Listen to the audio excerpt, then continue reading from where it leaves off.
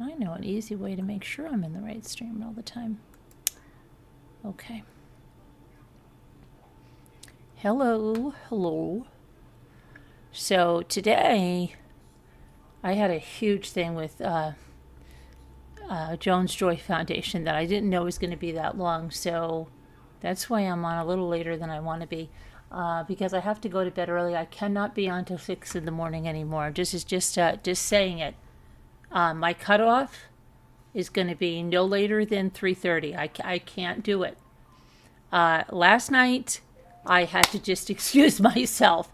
I couldn't get a word in, so they were involved in conversation. I put it on mute. I went upstairs to bed, and I put an earbud in, and I was listening to Scooter and UHP talking.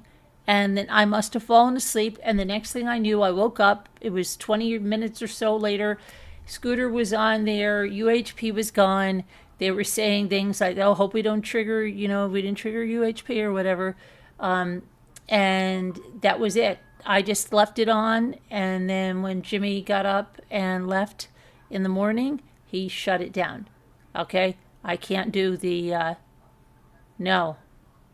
Well, no, I slept fully, but I'm just saying I cannot do it till 5, 6 in the morning. I can't do it. Just telling you guys ahead of time. It's not going to happen. I'm not doing it. I do sleep though, Frilly. I just don't want to go to sleep that late. Not doing it. Okay. So, and then I had this big thing with Jones Joy today, and I had a lot to do with that beforehand, and then it was over 2 hours there. And so, yeah, it's not going to be like that. I just have to say that. I know, like, people want to talk a lot and stuff, and that's great, but we got to, like, not be ridiculous. Okay. Hi, Rosalita. Hi, Frilly. Hi, Sandra. Anyway, so I wanted to come on earlier, but I couldn't because of Jones Joy, but that's okay because that was important. So anyway, today we're back to square one, it seems, right? Because there is the DNA is a wash. Forget it. It's not coming up anything in the CODIS system, and now they're going to go try a different strategy, and it's just like I just saw something on Instagram and it pretty much sums it up, okay? It's like day one, oh my gosh, Savannah Guthrie's mother's missing, and it goes through this guy. He's going through like every day and saying a little bit of something, and then it's like by day 15 he's like, oh, her mother's still missing? Okay, because it's getting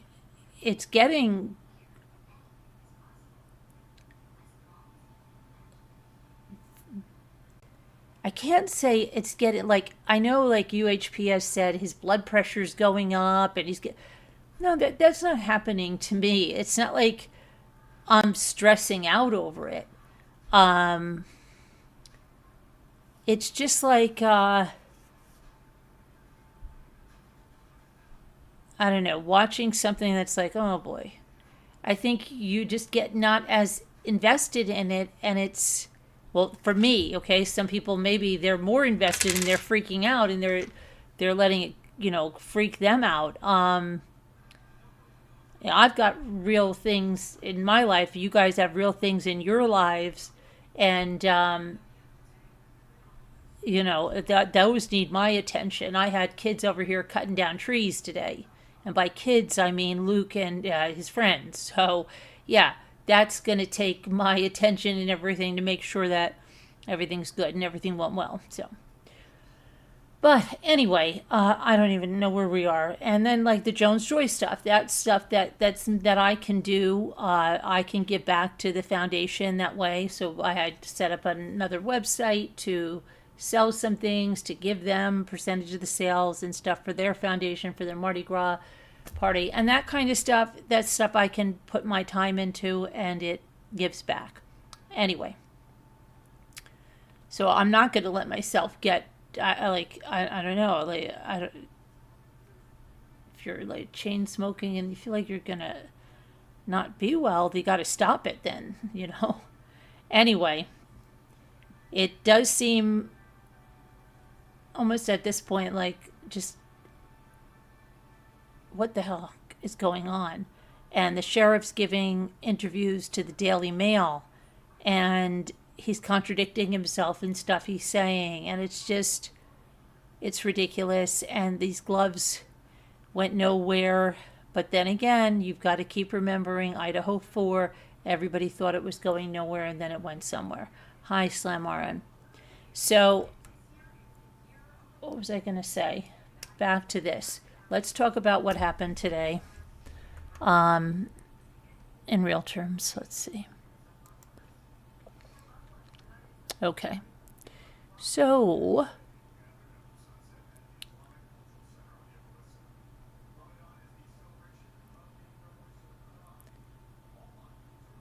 this is Tuesday. We're going to say it's okay. We still are. Good. February 17th, 2026. Here is a breakdown of what's gone on today. Big 3 updates. No DNA match in CODIS. Now we're at a what now moment. Where do we go? Back to square one. What do we do? Where do we go from here? Pima County Sheriff's Department confirmed today that the unknown male DNA from the recovered glove did not trigger a match in the National CODIS database. This means the suspect likely does not have any prior felony conviction or qualifying arrest record. Investigators are now moving to investigative genetic genealogy, IgG. That's the same technology that was used to catch the Golden State Killer, to find the suspect through distant relatives. This is, again, looking at ancestral DNA databases, right? Okay. Sheriff Nanos had cleared the family, in case you were under a rock and you didn't hear that. But if you look and you really decipher what he said, you could play a whole semantics game with that. But let's see. He issued a definitive statement officially clearing Savannah Guthrie, her siblings, and their spouses. He said they are victims, plain and simple. To suggest otherwise is not only wrong, it is cruel.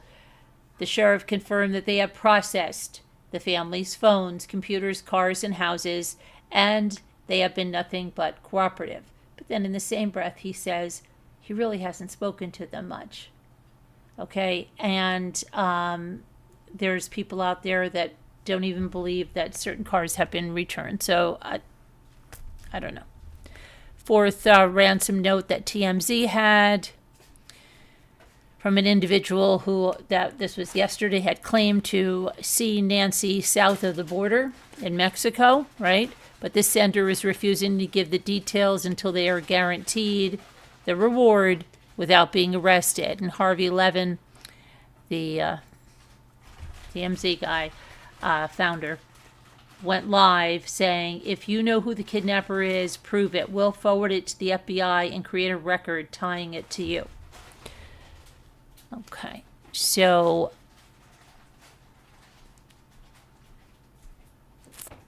let me get over here. What else do we have here?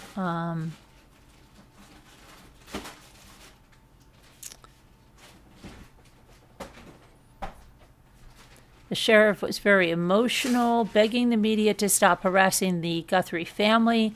He stated definitively that Savannah, her siblings, and their spouses are 100% cleared and are victims, plain and simple.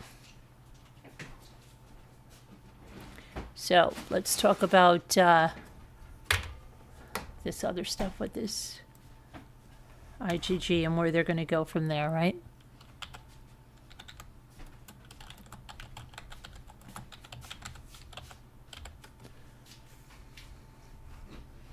Alrighty. So the genetic genealogy technology is going to be used in Nancy Guthrie's case. It's helped solve other cases. And it's a relatively new forensic tool, but it's being considered in the search for answers in Nancy Guthrie's case.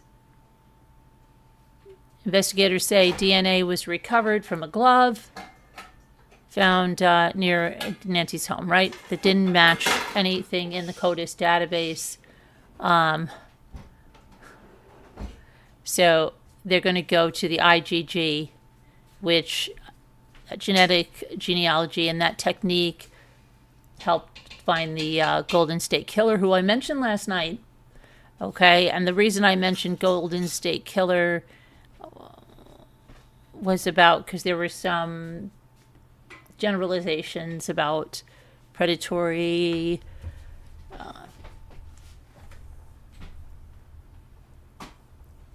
perpetrators and certain types they prey on, or sexes, and he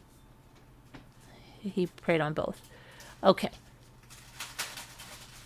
Now, investigative genetic genealogists use DNA differently than traditional testing. Instead of looking for an exact match, they analyze a broader genetic profile to find potential relatives in opt-in genealogy databases. You can think of an STR profile like a fingerprint. It tells you if you have the right person. An investigative genetic genealogist with Moxie forensic investigators. An SNP profile, on the other hand, is like a roadmap that tells you how to find the right person. Those roadmaps are created using public opt-in databases such as GED Match, Family Tree DNA, DNA Justice, where users have voluntarily shared their DNA results from websites like Ancestry, 23andMe, and more. From there, the genealogists start building family trees based on DNA matches, often tracing distant relatives across multiple generations. You remember this happened a while ago, 48 hours before the Golden State Killer, but there was something wrong. It matched to something, and I have to remember the case, but it was wrong, and they were putting out this person. But yeah, do you guys remember that case? I have to find the name of it. That's what this is. That was years ago when this first started. You start building out the family trees until you make connections between those DNA matches. And it's already been used to resolve cold cases locally. Last year, forensic genealogists helped Clearwater police identify Edmund Gleed as the John Doe found near the Clearwater Pass Bridge in 1993, finally giving answers to his family decades later. This month, St. Petersburg cold case detectives used genealogical techniques to identify a murder victim who had been known as John Doe for 46 years, Johnny Bradshaw, who was 29 when he was killed in a Siesta motel. So, yes, it can also work to identify people who have been killed who they don't have any identity for. CODIS is phenomenal, but it's great for identifying an individual person. If that person you're looking for is not already in the database, you're left with a lot of options. You're not left with a lot of options, excuse me. Using investigative genetic genealogy, IgG, now gives them options, right? Despite its success, experts caution the process is time-consuming, labor-intensive, and it can take years. Sometimes it can be solved in hours, but it can take years depending on the DNA quality, the database matches, and the complexity of family histories. We've had cases that were solved in hours, and we've had cases we're still working on 2 years later. Another challenge is public hesitation. Detectives say when people are contacted out of the blue about DNA or familial connections, cooperation can take time and trust building. Obviously, if you're a person and someone calls you out of the blue and says they're a detective and they want a DNA sample from you, you're probably going to be hesitant. So it definitely takes a lot of convincing for people. So what's next? Genealogy experts say people who have taken consumer DNA tests through Ancestry or 23andMe are not automatically searchable by investigators. Only those who voluntarily opt into specific law enforcement accessibility databases can help generate potential matches. So you have to opt in for it. But I thought there was a time when it wasn't. It was just, right, wasn't there some kind of controversy? Who knows, right? So now they're up to that. Is that going to be easy? Is that going to help them? It's just, yeah. Meanwhile, helicopters are still flying low. They say people are, what did I see today? Walking, helicopters. So they're trying everything with, I think, to make contact with her pacemaker at all. But yeah, what's up? What's up? Good night, everybody. Good night. So, go ahead. Good night. So Koberger, that's how they call Koberger, right? No, they got DNA from the his father's house and in the garbage. It showed that in the garbage. he was the father of the person. Yeah, but it wasn't in. Yeah, right, and not in. Yeah, right. Yeah. They got the Golden State Killer with it. Yeah. Yeah. Good night, everybody. All right. Let me make sure. I hope that they can hear me, right? That's the father. House. Okay. Hi, Zigzag. How are you? Hi, UHP. Ancestor DNA with Othram says, what are you saying about that? You have yours in the, you opted in for something like that? Is that what you're saying?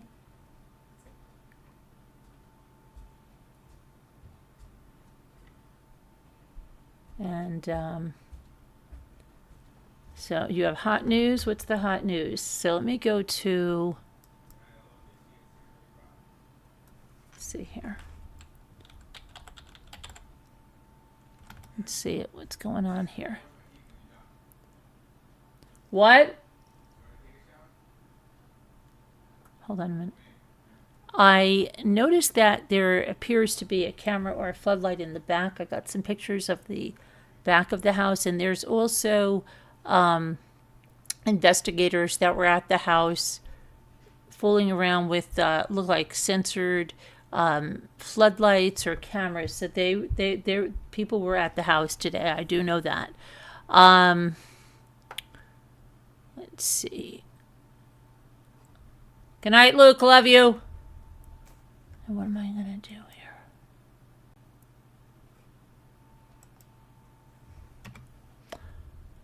Okay, let me go over here. What's going on with that? That's weird. Why isn't that working?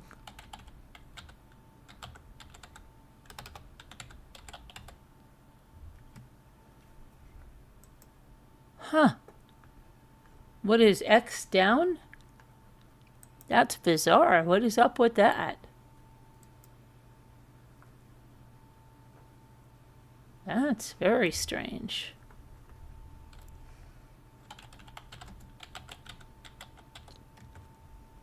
Wow. What is up with that? Is that for everything? Let me just see something. Yeah, that's weird. Okay, hold on. Let me try to reload that. That is really bizarre. Doesn't seem like it's down, but it doesn't want me to search that. Isn't that weird?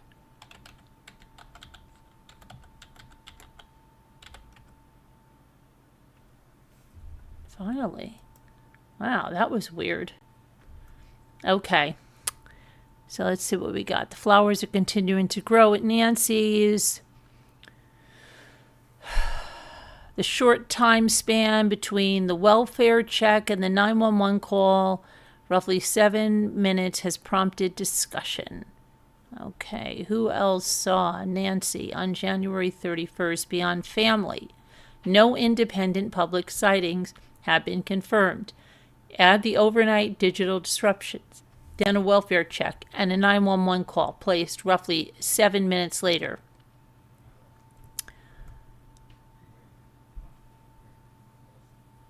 A 75-year-old was kidnapped in January. She was transported in her own car.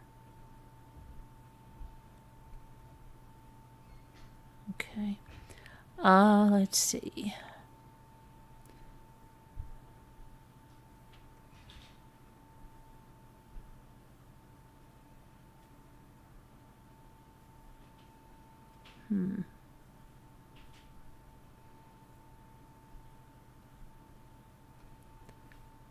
Investigators were just at Nancy's. Yeah, they were doing something with lights and cameras up on the ladder up on the house, so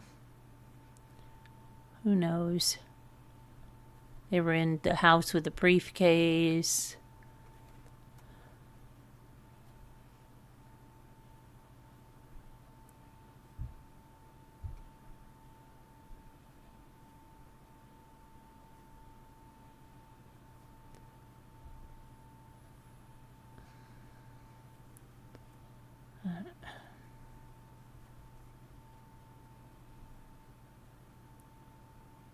Doorbell camera captured an armed masked suspect tampering with the camera at 1:47 on February 1st, described as resembling the Unabomber in gear, hooded, balaclava, gloves, backpack, holstered gun, still no ID.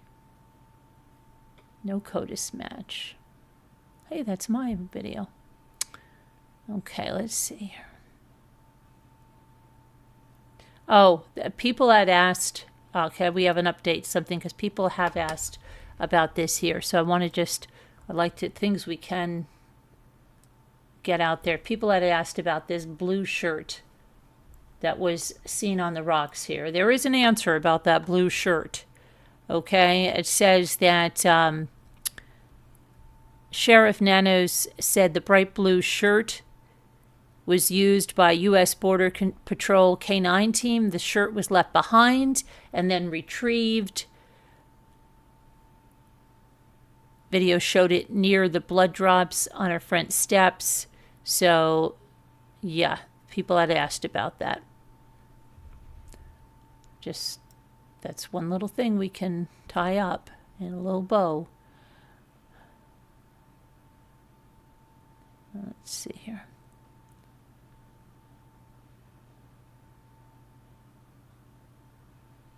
"16 gloves were collected, mostly discarded by investors. One that appeared to match the suspect's glove did not match DNA found at the property or match DNA in CODIS."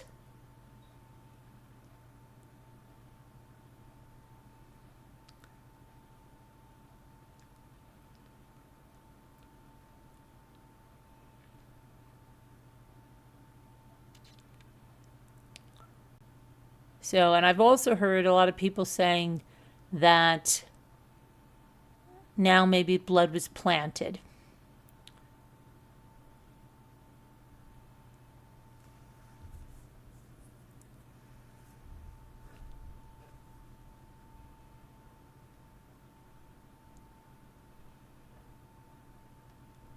Now there's people saying, okay, well,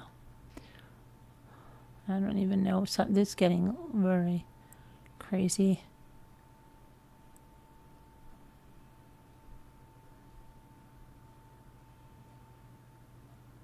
Okay, so there were two men, a Fox flight team drone, saw two men arriving at Nancy Guthrie's home this afternoon. They walked through the house. They entered the garage.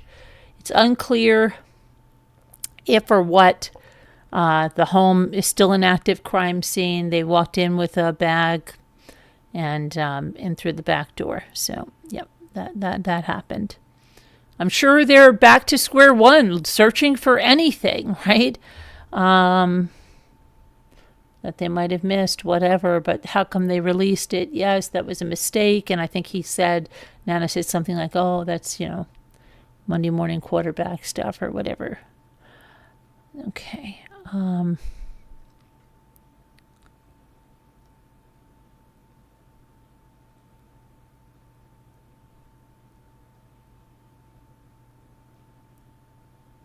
Think.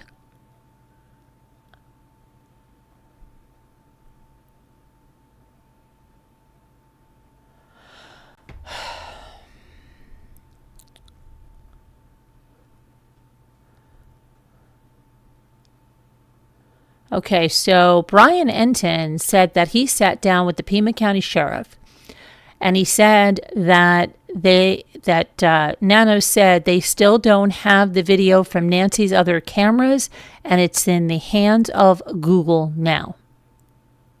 Wow, that's a long time to get that, isn't it? Crazy.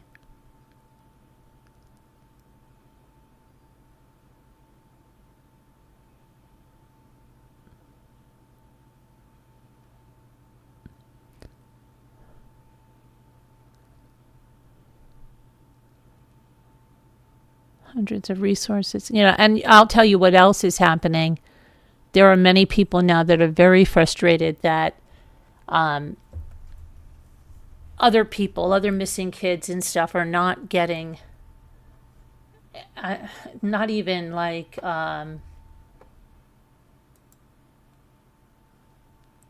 the smallest fraction of this attention on their case, right? And that's the way it is, right? We've seen it, but it shouldn't be that way.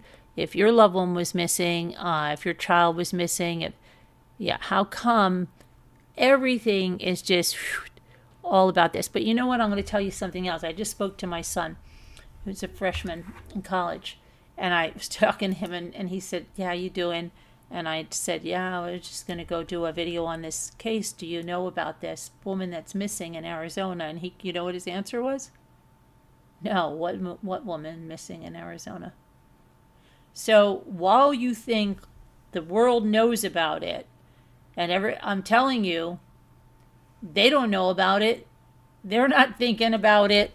And that's why I told White Angel to go into her grocery store and go around and see how many people out of 20 know about it and how many don't, and ask different age ranges. Okay.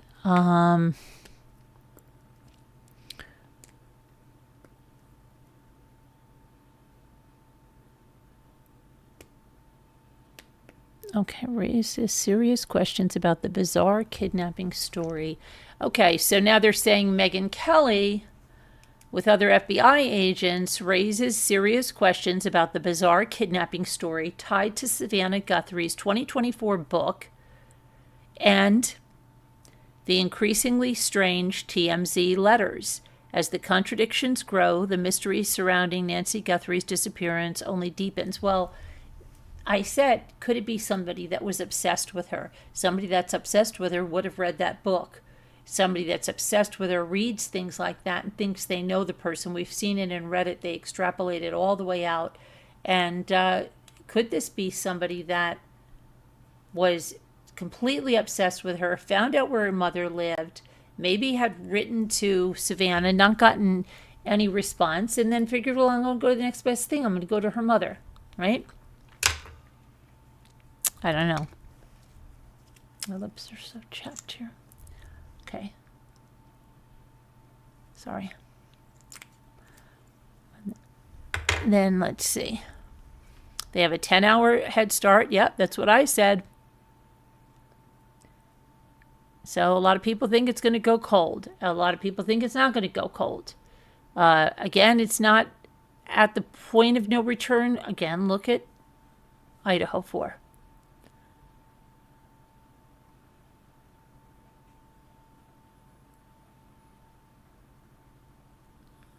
The signal sniffer they've been using has the ability to search a radius of 2.5 football fields.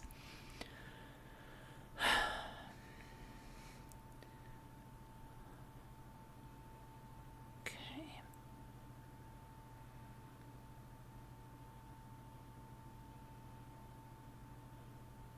Pima County Sheriff's Office. The DNA that was submitted to CODIS was from the set of gloves found 2 miles away. It did not trigger a match in CODIS, and it did not match DNA found at the property.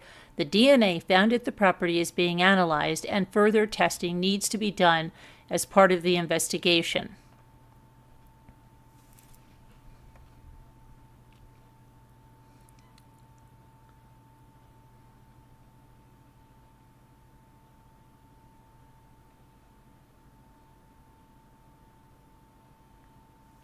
The sheriff giving a traditional journalist an interview versus doing a public press conference, plus his broad, confusing comments hints at an effort to control a media circus. What is a ton of media talking about right now? The sheriff, not Nancy Guthrie. Who knows where Nancy Guthrie is, or if you did this, it's time to confess the current location of her... Oh, come.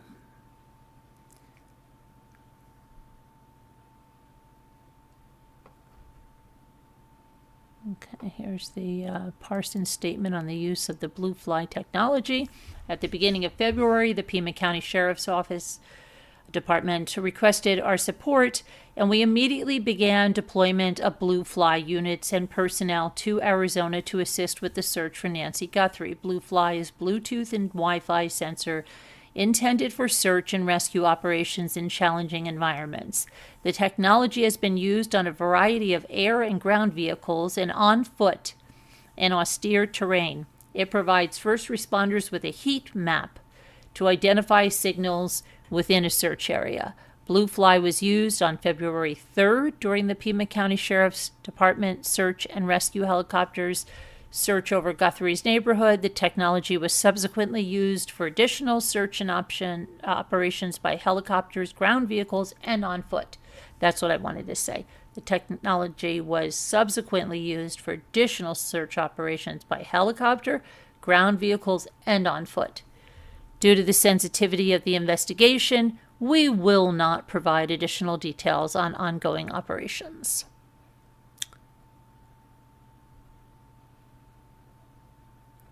Okay, so that is all we have right there. Let's see what's going on back in chat.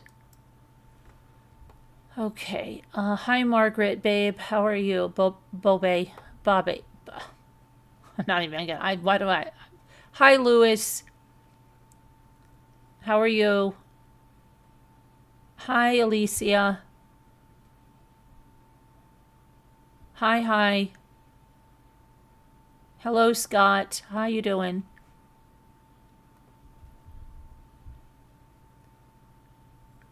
Okay, let's see.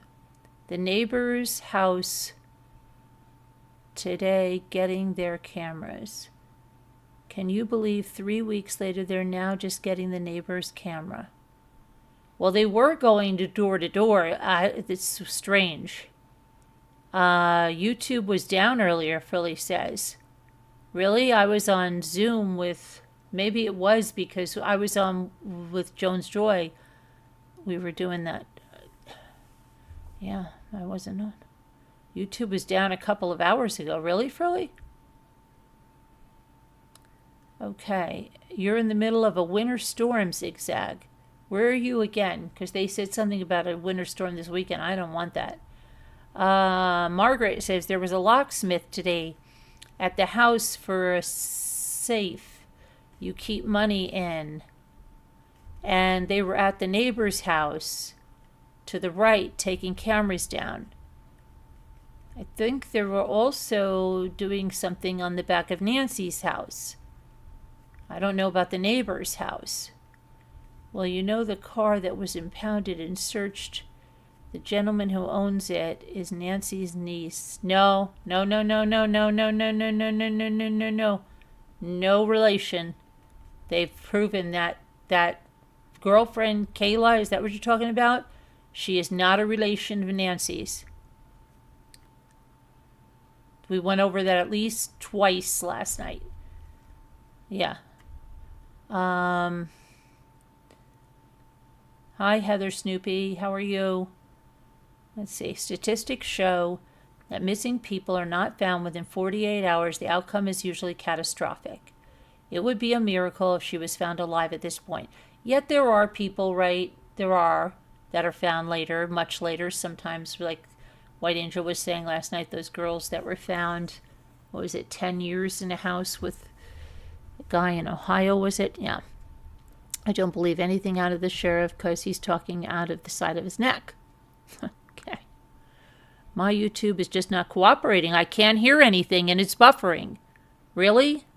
Oh, shoot. I hope you can hear me. Let me see. That's what I said. Okay. That's weird, Alicia. Okay. Rosalita says, go in and come back out again. Go out and come back in. That's what I said. Is it a stalker? Yeah. Hi, B lady. Either way, YouTube has been out. Really? Then I was on Zoom with Jones Joy. We were streaming to Facebook, but no wonder Scooter said she couldn't see it on YouTube. That's interesting. Okay. Yeah, they're not getting any media footage at all. It's only high celebrities. They get the footage. Nothing against this lady. I hope they find her. I still believe it has to deal with the family. I don't know about this kidnapping until just recently. Really, High? They announced it as a YouTube outage. Wow. That's crazy, isn't it? Okay. It was so weird. You thought your YouTube was deleted? Yikes.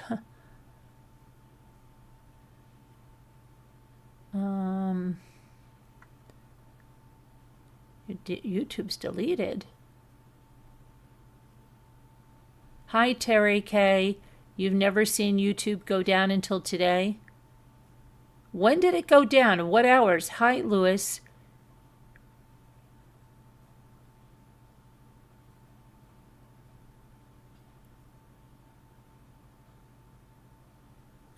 Oh, YouTube never goes down. Really? I didn't see YouTube go down. Thank you.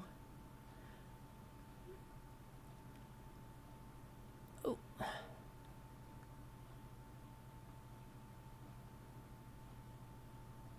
Okay, let me just go on the... Hi, Doc Dookie Days. How come I didn't see you? Oh, hi, Seeker. Sorry, the people I'm missing. I don't know why it's not showing me. Oh, because I'm in Top Chat and not Live Chat. Sorry about that, guys. Hi, Jen Grill. I'm very sorry. There's a question up there that you guys can answer. Let me just see here. Alicia, Duke and Daisy, Hi 61, Jen Grill, Lewis, Margaret, Sandra, Seeker, Terry, B-Lady, Tree Dog, UHP, Scott. Okay. I don't want to miss anybody. Let me go to something else I want to just go to over here. Because I don't know. I'm not going to be on late tonight. You can bet your bottom dollar. Okay. Tomorrow's Ash Wednesday. Let's see.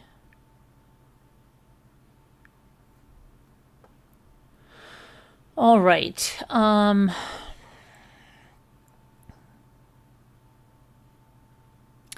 detective, an ex-NYPD detective, said Nancy Guthrie's crime scene is contaminated.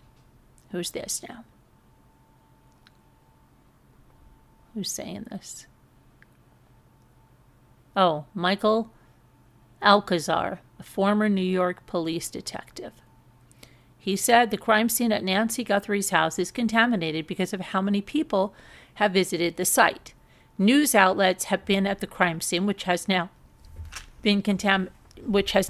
contaminated the crime scene, which just makes it a little bit harder to process because now you have more DNA, more fingerprints, more footprints. Okay, yeah, that's kind of obvious, but the initial purported ransom note had a direct, stark statement on consequences of no payment coming from Harvey Levin. He says that it had a direct, stark statement about the consequences. That's all I'll say. Harvey sounds like he's trying to keep himself relevant. He also revealed a direct quote from the note, which he says includes the line, "It's in everyone's interest to have this completed as soon as possible." Ooh, that's scary. Oh, boy. The writer or writers of the note also bragged that they wouldn't be able to figure out any potential sender. Police wouldn't be able to help, and no further information would be shared. Okay. The letter also said that Nancy Guthrie would be returned to the Tucson area within 12 hours of the ransom being paid. Yeah, we already know that, Harvey. You shared that in the beginning. Okay.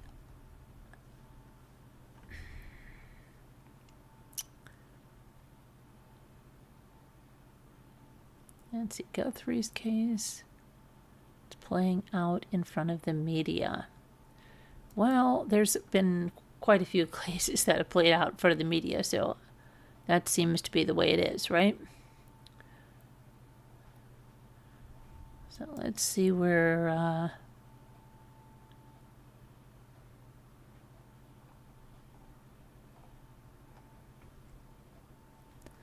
Oh, you know what? We're not where I want it to be.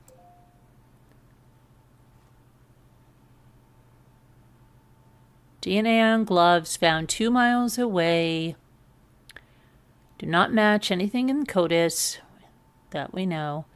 Nancy's family's been cleared. There's no leading theory. Authorities have said they believe the 84-year-old was removed from the home against her will, and I heard that they said it's targeted, not a random event, right?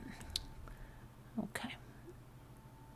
Genetic genealogy could take 20 minutes to over 7 years, according to experts.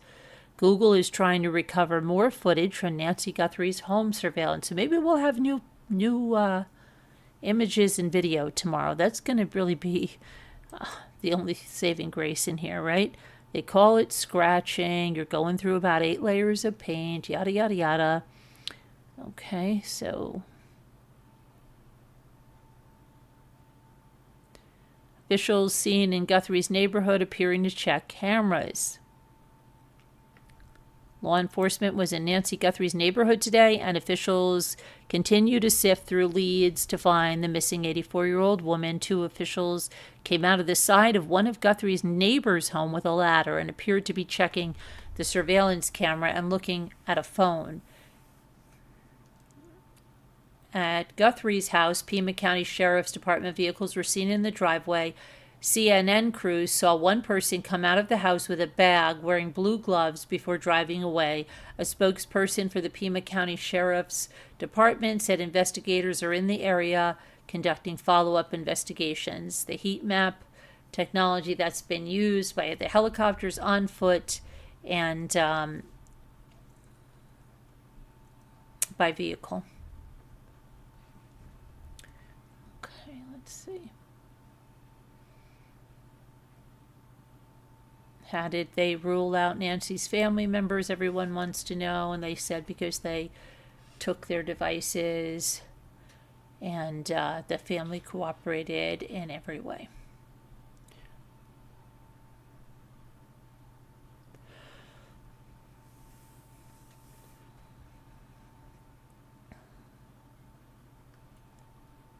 Okay, so that's where we are on that. I might as well, we're going to take a look at what the heck is going on in the world beyond this case, too. Because there is a lot going on in the world beyond just this case. It's like a 3-ring cervicus. It never stops. This whole case is one huge mess, says Hi. It's very sad. Terry says now they're going to do the genealogy, the IgG. Yep. Could take 20 minutes. It could take 7 years to do that. Lewis says, I don't trust any of this right now. The sheriff actually slipped today and called this case a homicide. Says Alicia Carolyn. That's what we're going to talk about on Zoom tonight. What are we talking about? What are we talking about? YouTube has been bad tonight. It's been very heavy on our hearts and souls, says Alicia. I was watching a basketball game. It was down most of the time. Really, Scott? The only way I could get on was to click on my subscriptions. Wow, that must have been the whole time I was on with Jones Joy on stuff. That's so weird. Because it didn't sound like I had other windows up and it didn't look like my YouTube was down, but I don't know. That's weird, strange. I think it has gone down before. I think I remember it, at least one other time that something went down. It was whacked. I just want Nancy home ASAP, says Denali. I'm hoping this doesn't become a cold case. Look how long Golden, Golden State Killer. Anyway, went, hi to Scooter. And I want to just go and look at something, because there's other things that have happened. You guys heard what happened in New Hampshire at the skating rink. Let's see what the heck this is about. What the heck?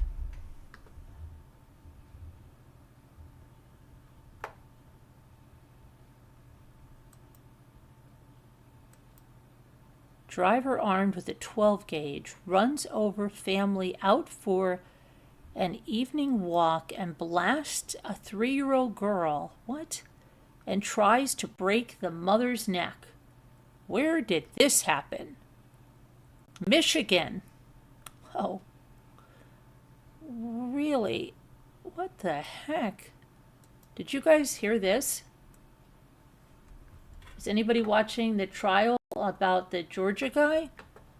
36-year-old Michigan man ran down a family out for a walk last Friday, ramming them with his car before he got out of his car and opened fire, killing a child and injuring 3 adults.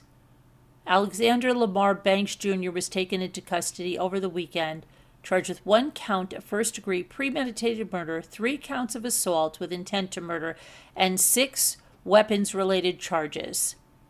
According to a news release from Easton County Sheriff's Office at about 5:30 p.m. on Friday, deputies responded to an active violent incident near Green Meadows and Farmstead Lane in Delta Township, 90 miles northwest of Detroit. Upon arriving at the intersection, the first responders saw 4 victims and immediately began life-saving efforts while simultaneously searching for the suspect. Let's see. Just after 6 p.m., there was an announcement on a Twitter that there was an active shooter at the intersection, advising people to avoid the area and to lock their doors. The suspect, later identified as Banks, was located by deputies a short while later and taken into custody with the assistance of the Michigan State Police. Preliminary investigation shows the vehicle he was driving struck the family that was out for a walk. The suspect got out of the car, fired numerous shots at the members of the family. A bystander who attempted to help was also attacked and suffered serious injuries. Tragically, a young child was pronounced deceased at the scene. In addition to the injured child, or the deceased child, right, a 37-year-old man, a 33-year-old woman were hospitalized in stable condition, while a 72-year-old woman was in critical condition on Sunday. At this time, investigators have every reason to believe it's an isolated incident and there's no ongoing threat to the community. What about breaking the mother's neck? What is that about? My heart is shattered for the family and friends and loved ones of those who were victimized during this unthinkable tragedy that occurred in Delta Township on Friday night. I remain committed to transparency, but in situations like this, tragedy, providing a detailed public account at this stage as the incident was unfolding would not be appropriate. The child victim was identified as a 3-year-old girl, which by WLIX, which reported that the cause of her death was the gunshot wound. The 2 younger adults injured in the attack were reportedly the girl's mother and father. How terrible. In home security footage obtained by police, another driving a gray sedan after driving the gray sedan into the family, Banks apparently got out of the car and began firing. At some point in the attack, he's seen grabbing the mother by her hair and pulling it as if he was trying to break her neck. Wow. In an interview with police, Banks allegedly admitted he purposefully tried to run the family over, saying he had to kill someone to save his family. Okay? These are mentally ill people out there.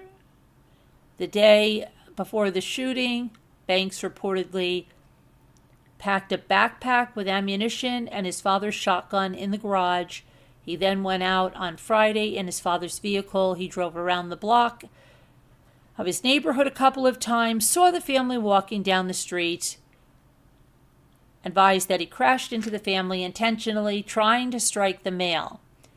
He said that he got out of the vehicle, grabbed the shotgun, began shooting the family.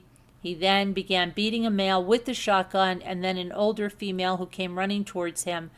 And then he dropped the shotgun and fled on foot. Unbelievable. That's crazy. This is crazy. Just the family goes out for a walk and their lives are never the same again. So bizarre. Okay.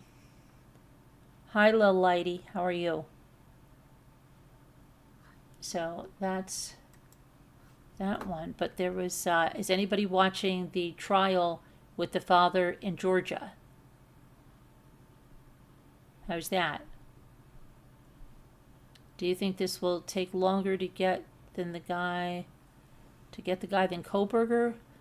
I don't know, Denali. You know, it could be that tomorrow they come out with the rest of that camera footage. Who knows, right?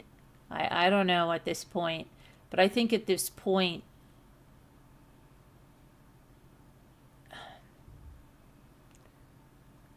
I don't know. It's there's a lot of other cases not getting attention. There's so much and so many resources used for this, and I don't know.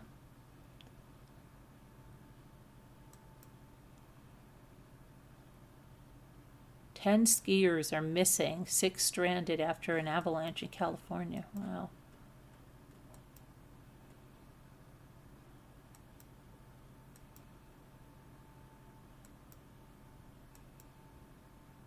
New winter weather, Northeast, I'd better not be hidden over here.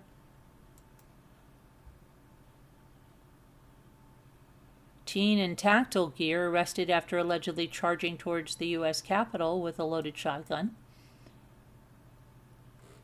Donny Osmond, concert goer, sues the singer and the casino, alleging she was struck by an oversized ball.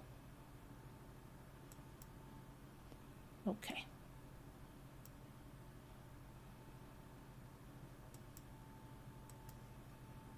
Oh, Jesse Jackson died, right? You know that. Most of you probably know that. You know the thing about the gun stores. Winter storms are coming later this week. Let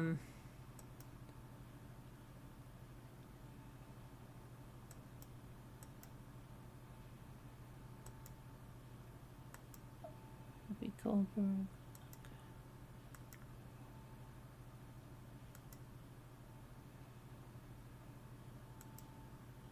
Okay, I just wanted to go through what the heck's been happening, but the mass shooter. Yeah, let's just look at what happened in that skating rink. Right? That's what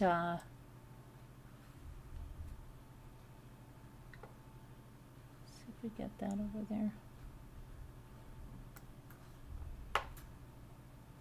The ex-wife gunned down by her crazed father, who's saying is transgender, of her kids at a high school hockey game in Rhode Island, had divorced him years earlier because of his narcissistic and personality disorder traits. Robert Dorgan's ex, Rhonda Dorgan, filed for divorce back in 2020, citing his unhinged personality and his gender reassignment surgery. She later amended the reasoning for their split, which was finalized in 2021. She blamed it on irreconcilable differences, which have caused the immediate breakdown of the marriage.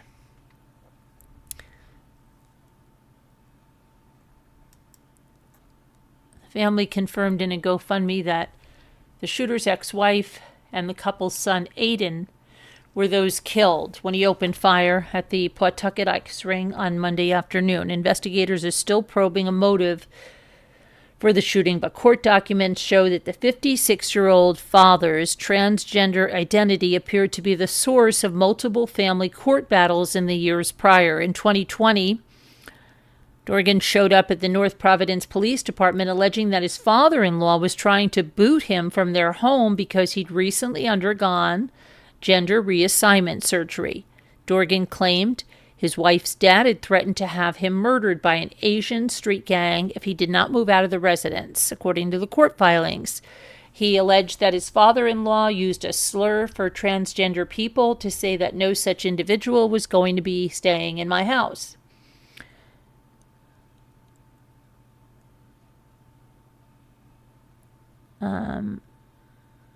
I guess this is, oh, he changed to Roberta, right? That's the gunman. Roberta.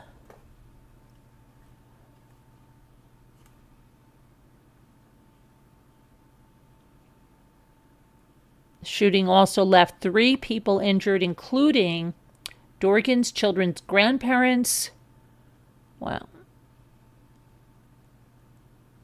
And it also left, right,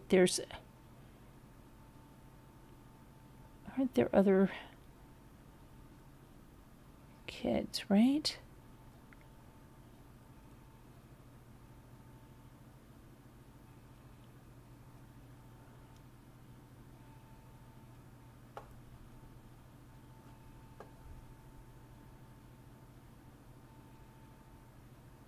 Huh. Yeah, that's really crazy, that whole thing right there.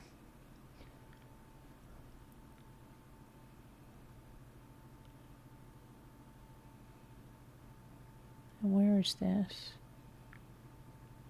Indianapolis. This is in Indiana. This is in your, well, it's not near you, Scooter, but,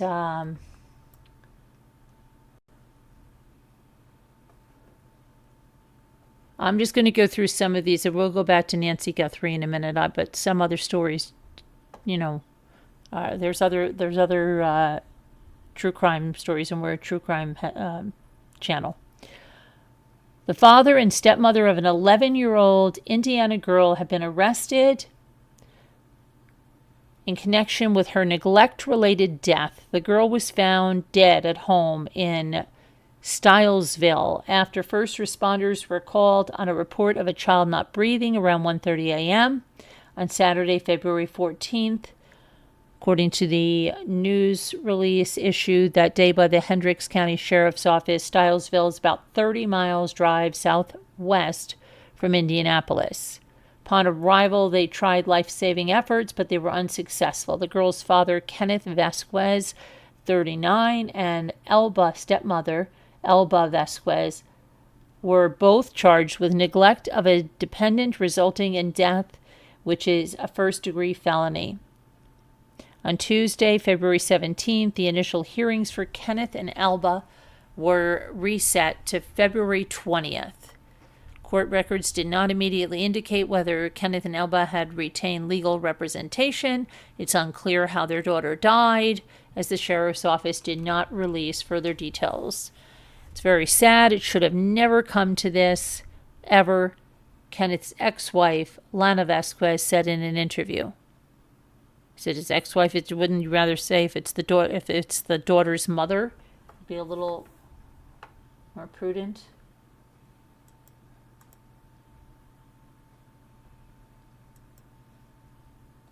Okay. So that's that, and where the heck is my chat?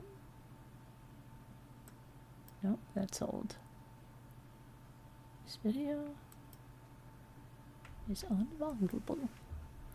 What video was that? Hold on a minute, I've got to check on my video. But biggest fan of Clint Eastwood. Oh, Robert Duvall, he died too, yeah. And then that's what I said. And now Jesse Jackson. Lewis, yeah, I think so. That he's a woman now, yeah. I'm not sure, Alicia. I kind of think so. He also shot a couple of in-laws. Yeah, but they survived, right? That's, I think they survived. They were shot but survived, thankfully.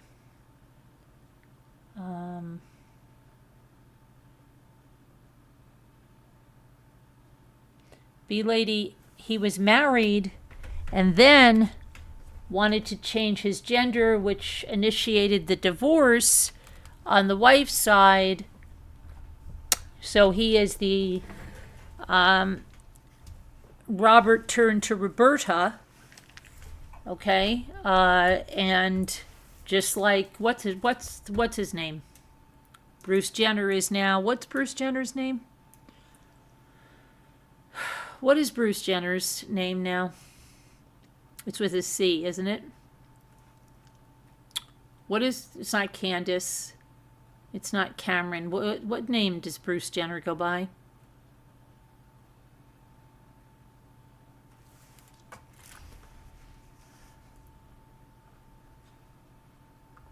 What is Bruce Jenner's name? I really can't think of it. Chelsea? No. Caitlyn. There, yeah. Same type of situation as that. Do you ever watch the Kardashians? I don't, but that part I do know.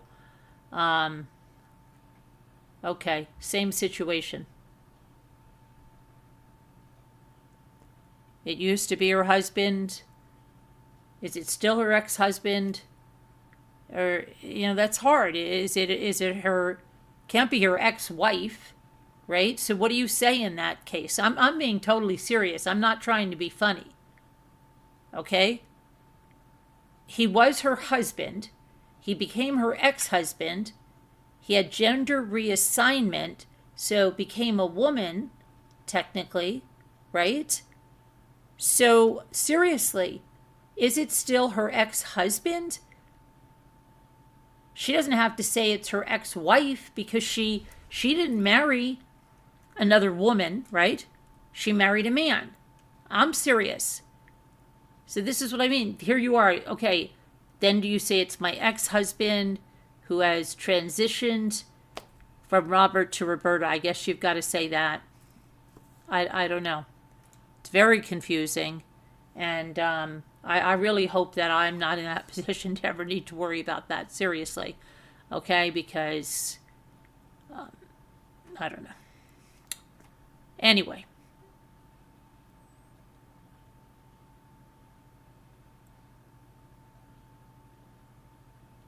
Right?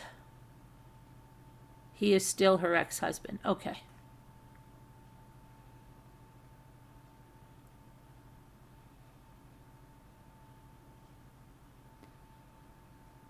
Now that one was a real shocker, I must say. Which one? Bruce Jenner or this one that I just said? I was wondering if you're going to talk about this case. Oh, really? Yeah, I mean, nobody knows like why why Roberta? Is that what did they have the whole reassignment? Are they legally Roberta? By why Roberta did this?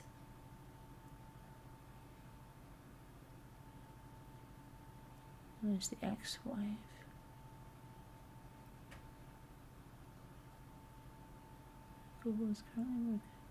Yeah, I mentioned that earlier, Scott. Yeah, this sheriff, that's what the sheriff said about that they're looking. Oh, Bruce Jenner was a shocker? Yeah, I remember Bruce Jenner from, gosh, I was in elementary school and, Bruce Jenner was everything about, oh gosh, Bruce Jenner being this great runner and everything. And it's just, yeah, it's a shocker. I don't watch the Kardashians, so I can't tell you how, like, I never watched him in a reality show. I just know of him as a kid, right? Your brother transitioned into a woman and is still married. He's 6'3", a long haul truck driver. Wow. And he's still married. His wife is good with that, I guess, right? Or is she just like, we've been together too long and... Yeah, he was 50 when he started transitioning. Yeah, I don't...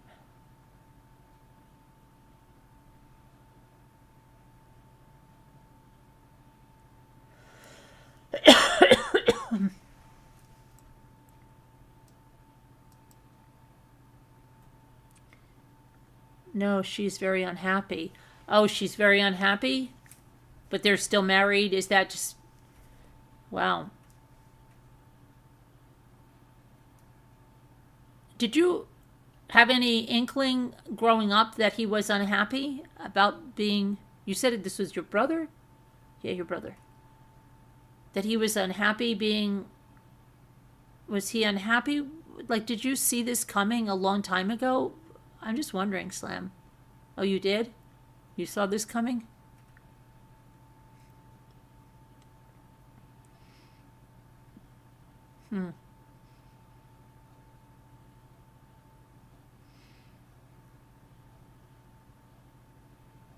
Because the sheriff's ego is larger than life. I don't know. I think they'll probably have some video coming out.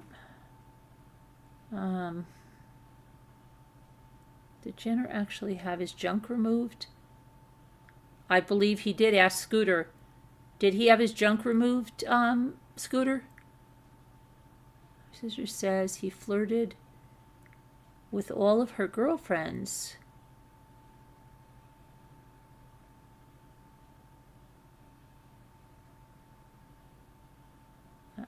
Yeah, I guess.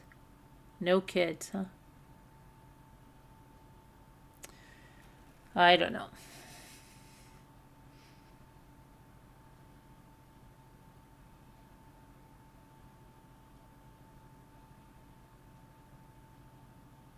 He didn't have his junk removed? Are you sure of that, Scooter? Let me see. Let me just take a look. Let me just check it out.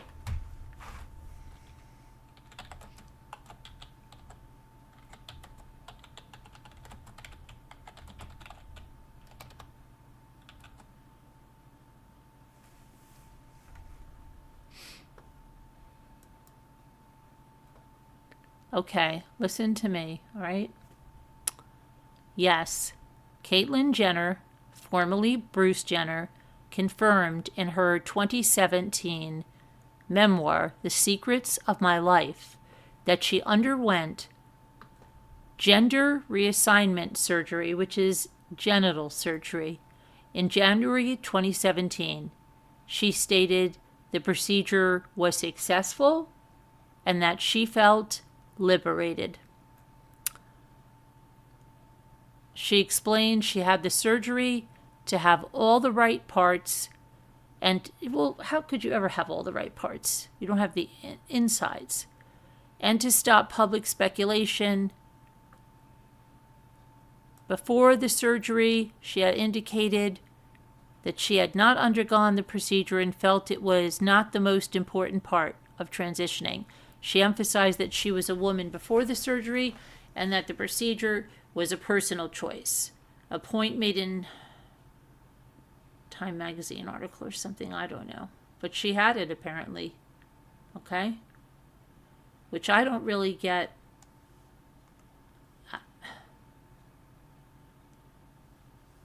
I don't really understand because I don't want to go into this too much, but literally, aren't you just taking away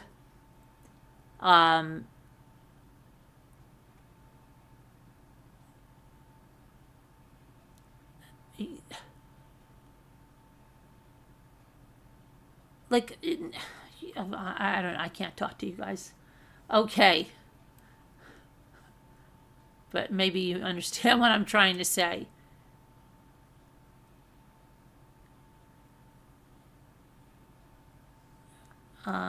What?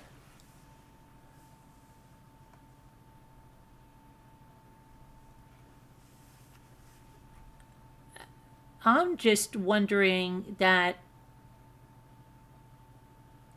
they're not going to have the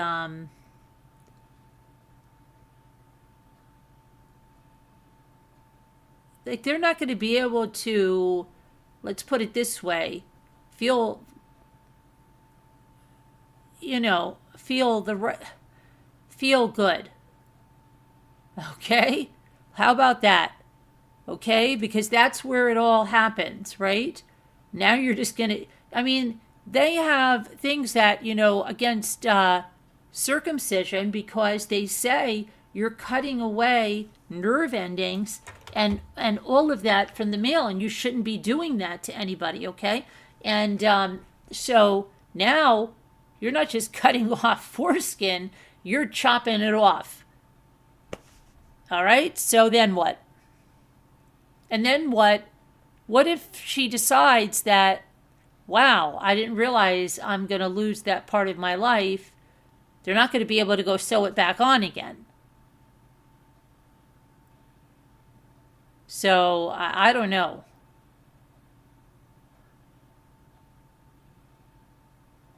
Hi, Frenchie Mama. You can't change the, also the man's can give birth or have a cycle. Yeah. I don't know. I'm just saying for their own selves that they're not going to, you know. Yeah, it's just the thing about it. Yeah, it is.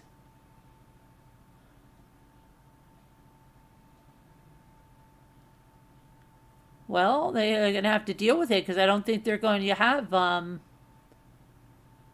not going to have any feeling. Okay, that's a better word. They're not going to have feeling. Okay? They're not going to experience feeling.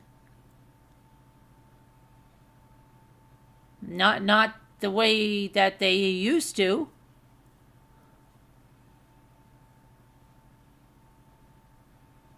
But they kept that part of the man. Well, but oh my goodness. B lady, I don't know. I mean, you tried to watch that surgery and you were unable to watch it until the end. I don't know. I don't know anybody that's had it. So I don't know. But I don't see how. Just, I'm not getting it. I know. Lewis says that he was watching it. Who knows? I don't know.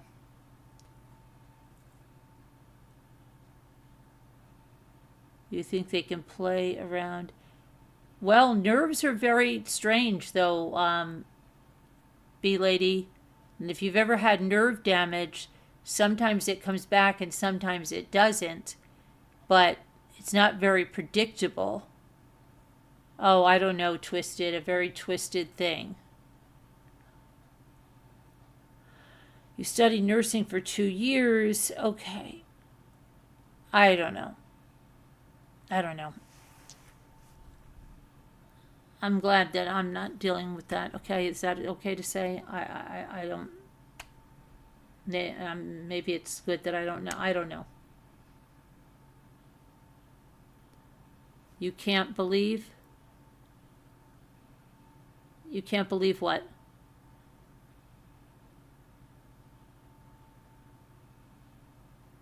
What can't you believe?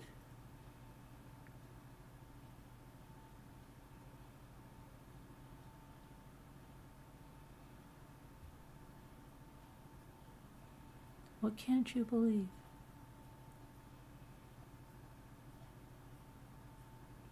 You wonder if anyone has asked her? Oh, you can't believe that you can watch that on YouTube. Would you want to, Alicia? Would you want to watch that on YouTube if you could?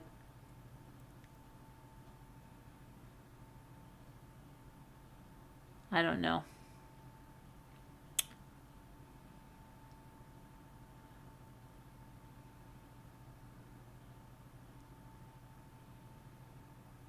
But anyway, I don't know whatever it was. It's a horrible thing.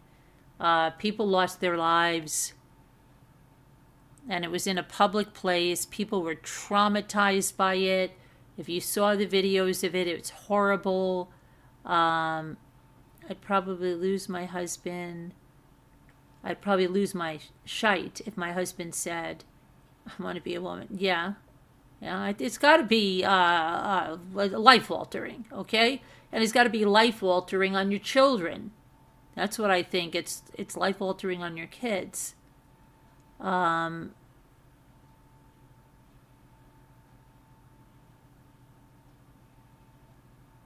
can't imagine one day somebody said, your dad, hey, dad wants to be your mom now.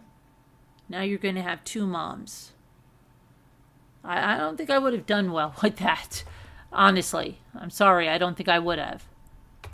And that's my opinion, and I'm entitled to it. Okay, let's see. Natural relations with women, and were consumed with passion for one another. Me, committing shameless acts with me, and receiving in themselves. What? Wait, I'm lost with what I can't even follow what you're saying. Natural relations with women, and were consumed with passion for one another. Men committing shameless acts with men, and receiving in themselves. What? I'm losing it, Slam. Am I missing? Oh, wait, I missed this. Sorry, I missed the first part. For this reason, God gave them up. For their women exchanged.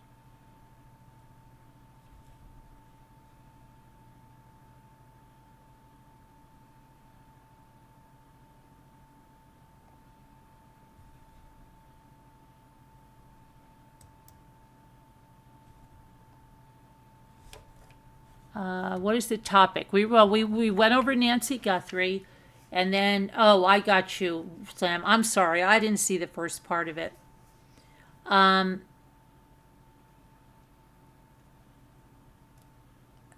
We started with Nancy Guthrie, and then I read about this man that plowed his car into a family in Michigan, shot and killed a 3-year-old girl, tried to break the mother's neck. And then I went briefly to a story out of Indiana where the father and stepmother were arrested for the neglectful death of his daughter. And then I talked about that shooting at the skating rink in Rhode Island.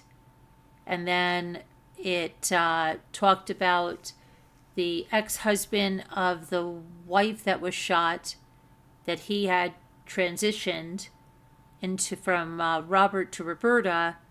Then some questions came up about Caitlyn Jenner, whether Caitlyn Jenner had her junk. Well, did Bruce have his? Because it is his junk. It's not Caitlyn's junk, because Caitlyn's not supposed to have junk. Well, not that kind of junk. So did Bruce Jenner have his junk removed when he became Caitlyn? And now you removed the comment, so I didn't have to say this anymore? Okay.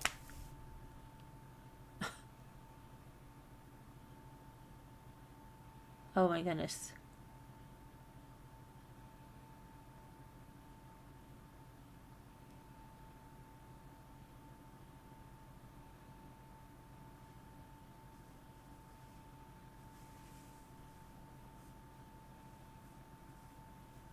I'm missing it.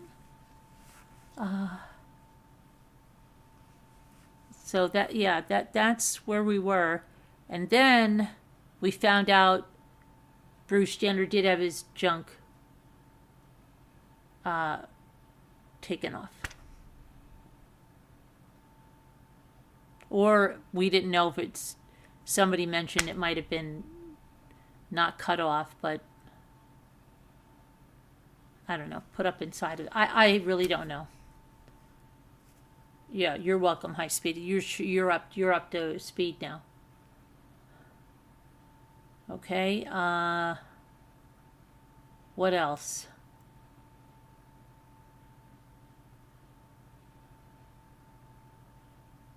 Yeah. B lady, I think you're right. What does she write about? So anyway, is anybody watching the trial in Georgia? Let's just catch up with that real quick, where the father is on trial for the son that had the school shooting. Because I've been watching bits and pieces of it, but not particularly. Scooter, how about you? You watching that? Let's see where they are in the trial, okay?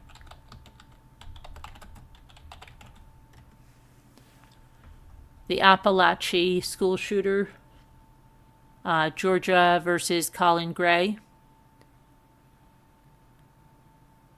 He gave his son a gun, right? So let's see what happened.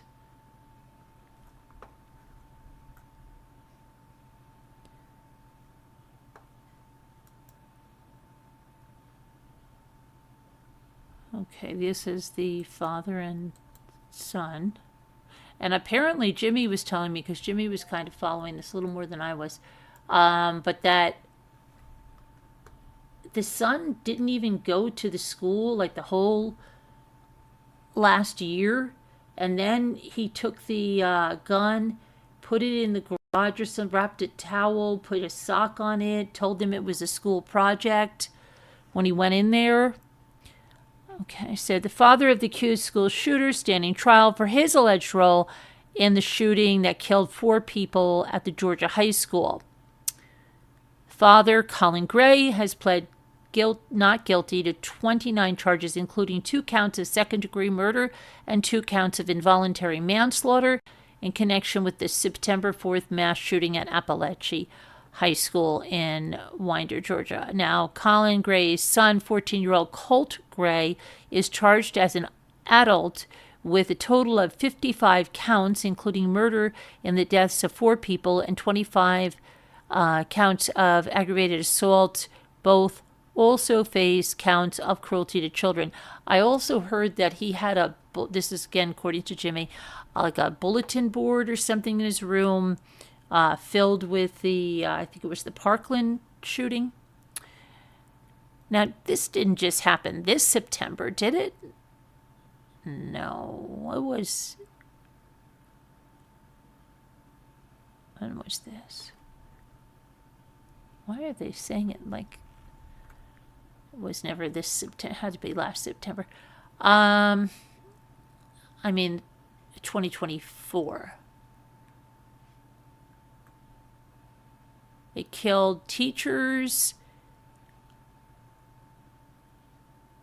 Richard Aspinwall and Christina Urmi.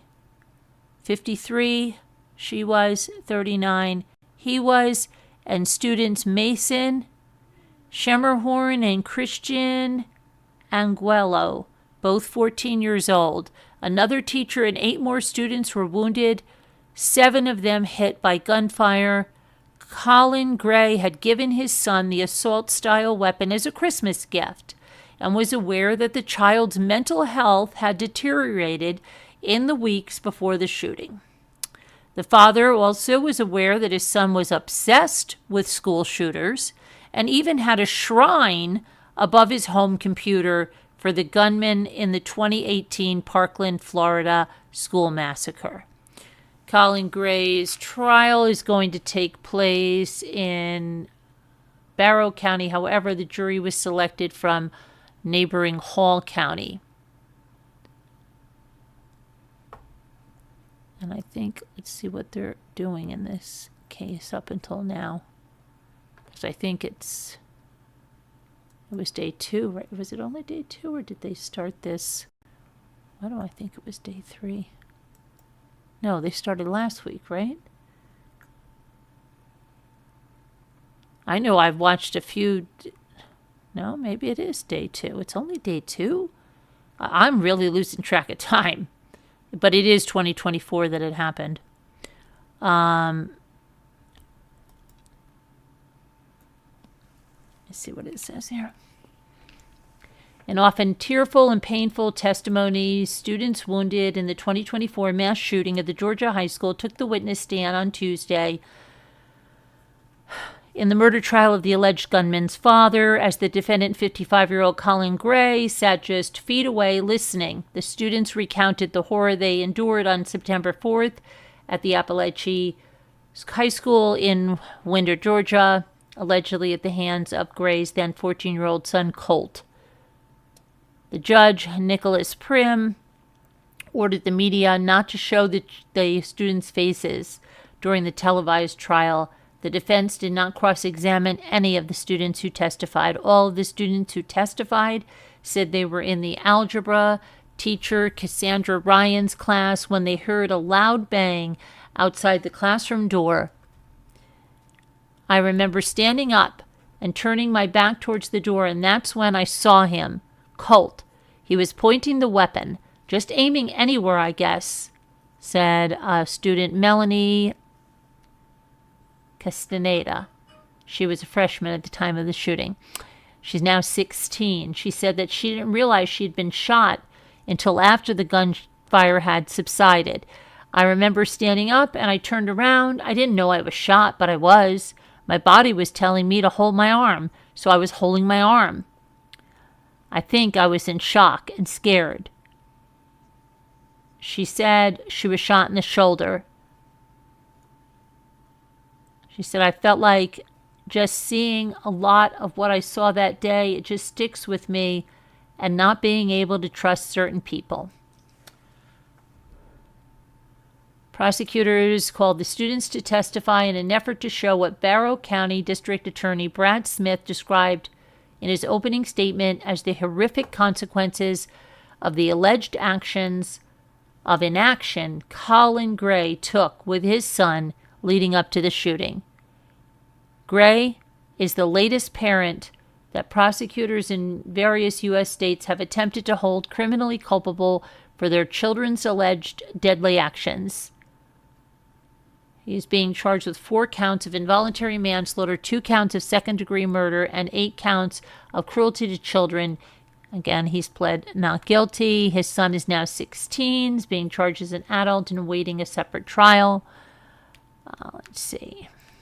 Prosecutors allege that despite repeatedly being warned about his son's mental deterioration and that he was a danger to himself and others, Colin Gray gave the boy an AR-15 style rifle as a Christmas present and allowed him to keep the weapon propped against a wall in his bedroom. The rifle, prosecutors alleged, was used in the mass shooting at the high school. Nautica Walton, another student in Ryan's algebra class on the day of the shooting, testified that when she heard a loud bang outside the classroom door, she realized something was wrong. I remember my teacher falling to the floor. And then Taylor, a student in front of me, I remember seeing her fall down before I turned around and saw there was somebody at the door with a weapon. She told the court that she got on the ground next to Melanie. I remember Melanie. She had blood all in her arm. I remember her blood was getting on the side of me because I was laying on the side of her. She further testified that she was shot in the leg and recalled going in and out of consciousness. I remember my teacher telling me to stay awake because I was feeling really tired. I remember another student lying on the floor, saying she was hit and crying with a big puddle of blood. And then a classmate took off her jacket and wrapped it around her leg, and then I passed out after that. She told the court that since the shooting, she's been unable to play sports and has been very paranoid. I don't like being in front of doors at school. I don't use the bathroom at school. She added that she had nightmares for months after the shooting. Another student, Taylor Jones, testified that when she realized she'd been shot in the leg, she asked a classmate to hold her hand because she was scared. She told the court that she remembers being on the classroom floor before she passed out and then waking up at Grady Memorial Hospital in Atlanta, where she was flown by a medical helicopter. She was once a volleyball player on the school team, but told the court she has since undergone multiple surgeries and has been unable to play sports. Natalie Griffith, now 16, recalled to the court looking down at her hand during the shooting and seeing a hole and blood near her wrist. I didn't know this at the time, but I had another one up on my shoulder from a second bullet wound. I was also worried I was going to die and how it would affect my parents because my dad has heart problems. She told the court that as she was being carried out of the classroom, she saw Colt Gray on the floor being detained with his hands behind his back. I said a lot of curse words. I was very angry at the time because I thought they were going to have to amputate my hand. I remember yelling at him. We were kids because we were kids. Jackson Beaver, 16, another student in the algebra class, testified that he was also shot in the leg. I noticed that when I was hurt, I looked down and I saw a hole in my shorts and I noticed I was bleeding. He further testified that he was unable to go to the school for at least 3 months after the shooting and eventually gave up on going back. Every time I went back to school, I would feel like something bad was going to happen.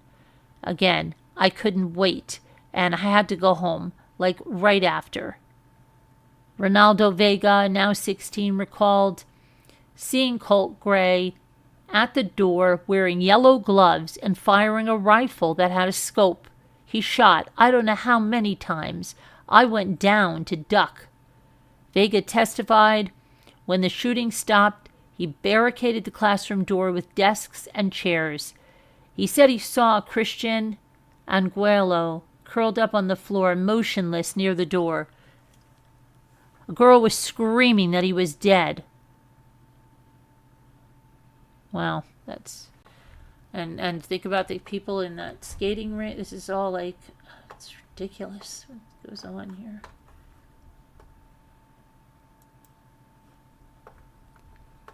Nuts. 14 years old, 13 years, whatever. Craziness. Okay. Terry. There's nothing on the Range Rover. Good night, Slam RN. You got an early day in the morning? Yeah, I'm feeling sleepy myself.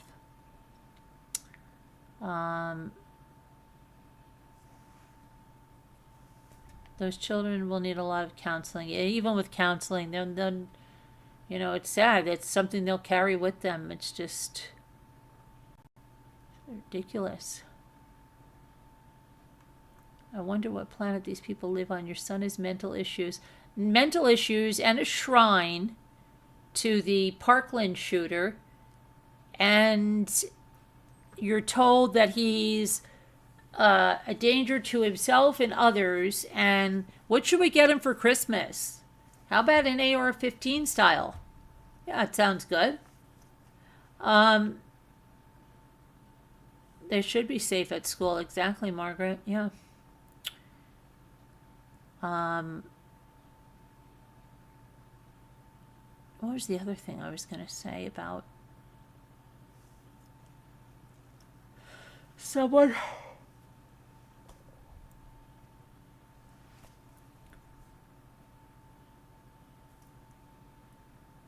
No, there's not much that happened with Guthrie today.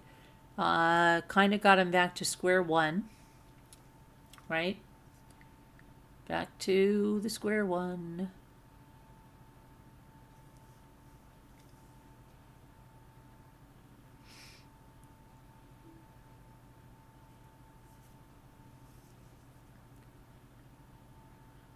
And Jimmy said some stuff about him, Terry. I haven't...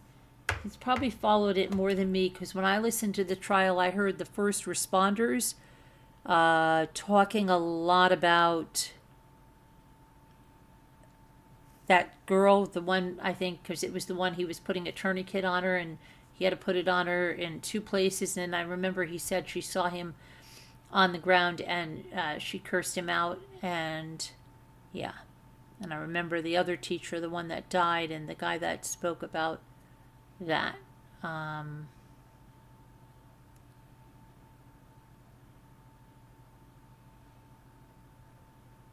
Carol and I read them the Riot Act. You read who the Riot Act on the phone? What are you talking about? You read who the Riot Act on the phone?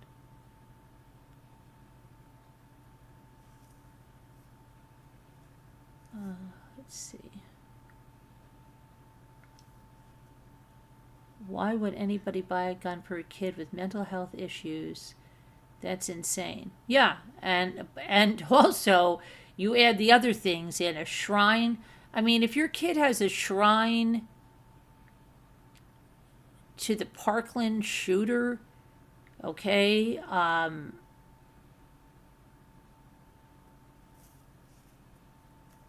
it's kind of scary. To have that, let alone then be told that your son's mental health is deteriorating and he's a danger to himself and others. Why? What did you... I don't get it. Why?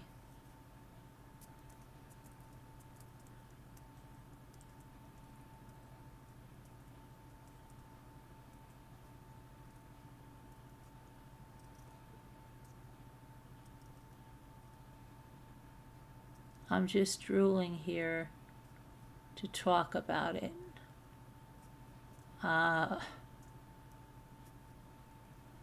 Yes, he will. Yes, he will what? Oh, probably, Terry. They put the ones in Michigan.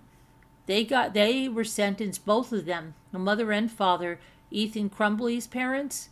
They were both sentenced to prison. They got life sentences, right? Didn't they get life? And I don't even think that it did this. I think they have like way more stuff on this kid being mentally ill and mentally deteriorating and having that shrine and stuff. But it was Ethan Crumbly, the one that wrote the note. See, there's so many that it gets mixed up, but I think he was the one that wrote the notes that the teachers saw or something, right?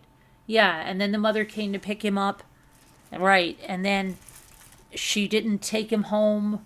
Isn't that what happened? And that the teachers, but there were teachers there that were to blame as well, because they didn't do stuff, but yeah, I don't know. It's so crazy. Okay, I'm going to give you the number, but I'm not staying on till 6 in the morning, I'm telling you, because I am exhausted. And coffee is not helping me, so I've got to get some sleep tonight. So, let me see. It's going to have to be brief, because I left you in Scooter. I went to bed last night. I saw 6 in the morning, and you and Scooter were still going strong. And I went up to bed. I did. And I put an earbud in, and just like I said to Jimmy, I said that I left my live running. I said, I'm going to bed. I honestly should have went to bed like an hour before and left you and Scooter. It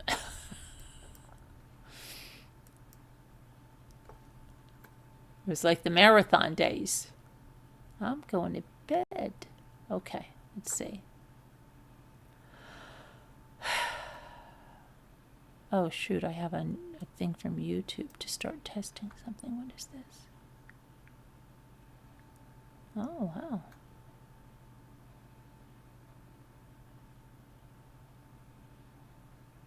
Okay, let me just forward this to myself so I don't forget this.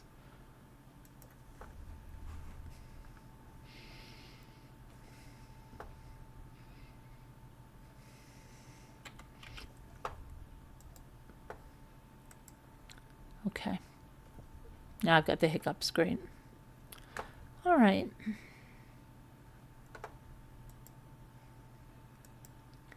Where's my other mail? I don't think Scooter even knew I was gone for a while. Because then when I woke up, she was on there alone, and she's like, oh, I don't know. And then Julie was saying, it's okay. Someone else leaves their stream. It's okay. It was okay. It really was. Jimmy got up and took care of it in the morning. Okay, let's see.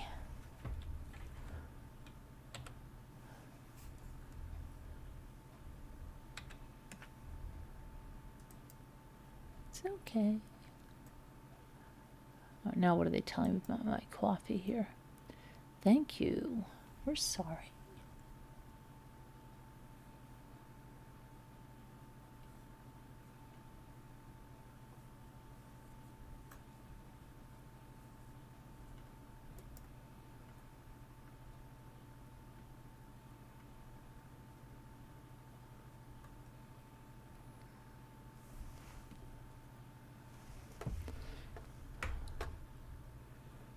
All right. Let me get back to the chat here. You and Scooter agree on some stuff? Okay.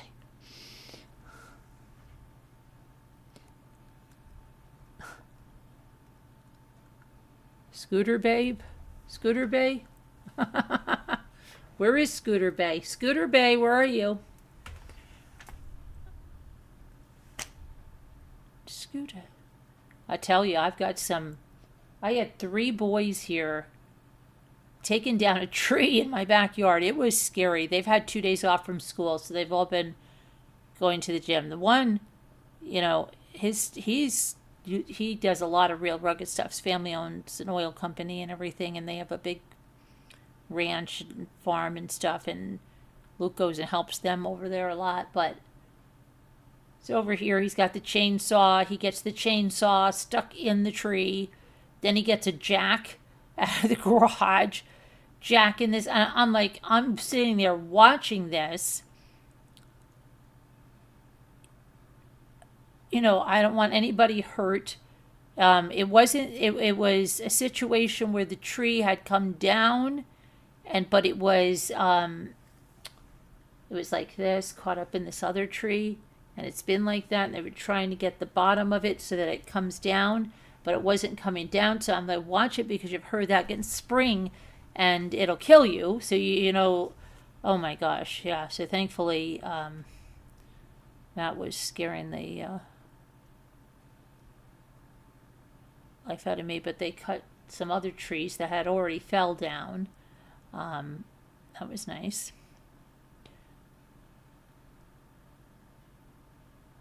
And what else?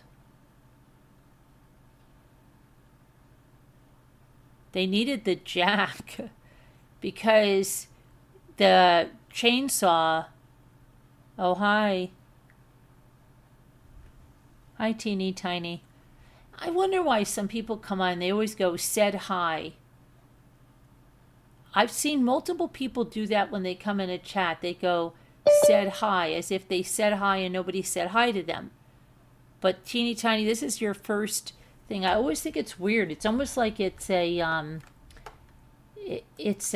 what am I going to say? One of those generated responses you could have, because I see multiple people come in and they go, said hi. I don't understand what that's about. Hi. I don't understand if that's an AI thing or something. What? Oh, okay. Maybe not. I don't know. Hi, Terry. Anyways, I know you need some rest, and I probably do too. Believe it or not, I have not been to bed yet. Oh, so my gosh. I'll be pounded. I spent the day dealing with DMV and other, manly duties. But what brought us together tonight, what's got me drooling here, is today I go online. I get back from the DMV. It's around noonish, and I turn on another stream.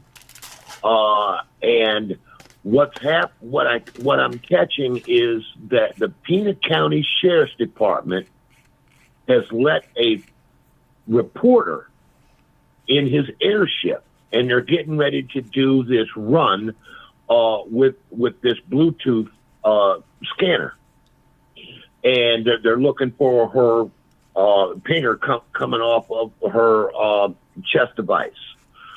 And I'm sitting here listening to it, and I couldn't believe what I was hearing. This guy, out of the blue, starts giving it up. Make, model, range, grid pattern, the entire thing. And I was thinking to myself, if this guy is got any brains at all, or guys or gals or crew, they're watching social media. They're probably monitoring all of these channels. That they just can't be that dumb. Now they know exactly what's going on. And I thought about it, and my blood pressure went through the roof, and I got on the computer and I started doing my thing. And within minutes, I had the phone number to the public relations officer at the Pena County Sheriff's Department. And she was a very kind lady. And before I say anything, it's all PG-13, so don't sweat it. Okay. And I was very prim and proper with this lady because she's not guilty of anything. Okay, she's just a sounding board, and I factored that in. And I explained the situation. I told her that, you have a civilian reporter broadcasting everything that's going on with your search and the use of this BLE, the Bluetooth device. I said, now, if this guy is watching, I said, something very horrendous is going to happen. I said, if by chance that you find where this woman is and you find her with a big hole in her chest where this guy did some ad hoc surgery on her to remove this pinger, Yeah. do you have any idea what this family is going to do to you? And Yeah. I heard her breath go away because the realization of what I was saying was registering in her brain. I said, this woman, because of her connections, has the President of the United States on speed dial. I said, these people are going to come at you so hard, they are going to sue the entire county into poverty. Or if they get their mom back with a big hole in her chest. And she said, and I had already told her what my phone number was, what my name was, where I was calling from. I didn't want any convolution going on there, that I might be some kind of connected with this. And I read her the Riot Act, and she actually responded very positively about it. And she told me, she said, is there anything else that you would like for me, Mr. So-and-so, to pass up the food chain? I said, the first thing that comes to mind is shut the hell up. Quit giving away the game plan. You're going to get this woman back in pieces. I said, and on a final note, I said, my last thought on this, ma'am, is are you really searching for this woman, or are you just trying to get this woman killed? Because that's what's going to happen. And I heard her breath go away, and she said, I understand your concerns, and I will definitely relay it up the food chain. I made my apologies to her because I was kind of stern about the whole thing, and I'm just trying to get her to register. Look, people, you just put a civilian in your airship, and he's giving away everything, the grid pattern, the range of this thing, how powerful it is, how they do their searches. What are you thinking? And I told her the stream that I was watching, and she was very cordial about the whole thing and said she would relay it up the food chain. I heard you actually bring this up tonight in the chat. I'm still astounded that this actually went on. I don't know who it was, MSNBC, CNN. I don't know who the reporter was actually working for, but he was not a YouTuber. He was a full-fledged reporter working for a news agency. Well, yeah, but okay. The whole point is but people said that even before they gave any of that information. Once they said that they were looking for a ping, people said, well, would they take the pacemaker out of her body? without knowing Well, anything about it. If they say we're searching for this, then they don't even need to know anything about the parameters or anything, right? As soon as they say that's what they're no, doing, and they know she has a pacemaker, at that point, that people speculated then that was but stupid. The whole thing was stupid. but this guy was giving up details that we should not know. Okay, I don't know if it's classified or not, but we should not know what the range of this thing is. He gave it up, Miss Carolyn. I mean, everything. Okay, yeah, this thing is actually going to work this far. This is why we have to be this far off the ground in order for it to be successful. And he went on to say that the battery in the pacemaker could actually ping out from 2 months to a year. And I was just blown away that the pilot had given this guy the okay to say all this. I mean, the amount of detail Hi, Chrissy. that he went into it, I didn't even know. And I did the research on this thing. I mean, I scoured the internet, make and model. I was trying to, and I couldn't find it. And this guy just gave it up. So if this guy was listening, which he's sure to be at this point, or they are sure to be, okay, whatever the case may be, they're going to do some pretty heinous stuff to this little old lady.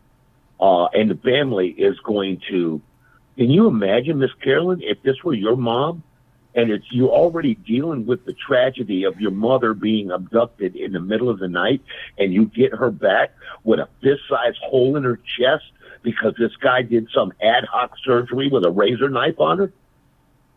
How absolutely livid you would be as a human being, as her child? Yeah, but I think that's as soon as but I'm saying anybody that hears, oh my gosh, they're going to start pinging her pacemaker, just that. But they don't have the range. They don't know. But the it doesn't detail. even matter. But yeah, but I don't know. I just think that the whole thing is I don't know. The whole thing is crazy. What I heard today was absurd. It was absolutely absurd. And that's all I had to say about that. I sent you another email with a little attachment to it, a little JPEG image. Oh yeah, I didn't get to emails today because I had to do stuff for Jones Joy Foundation. Well, you should be looking at it right now. I guess if you've got your Gmail open, and it's important. I wouldn't be wasting your time about it because something was said last night that really didn't irritate me, but I wanted to bring some closure to it, and then I won't bring this up again. What is it that I'm looking for? You're looking for an email attachment. It's a JPEG image. Do you know what time? Was it one that was sent around 10 p.m. sometime after that? When was this sent? This was sent. It should say nothing about me is BS. Okay. One attachment. That's the subject matter. All right. And there's a little JPEG. Right. It's 202-602-201 JPEG. Okay, a visitor's pass. Okay. Now you've gone as far as I need you to go. Okay. I want you to take a good look at that and what's going on there. That is, I heard somebody say last night, and like I said, I'm not offended by it, but I wanted to bring closure to it. Somebody cracked wise in the chat and said when we were talking about my history, that the next thing he's going to say is that he worked for the CIA or something. Okay. What you're looking at is a properly formatted Department of Defense security clearance. Okay, on the right-hand side, you're going to see where it says Central Command. Okay, MacDill Air Force Base. Okay. And then it's got my picture and my signature and the FBI agent that investigated me. It's all there, and his phone number, and all of that. And I just wanted to you, I don't care about the chatters. I really don't, but it was important for me, to demonstrate to you that I'm not full of shit. Okay. All right. Appreciate it. That's all it was about, and to partially confirm that the story is true. Okay. That's what makes it so cool. I didn't even see anything about it, but I don't watch the chat as close as I should. I No, I realize that, and it doesn't matter who said it. And it Hi, didn't Mr. make Wu. me angry or okay. It was confirmation that what I was talking about is God's truth, and how things developed and how I ended up. And with that, I will leave you with the rest of your chat. I just wanted your ear for a minute. That's all. All right. Appreciate it. Because, yeah, I'm not going to stay. You get some rest. I'm going to clue back in. You can drop me out, and I'll clue back into the chat. Okay. Yeah, I'm just going to go over a few other things and then probably call it. You don't need no beauty sleep, but I get it. You're tired. Yeah, I am. My eyes are tired. I'm a little whooped myself. I think I'm into like 37 hours awake now. Yeah. And I had kids here trying to cut down a tree. I took a video. I'll have to show you. B lady was wondering why they used a jack. They used a jack because the chainsaw was stuck in the tree that was like this, and they had to, I guess, push one side of the tree. I don't know. I just saw it, and I have a video of it to prove that I'm not lying about that. But yeah, it was fun. But they got it a little bit. It's still there. So, anyways, my integrity is very important to me. Right. You know, like it is you and anybody else that cares about their name. Oh. Okay. So I hope that brings an end closure to what we were talking about last night. And B lady kept me up past my bedtime. That woman can go on and on and on. You know, she's got a coffee pot. Oh, Bruce Jenner. Oh my God. You still got my brain sloshing around about that. I hate to break the news to the world. Okay. But Bruce Jenner was my hero as a kid. He was on every Wheaties box when we had Wheaties on the table. Right. And he was an Olympic gold medalist for the javelin throwing. Okay, that was his thing. He threw the spear, and I understand that he suffers from what everybody now has accepted as a disorder called gender dysphoria. I'm listening to you. I'm just going to get my phone so I can show you ladies. That's the technical term for it. Right. And I hate to break the bad news to Bruce. No matter what you do to your body, brother, you're always going to be a dude. You were born a dude. You're a dude now, and when you die, you will be a dude. It's going to, on your death certificate, it's not going to say female. It's going to say male. All you did was bob it yourself for whatever reason. You will never have a menstrual cycle. You are not able to have children. You're a dude. You're a dude without his junk. It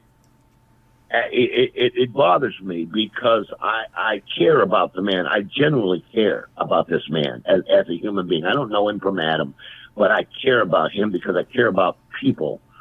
What I won't do is participate in his delusion. I refuse to do that. I'm not going to do that. All he did was bob it himself. And it hurts me just thinking about it. That whatever, man, whatever gets you through the night, I guess. You know, I don't judge, you know, but right. You know, if you're gonna put your business out on Front Street for everybody to know, don't get butthurt because somebody don't agree with you. That's not right. Anyways, that's my read on, and I don't understand. He's not the first victim to fall to the Kardashians. I do not know what's going on in that home, right. But one can just imagine. I mean, we're talking circus and I thought I knew circuses. And I got properly educated, I guess. I mean, when I could not believe that he actually did this. And I want to make sure that everybody understands the way I think. I don't care if you're straight, bi, or gay. I don't care. It's none of my business. It's none of my business. I don't happen to support it, but that's my business. That's my opinion of it. But for the love of God, man, there's got to be some limitations here. It is physically impossible for Miss Carolyn to have a penis attached to her that's functional. It is physically impossible for Bruce Jenner to have the other girl parts I won't mention cut and chopped and diced and put together. You're still a dude. This is beyond. This is beyond. This is beyond crazy. As far as the case with the father and the son, he has no idea how much trouble he is in. This is Florida. We don't play that. You facilitated the mass murder of several people, and you're going to pay for it by giving your unstable kid, who you knew was unstable, an AR-15 style weapon, and you're after Parkland. We're not playing with this anymore. The daddy is going to prison. If he doesn't get as much time as Junior, I would be surprised. Right. They're giving it to them now. Done. Yeah, they did it to the parents in Michigan. Yeah, I remember that. Down here, I think that because of Uvalde, Texas, and what happened there, the ugliness, we've got a legendary sheriff down here called Grady Judd. Yeah, I know. Okay, and he posted some pictures one day. He was holding a news conference, and he was sending a message to everybody, Polk County, Hillsborough County, Lakeland area, Tampa area, as far down as Manatee counties. He said, look, if you come into a school and mean to harm our babies, I want you to take a look at this image. And it shows a police officer on one knee with his 9mm Beretta pointed at the camera, and right above him is an AR-15 assault rifle. And he made it very clear, this is the last image you're going to see. We're not waiting. Our officers are trained, and they are compelled to take you on. Even if we have to die to do so, we will stop you. So you better think twice about coming in to one of our schools, meaning to do our children harm. And we're trying desperately on a bill right now to get passed so that teachers can carry concealed, because the very fact that they cannot, and we've got the right governor in place, and we've got the support of all the sheriffs. The school board's giving us a little flack about it. But the argument on our side is, listen, we are entrusting you with the welfare of our children. And the teachers are saying, we are sick and tired of running into gunfire with nothing more than a ruler and a pencil. Now, these teachers are vetted. They background poked and probed by every three-letter group that there is. They are clean. They are all eligible to carry concealed. And that is the last line of defense. I cannot stress to the world how many children we would have saved from this horrific thing after Columbine if Grandma Perkins in her classroom was packing a little 38 in her purse. A moment of pause. The old adage is, when seconds matter, cops are minutes away. You can shoot up an entire classroom in 60 seconds. We do not have time for the police you look at Parkland. police on campus had the bad luck of being on the other side of campus when the guy came in and did his thing. Which tells us that even with police on site, there's not enough time. It's too convenient. If he can't get access to the doorways that we're locking up, he can just walk down the side of the building and blow out the glass and just shoot into the classroom. We are in a situation now where we need to have teachers who are armed. I cannot believe I'm saying this, but I am saying this, and I absolutely mean this. And some of these little pricks might think twice about doing this. If Grandma Perkins has got a little old snub-nosed 38 in her purse and you don't know which teachers have got what, because it's not mandatory, obviously it will be a voluntary thing. And if there's any questions about it, why don't we dig up the parents, the parents? Why don't we dig up the teachers who have died, throwing themselves in harm's way with nothing more than a damn pencil or a ruler? It's insane. Either we trust these teachers or we do not trust these teachers. If we can't trust them, then maybe we need to think about doing this differently. There's not enough prison fences and bulletproof glass and secure doors. Kids are leaving doors open. Staff are leaving doors open that will lock behind them because they don't want to get locked out. Blah, blah, blah, blah.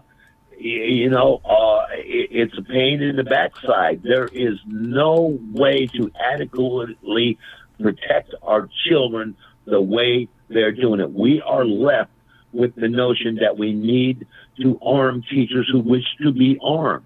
If you don't wish to be armed, that's fine. If you do, that's fine too. And we're not telling anybody, which includes the other teachers. Mm-hmm. Nobody's going to know but you and the superintendent of the school and the FBI, which has issued you, or actually the governor of the state of Florida, which has issued you your CCW. Nobody's going to know. It's not like you have to worry about, the argument is, well, what if the teacher nuts up? Well, in the last 20 years, 25 years, this has been going on. How many teachers have killed one of their students? Just nutted up in the classroom because he didn't do his homework. Little Johnny was naughty and just nutted up and killed one of their students. Not a single case. Not one.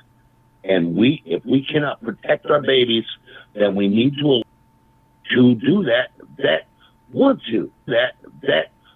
to. You've got gym teachers, you've got females that just shocked to pieces, trying to get between their students and some prick with an AR-15 that you can't control because daddy gives it to him for Christmas, knowing that he's mentally ill. How are you supposed to fight this? It tears me up that you wouldn't do this in my school where I graduated from McKinsey High in Detroit, Michigan. Okay, you'd run up in the classroom there. There'd been 50 guns come out because every kid is packing. Okay, you don't have that going on anymore. Somebody's Lily, I adore you, but can you please take a breath? Yeah, I'm wound up about this. I do not like children. I don't like anybody being harmed, let alone little poopers who've done nothing except what they're supposed to do, and they're completely vulnerable. And if we cannot protect our most vulnerable, what the hell are we doing? So I'm trying to. And that's all I have to. Okay, I'm just trying to show B-Lady something why they were getting a jack. She's asking me why they were getting a jack. That's why they were getting a jack. It was stuck in the tree. I overloaded little lady's brain with that. I tend to get wound up about that because, contrary to common belief, human life matters to me. All human life. Men, women, children, gay, straight. It doesn't matter to me. That's a human being. They have every right to live. and their only crime is going to school or going to a church. And now it looks like we might have to arm our pastors, which won't be a big deal. They don't need permission from the school board or anything. They can just pack if they want to, which I strongly recommend. I'm sorry that this world has turned into this. I'm sorry that some father who just decided to give his kid basically a machine gun for Christmas, knowing that he's not able to end the shrine. It wasn't long ago we convicted a mother and a father here because when the FBI, after a mass shooting, and I forget the particular case, but after a mass shooting, FBI obviously raided the house, searched the house. They walked into the kid's room. You could not make this shit up. They walked into the kid's room. We're a PG. Okay. He walked into the child's room, and on the desk in plain view was det cord, C4, blasting caps, and timers. Now, I don't know how this kid got his hands on military grade plastic explosives, but he managed to do it, and the parents were indicted for this because they're like, how did you not? It says U.S. military on it. This didn't ring any bells. The timers, the det cord, nothing. This didn't ring any bells to you at all. And of course, they were arrested. And I forget what the outcome of it was. I don't hold my feet to the fire, but I think they went to prison. I'm not sure about that. But they were in a lot of trouble. We're tired of this. Florida here, we're not playing. We have passed some laws in here down in this neck of the woods that are offensive to a lot of people, and we don't care. Stay home. Don't come here if you're offended by our laws. We just re-upped the stand your ground laws and taking it out of the house, meaning that if somebody attacks you, the court system said that you have an obligation to try and retreat. And if you can't do that, then of course you can defend yourself. Now we just revamped that here in Hillsborough County. If you punch a man in the face on the sidewalk, he has a legal right to pull his firearm and smoke you on sight. So my advice: don't put your hands on people down here. It's going to turn out bad, real bad for you. We're not having it. And we've had a case. It wasn't long ago where an individual. This thing actually happened. So we have case law on it, and the short version is a couple pulled into, I forget what kind of store it was, but Nazareth. They pulled into a store. Yeah, and they someone pulled into Nazareth. You know, I go into song all the time. Yeah, Binky knows me. I hear. Bucky does the same thing. We both do it. We can't help it. It's something.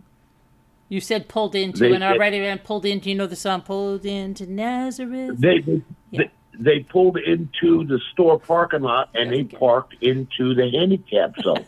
Well, here come an old boy and his wife, and they had a problem with it. They weren't handicapped, but they were being decent, honest, hardworking people. What are you doing in the handicap zone? You don't have a placard. There's nothing on you.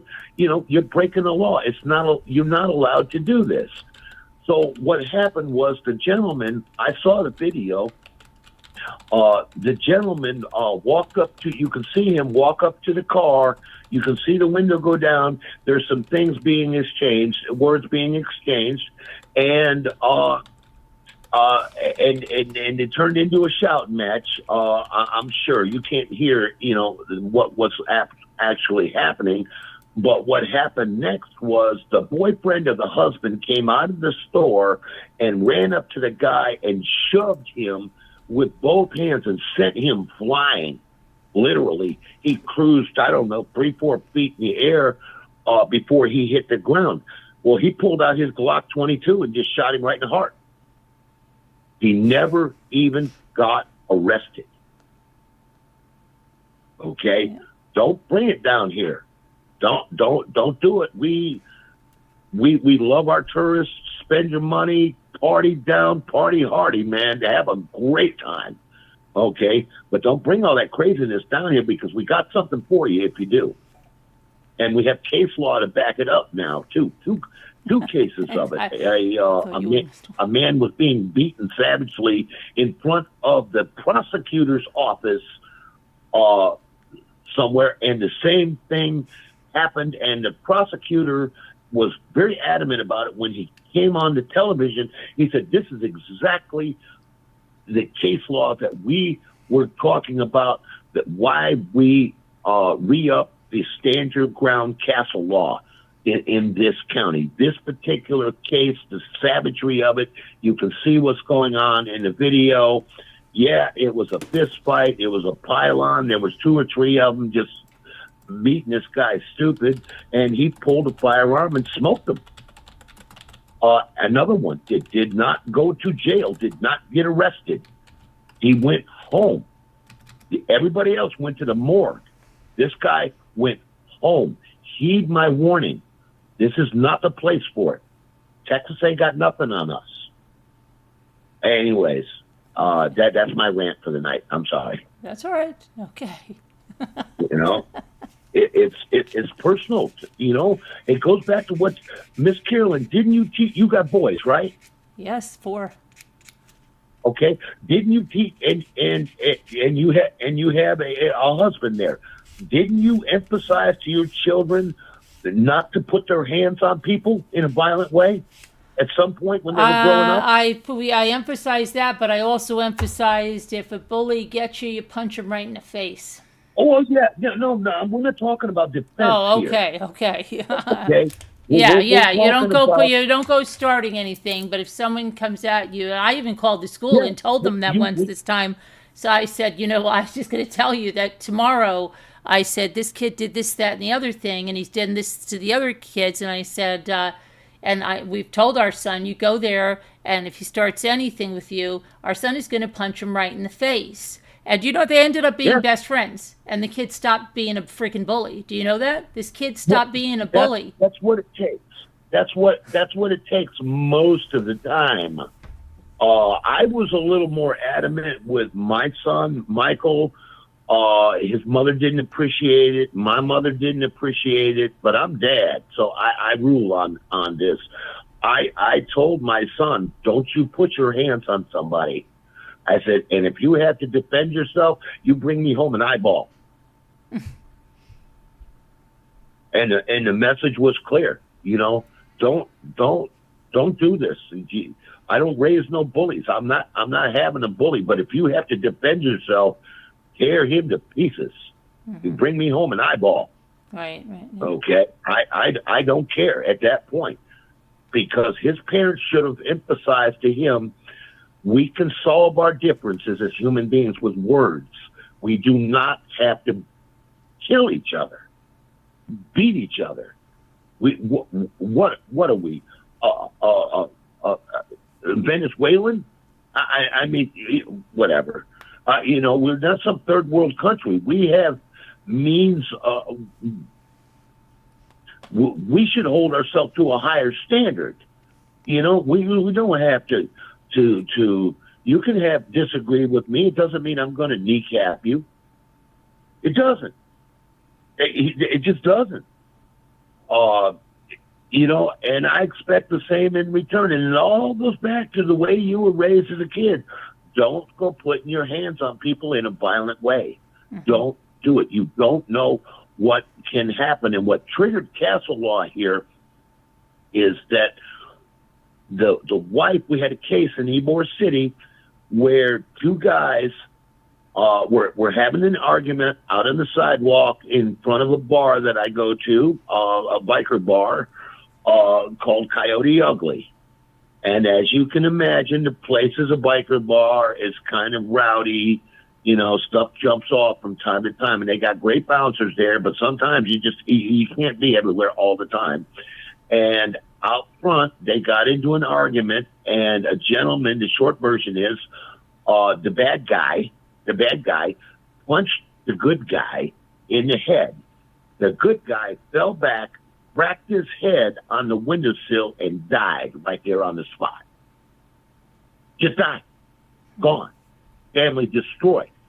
Now, the guy gets charged with involuntary manslaughter, okay, and he gets some BS penalty for it. I think he got like 3 years in prison for this, which means Lake Butler's cutting a third off, so now you're dealing with 2 years, 24 months on your sentence for killing a human being.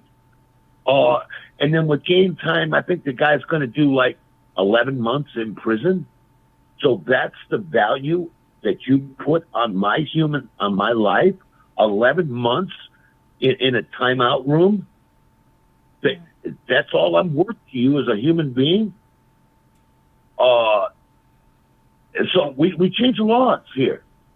And it's everybody is kind of going along with the program. It started with Polk County, now it's Hillsborough County, Manatee County, and so on and so on. It's catching on. Each county is rethinking their castle doctrine because it's old and it's outdated.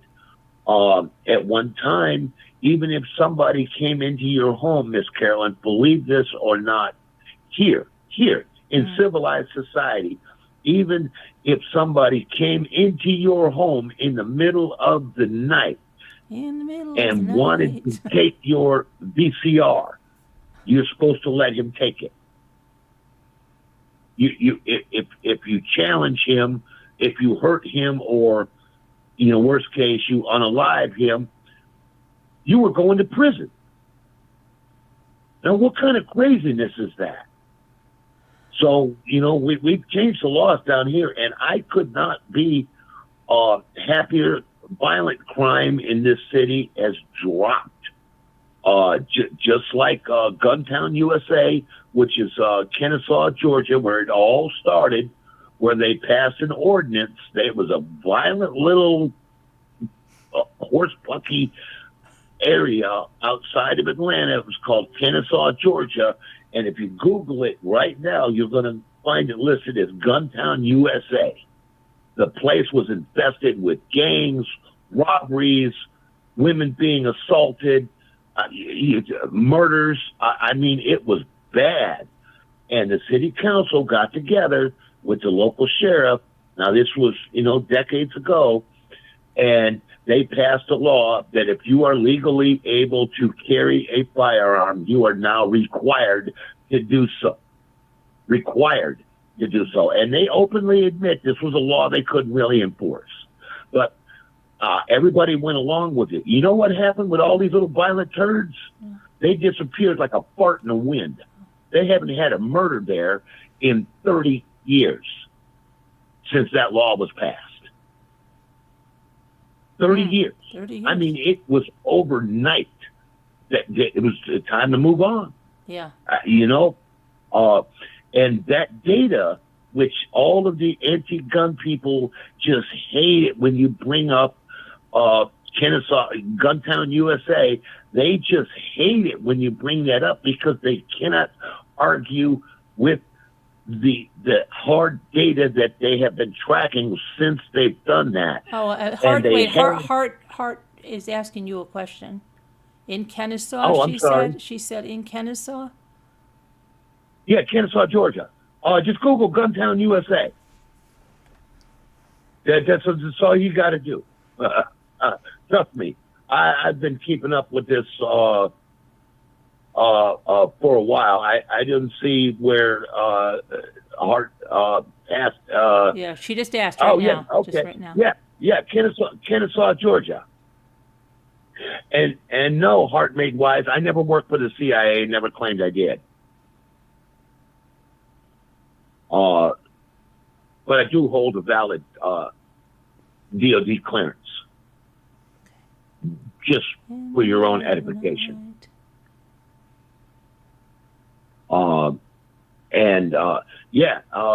Let me see here. I promise not to. Guntown, USA. Oh, there it is. Top of the line. We find new guns and some almost every day, but our stock comes and goes and blah, blah, blah, blah, blah, blah, blah. Now it looks like there's 3 of them. There's a Guntown, USA, what they're nicknaming Guntown, USA, Kennesaw, Georgia, Washington, New Jersey, and another one in New Jersey called Guntown, USA, located in Harmony Township, New Jersey. And it's listed as a premier destination. And it just goes on and on and on about it. It's the bad guy is going to go somewhere else. He is not going to take the chance that if he snatches grandma's purse for her Social Security card check, that grandma's going to be packing a 2-inch Smithy coming out of there, and you're in a world of hurt. And whatever happens to you. It will cause people to have a moment of pause. And the irony of this is nobody's been shot. They said it was going to be a bloodbath. It was going to be OK Corral. It was going to be Dodge City. It was going to be High Noon. And none of this happened. Not one case of it happened. Okay? It didn't turn into a bloodbath at the OK Corral. The bad guy got the message and says, I'm out of here. I can go elsewhere and do what I need to do. Because I'm going to get hurt if I try it here. So it works. It absolutely works, whether anti-gun people want to admit it or not. And I'm a firm believer of this whole thing. I absolutely am. An armed society tends to be a polite society. I used to go to one of the most violently named bars on 7th Avenue, all the way at the end towards, I want to say, not 40th, but it's the end of Ybor City in the club scene. It was officially called the Broadway Bar, but its nickname was the Bucket of Blood. Oh.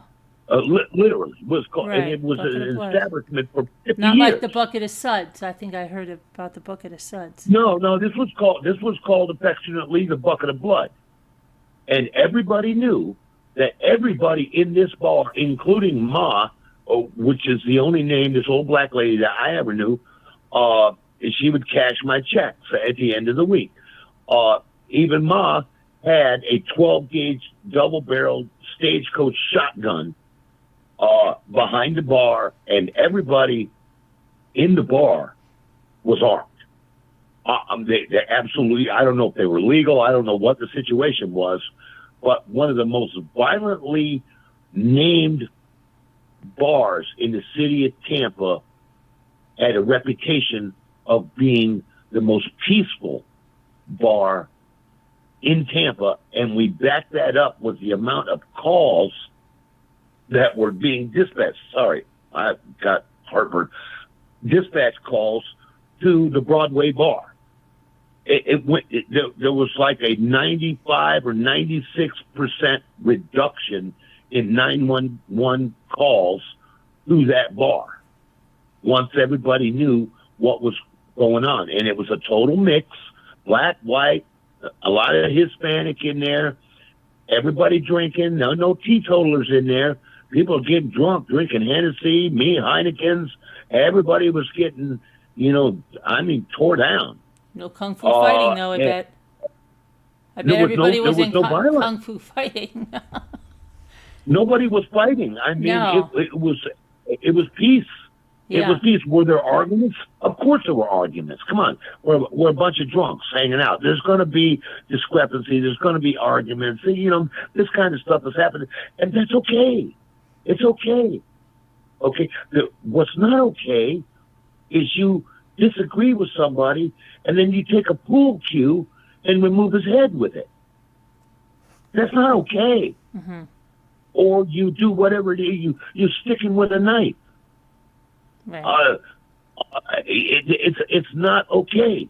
And when the word went out that everybody's packing at the bucket of blood, it just went away. They all went. Matter of fact, I know exactly where they went. They went to another bar on the other side of town called the New Lounge, and they didn't have any.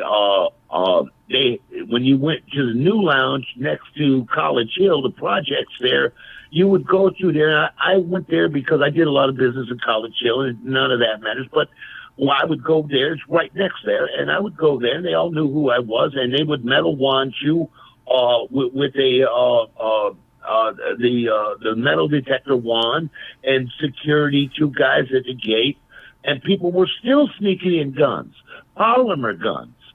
They were making knives out of toothbrushes. They were whatever they could put their hands on to cause harm to another human being.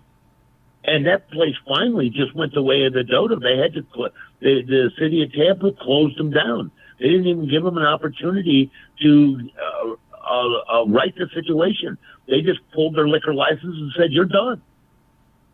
We'll chain in the doors for you. Don't bother showing up. Your bar's closed." And we sent pictures. There were pictures all over the place of it. And closed for business. City of Tampa ordinance. And people are tired of it. It's okay to disagree with somebody. It's okay to have an argument with somebody. It's okay to call them a nasty name if you want to go down that way. I prefer not to, but your First Amendment right gives you that option to call somebody a nasty name. But you don't have right to put hands on somebody and send them to the hospital or to the morgue. Of course, yeah. It's wrong. Right. And we're fixing this problem. One place at a time. Now, Ybor City, you can bring your grandma. Down there, Miss Carolyn, you could bring your entire family, including your husband, on a Friday night or a Saturday night down 7th Avenue and traverse all 3 or 4 miles of it, which is like a Mardi Gras down there, and know that your children are protected, that nothing's going to jump off. You're good. You can go anywhere you want. Coyote Ugly, the Blues Ship, Elmer's, Carmine's. At the very end, you've got the Columbia Restaurant we all know about now. You can go into any of these places and you're safe. One of the reasons why you're safe is the city of Tampa developed this thing with the police department, and it's unofficial, but it's called the SHT squad. Okay, the Pokey Squad. Okay, when you do something wrong and you're not, you're breaking policy, whatever, your punishment is that you walk a beat, and that beat happens to be the only one we have is 7th Avenue, and you have cops that will walk up and down that street. You'll walk to the end, cross the street, walk back up. I don't know. You're old enough, forgive that analogy there, you're old enough to remember a show when we were children called The Blue Knight, where the guy, it shows the big burly cop walking down the street, twirling his baton. No, I know. I'm from the Adam 12 generation. Right. Okay, yeah. That's what they're doing. They got boots on the ground. You are not going to sit in your squad car, drink chocolate milk, and eat donuts and wait for a crime to happen. You're not going to do it. And the best deterrent to keep people from committing crimes is a heavy police force, if you want to call that. Look, you got 75 clubs down there, maybe 100. I haven't kept track. Okay, you got 3, 4, 5 miles. No, you got 3 miles of actual clubs on each side of the street. So a cop on each side of the street walking in opposite directions is not what I call a heavy police force. Okay, it's just not. I'm sorry, it's not the Gestapo, and they're friendly. They just, hey, how you doing? My name's Officer so and so. You okay? You know, everybody doing all right. Stops in every shop, up and down. You know, talking to managers and bouncers. Anybody they can. They're personable, and it's just the presence of them being there, which is something we've pulled away from all over the country. I don't know of another city that actually has a cop walking a beat anymore. Do you? When's the last time you saw a cop in New York City or where you live actually walking a beat? Well, I see them in the subways. There's a lot of cops in the subways Well, now. no, that's subways. Okay, now you got me there. The subways. Oh, okay. They do have a heavy police force in the subway. yeah. They're subway. I've seen what goes on there. They absolutely need them there with the chaos that goes on in the subway systems.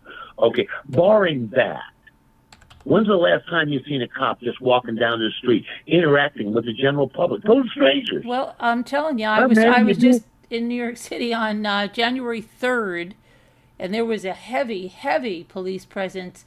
And I even have videos of it, and you could see the cop is right on the corner as I'm walking on Fifth Avenue. They were all over there. I see a lot of police when I'm there. Well, I'm speaking up to the recent ill will activities. New York has the unfortunate position of your particular mayor there has encouraged this kind of anarchy. And I don't want to go political. I know the rules in it, but the truth is New York City is a sanctuary city. And anywhere you've got these sanctuary cities, it doesn't matter. New York City, Portland, okay, take your pick. You've got total chaos going on between Antifa and the police, and it's just total chaos. So I need to retract that. I'm saying in the rest of the United States, okay? You poor guys, I feel so sorry for you. And the leadership, now you've got this Mongambi guy who just wants to go after anybody with $2 in their pocket. We're going to raise rent rates. Basically, you have a mass exodus of money leaving New York City, headed... There's really no mass exodus out of New York City. I don't know where you're hearing that, but it's not true. It's not. It's not true. Well, I'm not talking. And if there was a mass exodus out of New York City, people would be buying up the real estate like crazy. There's no mass exodus out of New York City. That's garbage. Okay, baloney. well, all I can go by is what I'm hearing. Yeah, I know, and it's a lot of fear mongering. And I have a kid that lives there and works there, and I go there, and my son and my daughter, and I'm telling you, there is no mass exodus out of New York City. Okay, I'll take your word for it. Your boots on the ground. I'm 1,200 miles away. All I can go by. New York City is still a wonderful place, and it's a relatively safe place. Yes, there's things that happen, but I don't feel unsafe in New York City. It's the Big Apple. When I say it's like nothing else. It's like, you know what? You said something about, I got something to show you. You said something the other night about...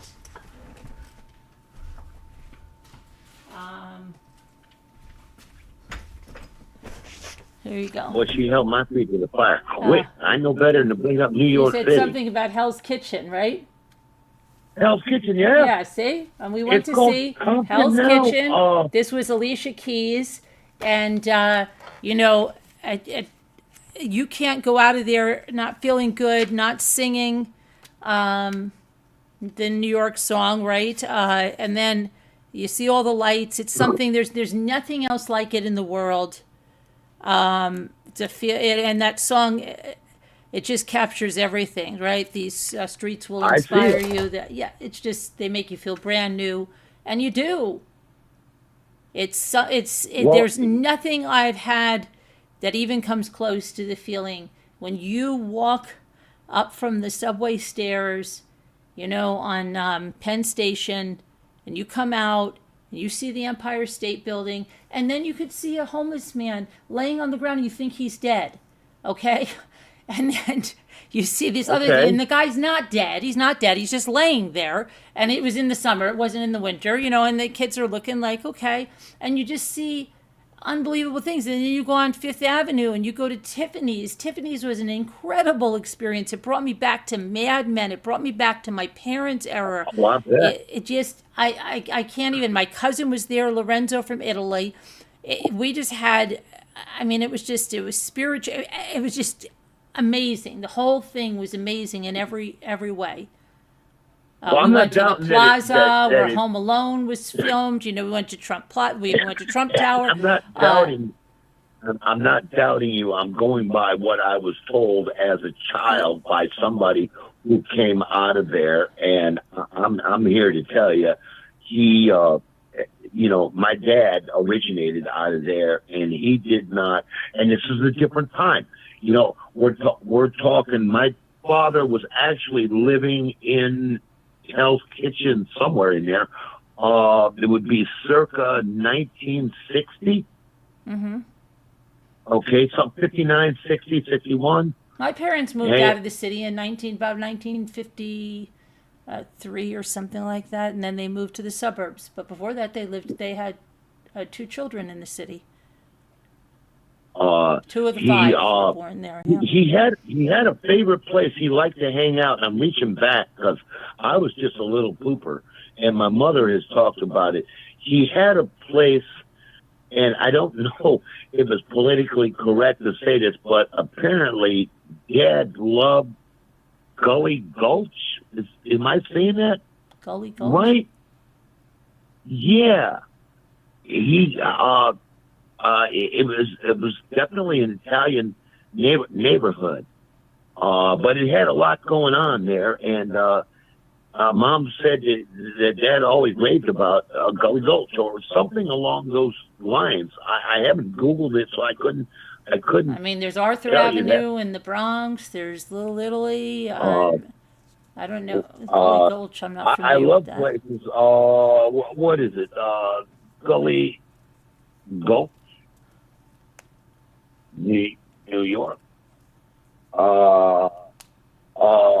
Greenwich Village. I don't know. I don't know. Gully Gulch. I don't know. It was right off of a bridge somewhere. Yeah, it was right. It was that's all I knew about. It was Dad loved that place. But he did not have. I spelled it wrong. No wonder. He didn't have a lot of nice things to say about Hell's Kitchen. Right. He was very adamant about it. But right. It's Hell's Kitchen. If you go to that play, which I think it's good. It's off now. It was at the Schubert Theater, but yeah, it was rough. Yeah. Well, that's what. When you've seen somebody the size of my dad, which towered over most people, at 6, Dad weighed, Mom said, Dad, when they got married, Dad was like 290, 6'4". This is a large man. A large man. Mm-hmm. And I just got the impression that he was really paranoid. But keep in mind, you got to factor things in that I haven't factored in. We're talking about the middle of the civil rights movement. Just before that, because I didn't sure. Well, look at the way Brooklyn. Listen to me. My daughter lives in an area of Brooklyn that when I was in high school, Billy Joel wrote a song. You would not walk through there alone. Okay, if you had a brain. Now that's an up and coming place. The brownstone has all been revitalized and it's been changed. I was so scared when she was moving there, and I called my nephew, who's a commercial. He does all kinds of commercial. He owns lots of stuff there. And he said to me, Carolyn, don't worry about this. Give me the address. He's like, she's moving into a really nice place. It is not what it was in the 80s. Yeah. So Well, I can say the same. I can say the same thing about Tampa, Florida. Tampa, Florida, in the '80s, I was here, okay, and I can testify to the fact that there was just certain areas of Tampa, which are nowhere near the size of a major metropolitan city like Detroit, New York, Philly. Okay, you were as likely to get shot or robbed as you were not. This place was dangerous. It was damn dangerous. 7th Avenue was just. So sorry to hear that, high-speed drifter. You better go to the dentist. You could get blood poisoning. I just want to tell a high-speed drifter, go to the dentist because you could get blood poisoning with that. It's nothing to fool around with, okay? Great Gully Falls. I swear it was called Gully Gulch. I don't know. That's the only Gully that's Gulch was name. Gullah Gullah Island, and I used to watch that with my son Michael. Gullah Gullah And it was off of a Island. bridge. You came off of a bridge and you were right there. It was that's what I remember the most. Dad was working for, like I said, Smiley Brothers Piano Company at the time, and he was one of the guys that would pump a baby grand piano up the side of a brownstone, and then literally knock a hole in the wall and drag the piano in there, and then Brick Mason would come, and because apparently you just couldn't get them. It was impossible to get a piano of any kind of size, I guess, up the stairs or elevators or whatever the situation was, and that's where he was. That's where Dad really flexed up because of his just abnormal strength. The man. The man had hands that are twice the size of mine now. I can put my thumb to index finger together, and they actually. My dad could grab you by the head and literally just take his palm of his hand and grab you by the top of your head and pick your feet up off the ground. Mm-hmm. I mean, he packed that kind of strength. And it was he was just a good old farm boy, but he wasn't from the farm. You can keep that little lady. Dad would have been fine in Kentucky somewhere on a farm, throwing bales of hay around, loading trucks and stuff. I mean, but he just wasn't from there. He was from Chenango, New York. Chenango, that's way upstate there, Chenango. That's where he was from. God bless my memory. And you making me think about Chenango, New York was where he was born. And then he, I guess due to work or whatever, he ended up in the city. Mm-hmm. All things change. Okay. I'm not knocking New York any more than I'm knocking Tampa. I mean, we were during the cocaine wars in Miami, Tampa, Lakeland. This was a shooting gallery. It literally was. Miami was just unbelievable. There was eyewitness reports where they would pull up to an intersection and they thought they were shooting an episode of Miami Vice because all the MAC-10s going on. Drive-by shootings where it was apparently nothing for two cars to be going down I-95 and they're spraying lead at each other as they're going by. The murder rate was just uncanny because of a few individuals that came to Miami and with that brought the cocaine. And at one point they said 10%, no, it was more than that, 25% of the country's surplus cash was in Miami. It was you could go to the places like I went to Fontainebleau, the Forge. Oh you could go to we had a condominium in North Miami Beach when in the 70s and the 80s, in the early 80s until. Well, then you know exactly what I'm talking about. Yeah, you could be better. My father loved the Fontainebleau. He loved the Fontainebleau. The Fontainebleau, I got a lot of fond memories in the Fontainebleau and the Forge. I got to meet some famous people.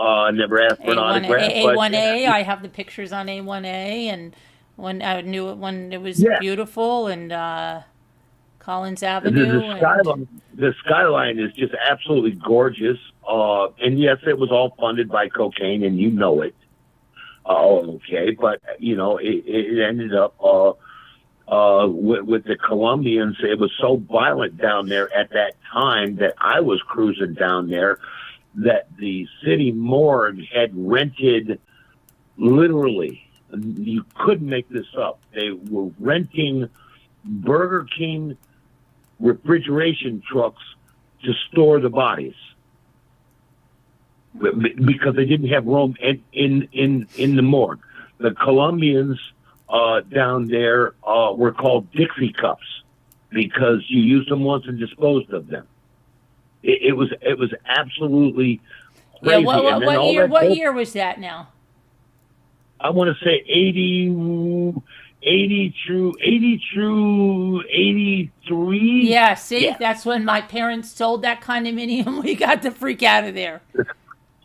Yeah. Yeah, it was said at one time that you could walk down the street. I never had this happen, but it said that you could walk, a non-drug user could walk down the public street, and there was so much cocaine residue just in the air that he would fail a pee test.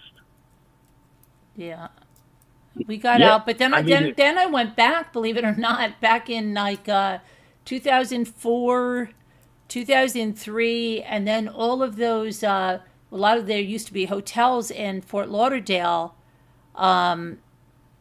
they turned into then condos, and friends of mine were buying this. I spent like almost a whole summer down there took my son Michael down there, and it was nice then. And I even went to like Aventura Mall. I met George Hamilton in there. He was coming in all nice, and you know how he's got that forever tan. Is he still alive? Yeah. Yeah, he was going to like T-Mobile or something. Like, God, George Hamilton. But yeah, I was walking up and down the streets there, no problem, in Fort Lauderdale and Hallandale. And then we even went back to where we had the condo in Miami, and it was nice then. It wasn't bad all those years later. Oh, yeah. No, it had its moments. I guess I should be more. Yeah, they knew specific. Mr. Wu. Okay. After the sun went down, it wasn't safe to be on the streets anymore.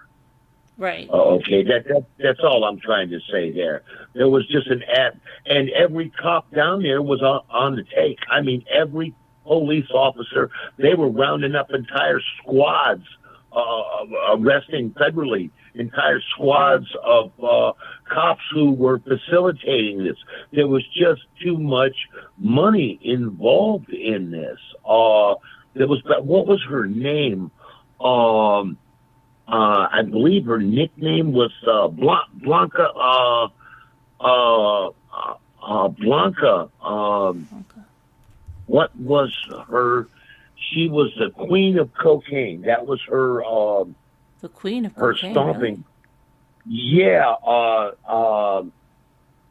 I never met her, but she was the root of all of this. And when she went out to California, where they ultimately got her, or Blanco, the queen of Yayo. No, I don't do that. Griselda Blanco. Okay. They figure she's got 200 bodies on her list. She did like 20 years here in the state of Florida. And went back to Medellin, and she was actually gunned down in the manner at which she was assassinated in the manner at which she brought to the United States. This is the woman that brought in the drive-by. We didn't know what drive-bys were at that time. It's where a motorcycle would just roll up alongside you and just spray your car with an Uzi. You know what? We'd never encountered anything like that. We didn't know how to deal with it. And they finally run her out of Miami and they later got her in California. The detective from Miami tracked her, behind down, and she did 20 years, which I think is an absolute insult. When you have a body count of 200 plus people, it should not even be a question. You get express lane right to the electric chair. I don't even want to hear it. You got kids, you got babies, you got innocent people. The Dateland Mall. Do you remember the Dateland Mall? The Dateline Mall. No, I remember we used to go to Burdine's, and you know what? The fashion always came out ahead of New Jersey. And when I would go back to school, they used to always go, boys would say, "Look at this," because this friend of mine down that lived down there used to tell me, "Oh, this is like the up and coming things." So she used to take me shopping with my parents, and they'd get all this stuff, and I'd go back to New Jersey, and they would always tell like "Oh, well, Carolyn goes down to Florida half the time, but she's always got stuff that we don't even have up here," because at that time they had the stuff way before we did in New Jersey, and it was a running joke. They loved it. Because I remember this. I can't even think of the designer. It was some crazy thing but it was like really expensive. And she's like, "Oh, this is up and coming," and it looked like. That would have been the days. We loved Burdine's, but that we would go over there. They were really nice. I don't remember what it was on the. I think it was on the not the Intercoastal or something. They were like really expensive stores that we went to over there. Well, that would have in the clothing department. I can see the front. I just got a flashback of like one of these jewelry stores that were there. But yeah, she would take us there, and it was funny. Her name is Julie. I'm still friends with her on Facebook. I'm not supposed to have friends, but I have a lot of lifelong friends that I've had. But she lived in Miami, and I will tell you, I saw both sides of Miami, and my parents never even knew where the freak I was. But I was such a good kid. I was straight as an arrow. They were very good too, but we probably, we went around on bicycles, okay? They'd go, "You want to go to Julie's house?" And we didn't know. Her mother worked all night, okay? I don't know what her mother was doing all night, but let's just say that. The kids were there. Right. She had 3 kids, and I was a lot younger than them. I'm 4 years younger than Julie, but because I was so tall, people thought I was older, always. So first she took me to school with her, okay? That was something. She said, "Come on to school with us." I was in 6th grade at the time. She was 2 years older than me. I went to 8th grade with her. I'm sitting in this 8th grade classroom. Well, they might have been ahead with the fashion, but the schooling, I was like, wait a minute, I learned this in I'm not joking, 2nd grade. And 2nd grade? Yeah, I'm so serious. It was so behind. You were pushing it hard. Well, let's say 4th, okay? I'll give it 4th. And I can go with 2nd. I don't have a problem with it. It was really horrible, okay? That was the first thing. Then she said something like, "Well, let's go out." We all went out on bikes. I don't even know what the places that we went to. My father would have been having a conniption if he knew, right? He didn't. But where the heck we were and what could have happened to us. I didn't know where the hell we were. This is in 1979, 1978. And we're riding around. I'm in 6th grade, and my parents think that I'm staying with her mother, who used to live in our condominiums, but now they had a nice house. But I don't know what she did all night, okay? I don't. And then she came back in the morning, and she took us places to, somewhere, and she was very nice, very well-dressed, woman. She used to make my father Irish coffee Spanish coffee, I'm sorry, when he came to pick me up. And, he just saw the house. The house she had a ranch house, 3 bedrooms, it was, it was okay, but she didn't know they had, but guess what? You want to hear a story? The brother, you have a little crush on her older brother. She was 2 years older than me. He must have been 4 years older than me. He had a crush on me. I had a crush on him. But anyway, he became a lawyer. He's a great success. I'm friends with him still on Facebook. Her younger brother, who I think was my age, he did great for himself. She did great for herself. So even with all that, thank God, you know, they all came out of there good. Yeah, I'm not saying there wasn't pleasant areas to be, but Well, no, I think at we the went in some time, areas that weren't so pleasant. Like I remember them taking me to a convenience store, which even then I thought, wow, this looks sketchy, you know? Let's get yeah, home. yeah. One of the things I chuckle about is I haven't seen it in decades, over a decade now. The movie Scarface. Mm-hmm. Okay, with Al Pacino. Yeah, oh yeah. They so downplayed that. They made that out to be like it was some kind of anomaly. They had a Scarface on every block. Every block. Mm-hmm. It's the amount of Yale cocaine paste. It was I remember in 81. Not that I'm admitting anything. Right. Circa 1981, you could buy cocaine paste for $5 a gram. $5 a gram. And it's pure. It's paste. I mean, people were just ODing all over the place. It was like this fentanyl poisoning that we have going on here. You can't ingest paste. 98%, 95% cocaine will bust your heart. It absolutely will. 10 times out of 10. The amount they said at one time, I saw a documentary on it, which really didn't surprise me. They said 80% of the and those are the exact numbers, 80% of the $100 bills in all of the combined banks in the Miami-Dade metro area tested positive for cocaine residue. Hmm. Yeah, I know. I know when they told you not to touch money because, you know, money had it on there from the people that rolled it up and snorted it. Yes, exactly my point. I mean, that was just the $100 bills. Right. Okay, then there was the 20s and the 50s. You know, and you just kind of went down the food chain there. You know, the place was just, but it was booming. This place, Miami was the Oh yeah. All right, it was. I couldn't get enough of Miami. I knew where to go and how to stay out of trouble. And you know, I would go to the Fontainebleau. And I would go to the Forge, and there was a ton of other places that we went. But those were my two places. You can go up to the Crow's Nest up there and hang out, and God knows who you're going to run into. Barbara Streisand. Right. You know, it was just there was just an assortment of.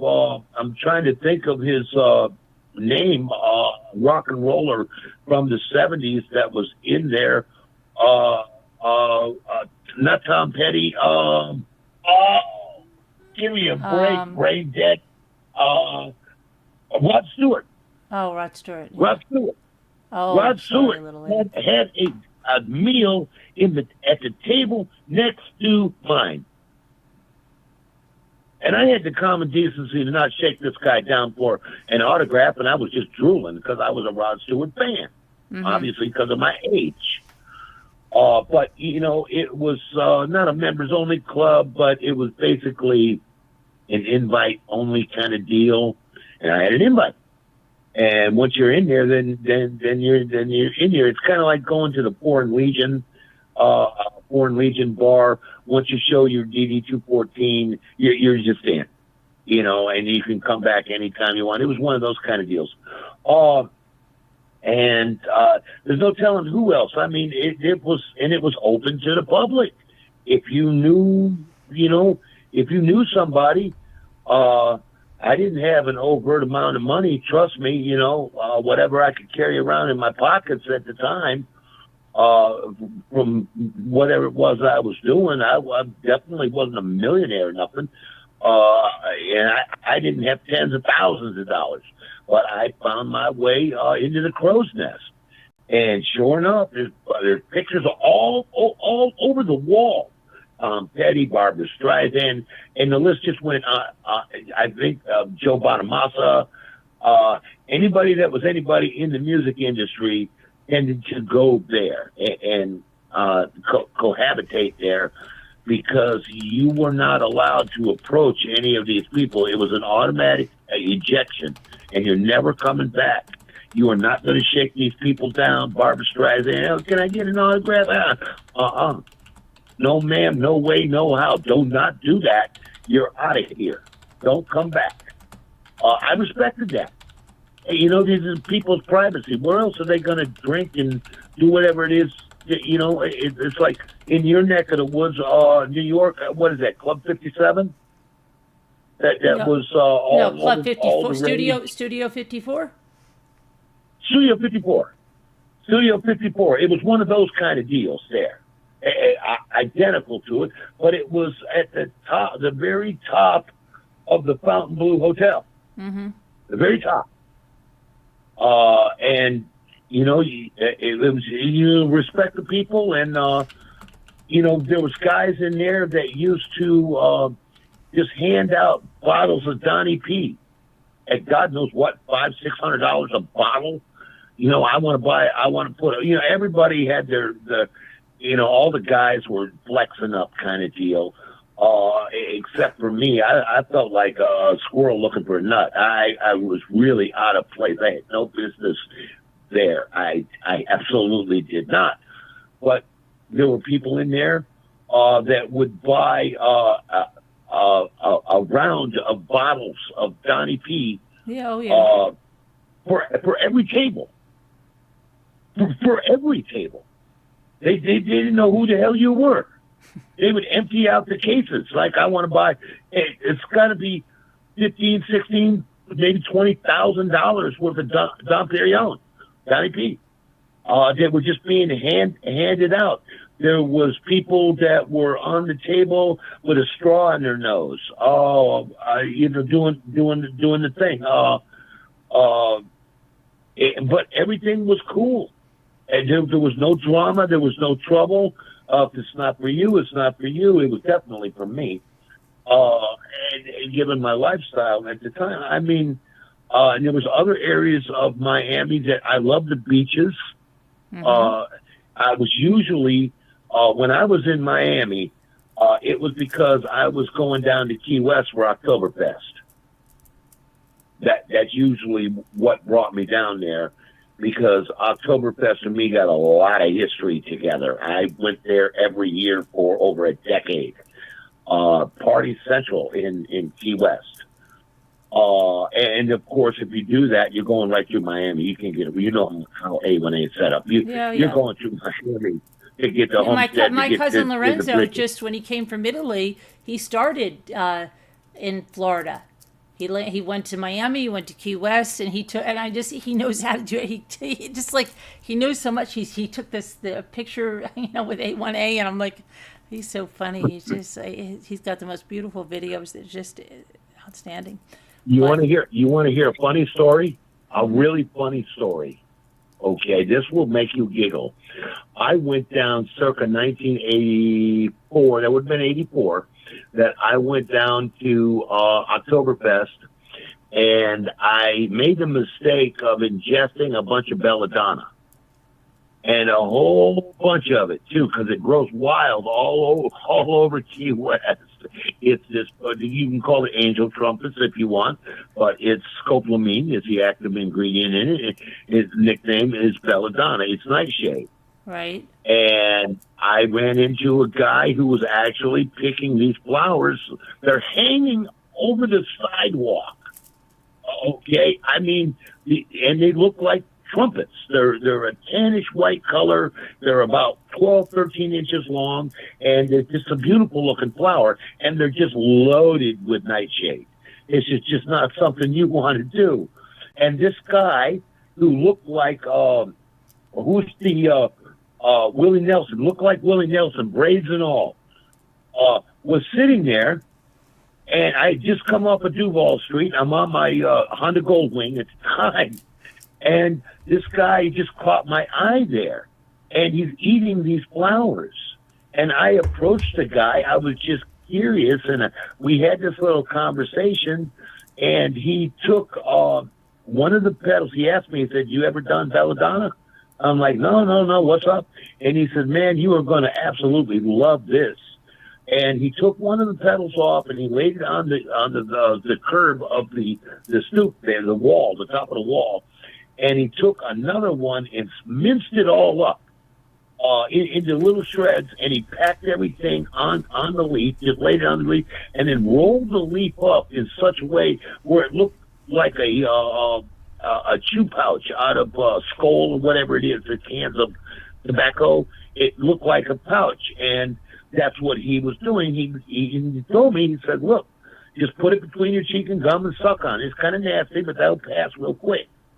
And since he was doing it and not quite dead, I figured, well, okay, I'm game. And I had a great time. I saw a wonderful sunset, probably my best. I was right there by the anchor where it said, the buoy where it says 90 miles to Cuba. I remembered that much of what was going on, and I got on my bike and I was headed back.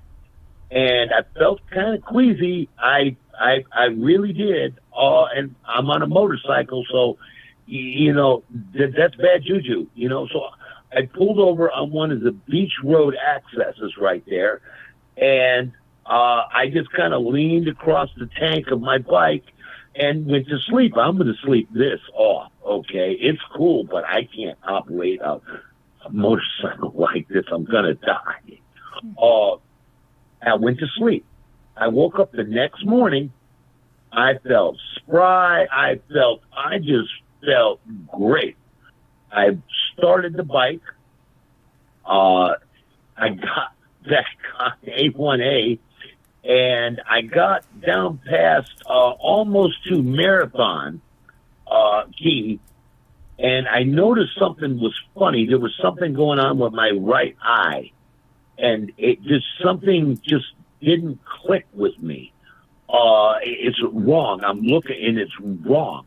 Mm-hmm. But other than that, I'm not feeling acid. I'm not feeling any tripping going on. I'm not doing nothing. And out of the blue, hand to God, you can't see me right now. I'm raising my left hand to God. I saw a tree on the side of A1A take its branches, push them down to the ground, pull its roots out of its base, and run across A1A on its roots. And I went, oh, hell no.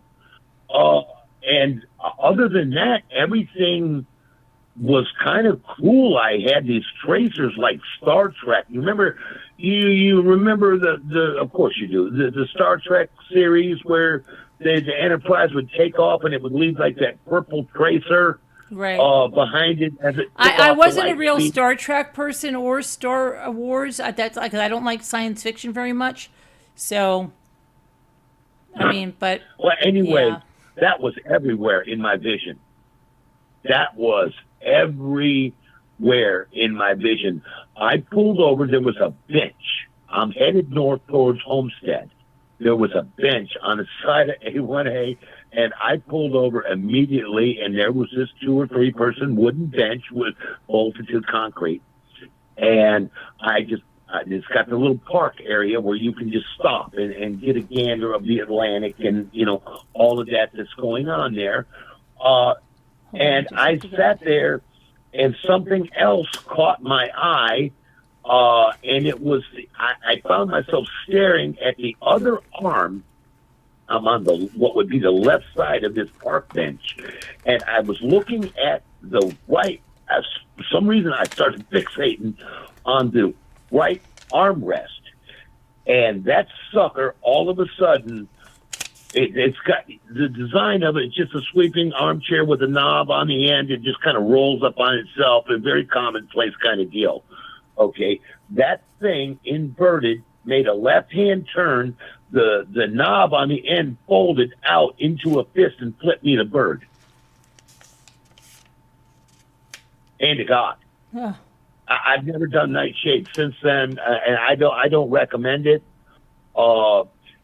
because while I've done acid, including LSD, in my youth, I've never experienced. I saw a lot of tracers. I've seen a lot of the stuff that comes with taking acid. I have never encountered that before in my life, and it just grows wild all over Key West.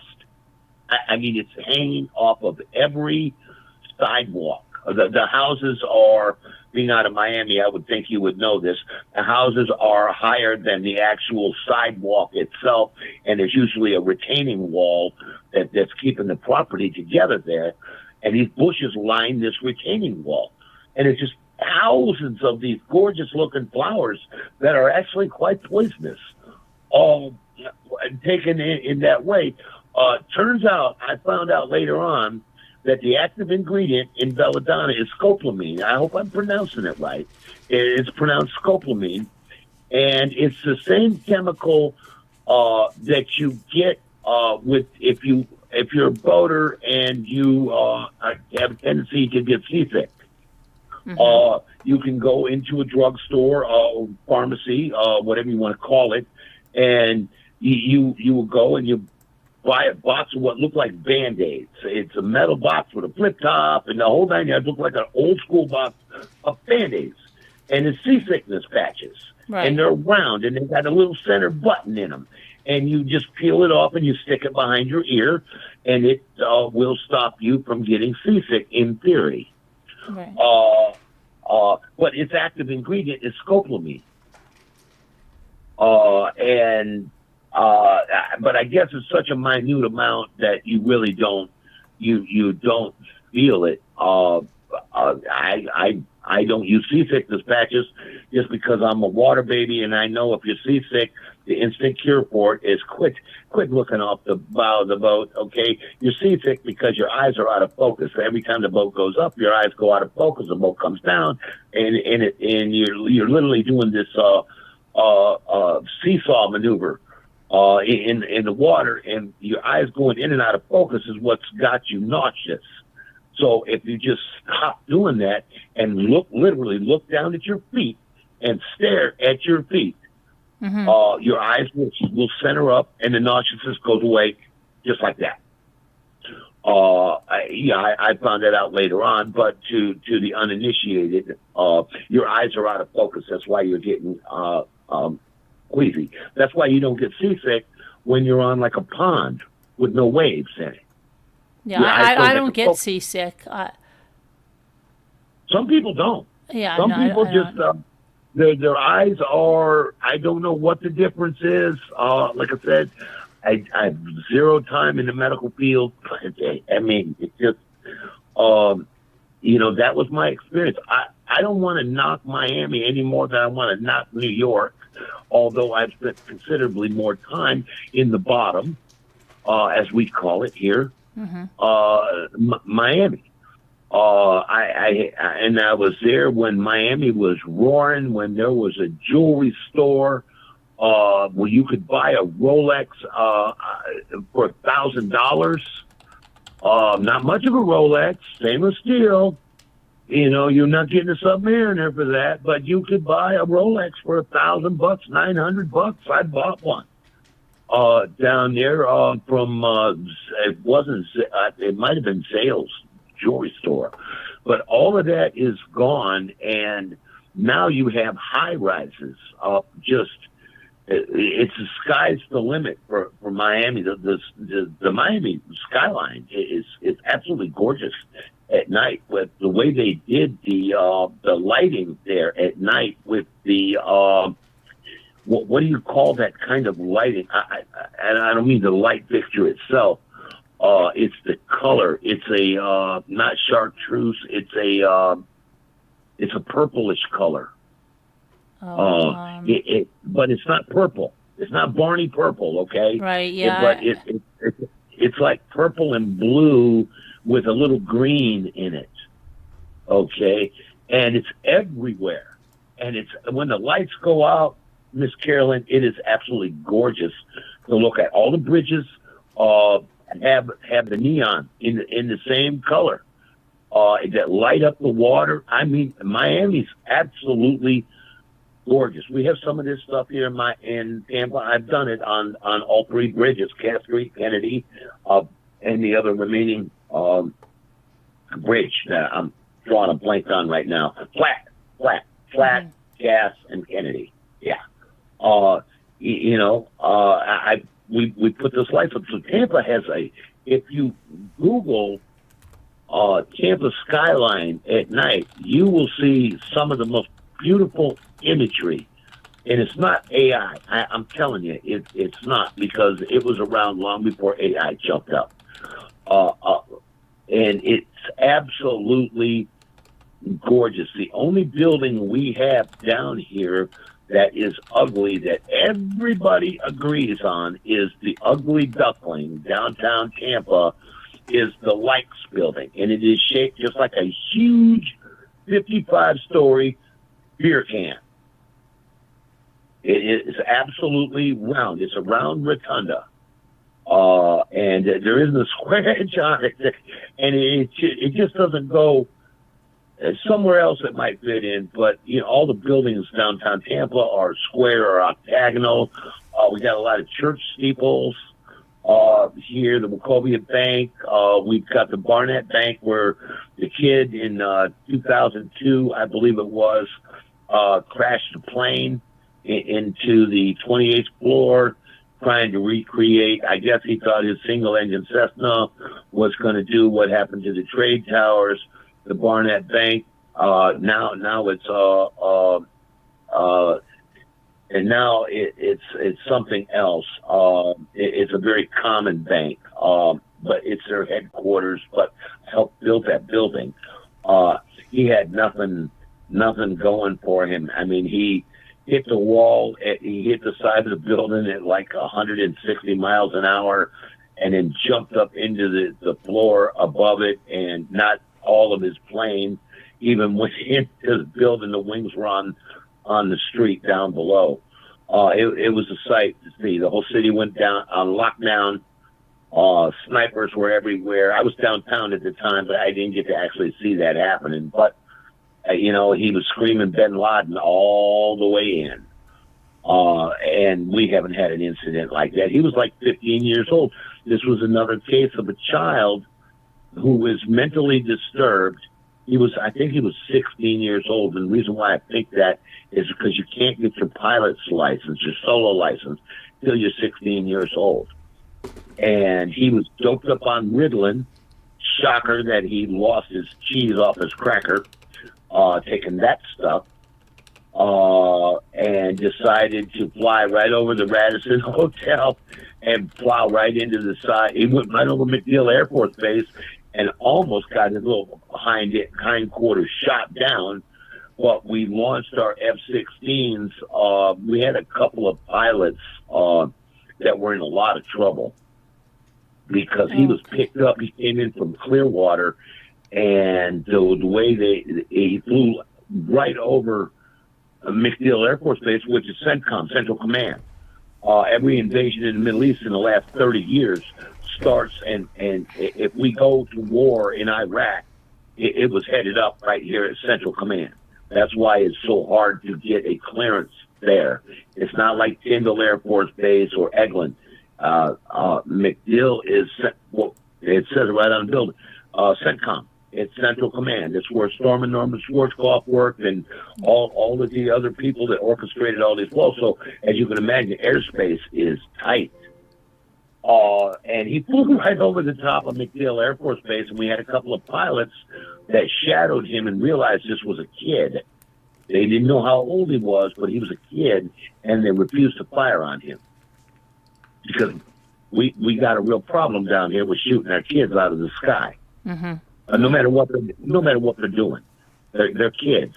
Right. He's in a single engine plane. They can see him. Okay, him personally. And they refused to fire on him, and they got, rumor has it, they got in a lot of trouble. Now, if you try it, you're smoked. Yeah, they're going to get you from the ground with a surface-to-air missile. They took it out of the control of pilots. Now it's done via drone or a surface-to-air missile. You're just shot down. They're not going to have this. And I'll be damned if he didn't fly his plane. They tried to talk him down, and he wasn't having none of it. And he flew right over the Radisson Hotel, which is about 3 stories. And Bank of America is what it's called now. Back when I was doing it under construction in '84, it was called the Barnett Bank. Now it's Bank of America, and I believe it's their headquarters. And it's 52 floors. And he just flew his little plane right into the 28th floor, and obviously didn't survive it. And you know, a lot of people were asking questions about their parents. You know, this kid isn't right. You have him doped up on large amounts of Ritalin for a reason. What are you doing getting him his pilot's license? How do you see this turning out? You know, and so, you know, we made changes to the laws. Anyways, I'm going on, and I want you to get some rest. I promised I would do that Okay. for you. So All right. I don't want to wear out my welcome, Carolyn. That's okay. You're a nice lady. The people in here, for the most part, don't give me any shit. It's just a nice, friendly. You know, you got Scooter Babe. Every female you got there is turned into a babe for me. You know, Scooter Babe, and you know, it's just a really nice, welcoming atmosphere. Yeah. And we talk about some heavy duty shit. Mm-hmm. Okay, which really is in conflict of what you might think would be going on in here. Right. I walked away from it a couple of times because every time I ran into it, you had the auctions. And the first couple of auctions were cool. But then it got kind of old. Okay, I'm not really into the really, you know, the auctions were made to give back to the community because I could let people come here and sell and earn money that wanted to earn money. That's what they were for. That's so cool. Yeah. That's what caught my eye about this place. And then there's you running the show, and Scooter Babe, and Miss Linda, and All Heart, when whatever the list just Heart Made Wise. You know, it is just a whole slew of damn fine people. And it is a privilege to be welcomed here. It is an absolute privilege. Well, you're welcome here, and just like not keeping me up till 6. But I left you guys. I just said, you know, because I that was on you. You could have pulled the plug. Oh no, I just said because Scooter was enjoying it, so I just said, you know what, I can't keep my eyes open. I'm just gonna go to bed, and I don't know. I said let Scooter take care of. I should have. But Scooter wouldn't have been able to shut the live, even if she was able to shut the Zoom. So it was okay because, like my friend said, she's like, oh, so-and-so walks away from their live stream when they're live. Don't worry about it. Well, you know what? How cool is it? Look at that for what it is. Mm-hmm. How cool and how rare is it that a streamer, I used to be a streamer, a decade of it. Right. 2007 to 17. Okay, a decade. I never dared walk away from one of. Well, I used to. We had a marathon here for 10 days. We were on 24/7. You know, so I mean, the very fact. So I would sleep. So I would leave people here. Some of that added. Some of that, believe it or not, well, you probably believe it. Started the problems with the people that I have problems with because. Some of them, like, you know, well. I got a feeling I know what you're talking about. I had some mods that got it in their head that they were all that in a bag of shit, too. Mm-hmm. And that led me Well, my mods are good. The people that did it were not my mods. Oh. The people that did it were not my mods. I have great mods. I love my mods. None of them were my mods. That's the funny thing. And the people that did it, I didn't even, like, I never meshed with them. But I tried, you know. Yeah, but they were my mods. You know, your channel is that, people lose sight of that. I learned this painfully, and I'm not knocking anybody. What I'm saying is that if you cannot assimilate to the nature of a channel, you might think about going somewhere else. Mm-hmm. I don't know if I'm putting that right. Okay, you don't come into somebody's channel and expect them to assimilate to you. Yeah. Okay, and your beliefs. You must be willing to assimilate to the nature of the channel and the host of the channel and the mods of the channel. Now, I did away with this at Zavalware. If you go there, you will see that I am a global moderator. And the reason why I have that term is because I'm in charge of all the moderators. Mm-hmm. And we got a bunch. If you go there, last night there was 1,000 people in there.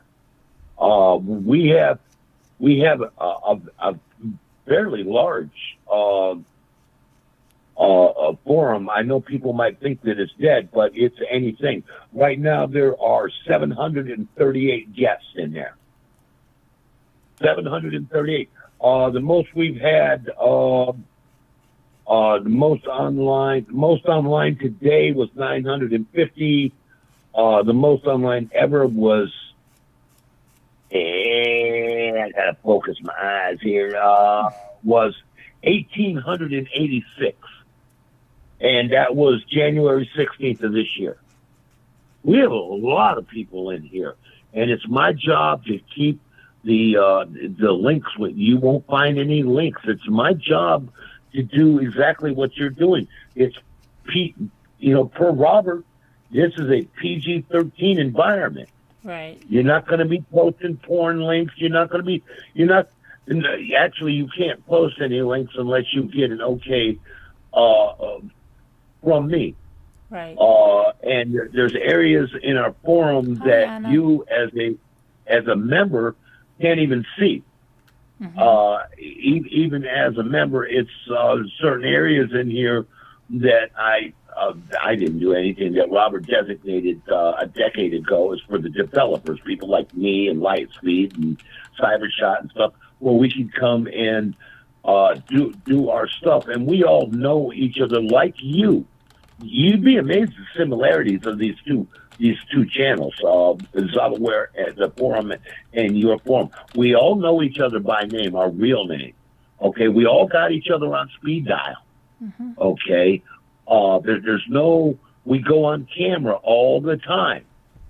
There's an area where you can actually hold like a round table of coders and enthusiasts and stuff. And we look and talk at each other, and we know who we are. And you'd be amazed at who Art is like you. Yeah. Art, my boy Art is like you. He is a retired editor for Rand McNally. Random House. Random House, yeah. He was a senior editor there for 25 years. Mm-hmm. Okay. He is just a wealth of information. We have a lot of intellectuals that come into here from all over the world. You can forget about the United States. I'm dealing with people from the UK. I'm dealing with people from Australia, China. If you come in with your VPN, I got a news flash for you. You're just going to get knocked down. If you're trying to hide your identity, you can come in as a guest and lurk all you want. It's open to the door for that.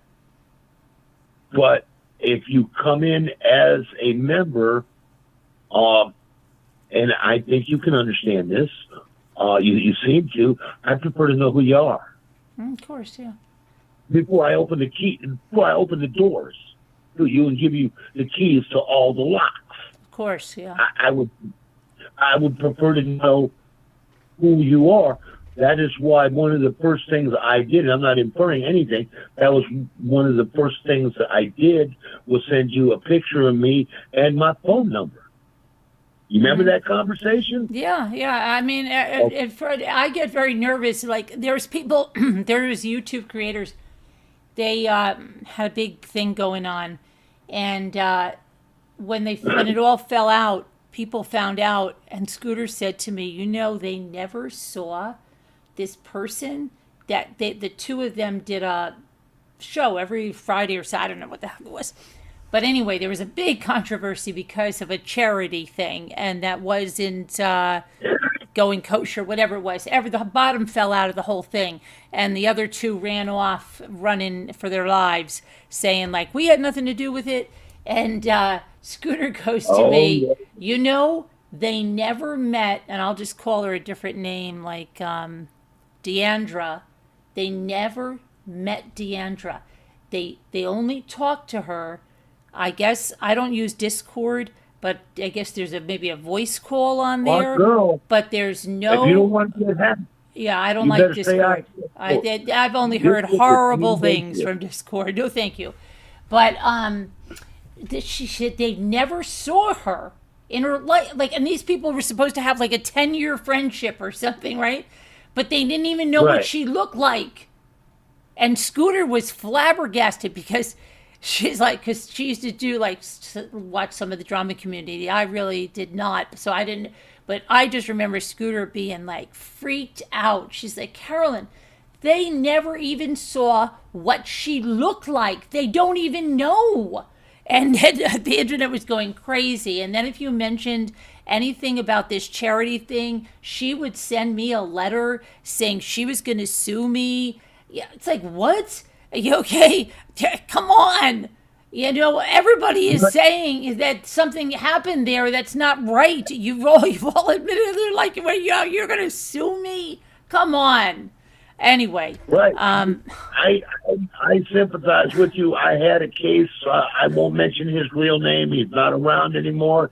He got the message, came into our forum.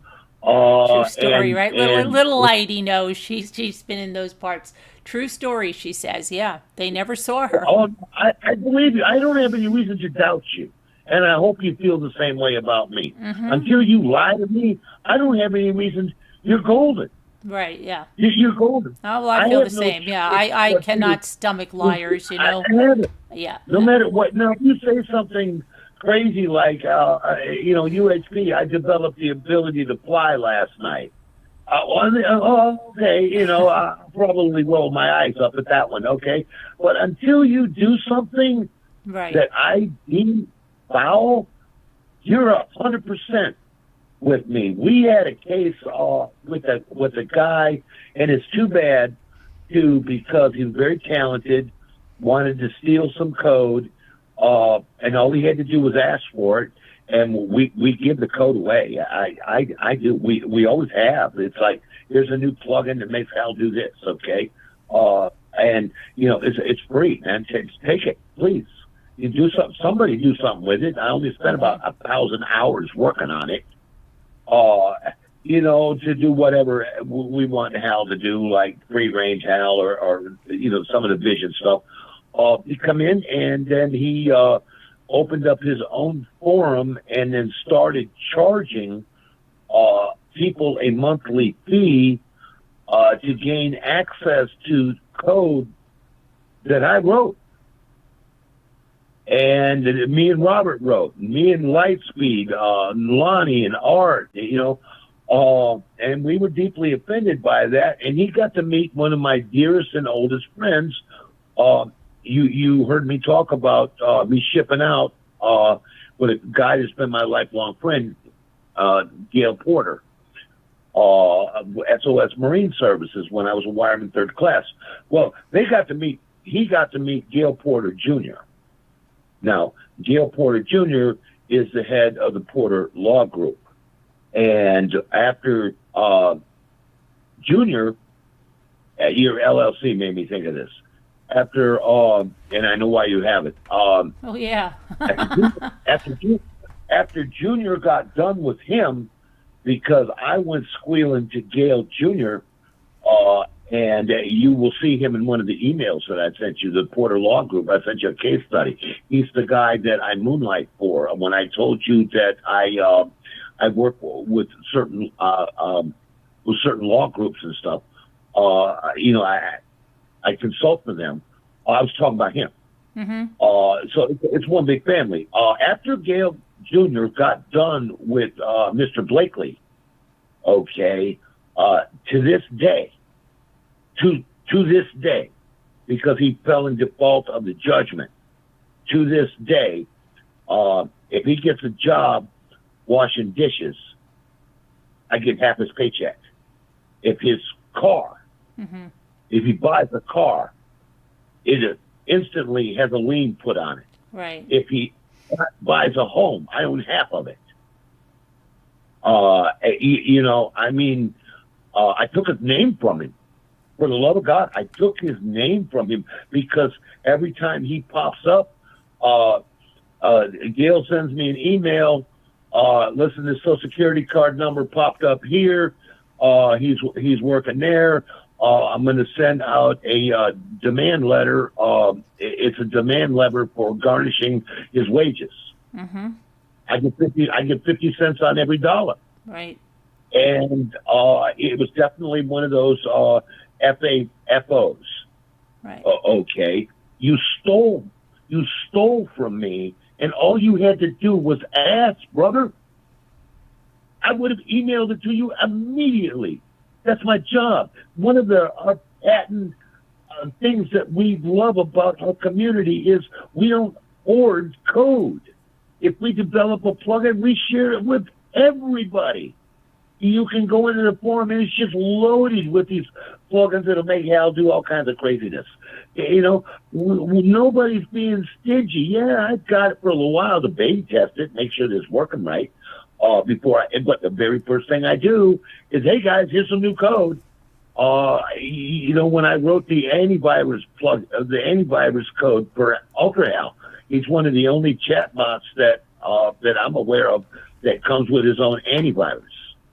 I wrote all the code for that, for Outlook. Right. Covers about 50 different viruses. It's very important that Hal can scan your on command. He can scan your Outlook, and the only bug that you can get in Outlook is this particular bug, and there's like 47 variants of it, and Hal's got them all, and he'll just delete them for you.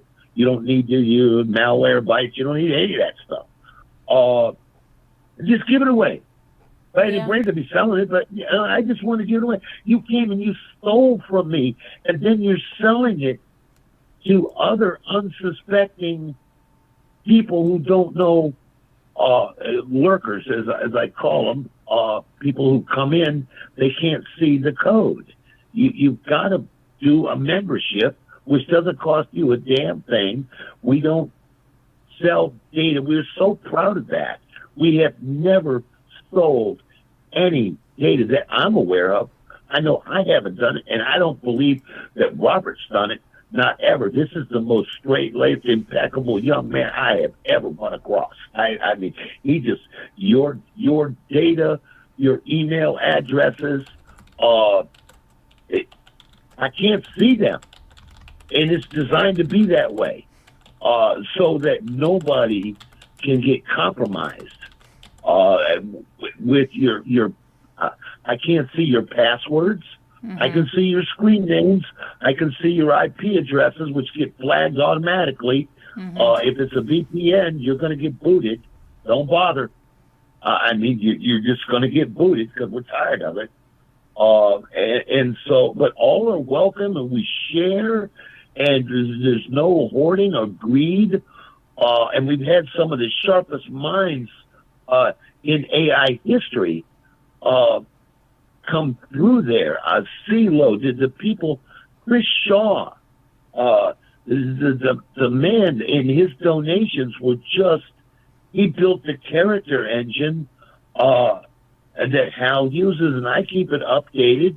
I have all the source code for everything, so I do updates so that it will work on multi-processors and different, up to Windows 11 is buggy for some reason, and I don't see myself digging into it. But from Hal runs on Service Pack 3 through freaking Windows 10.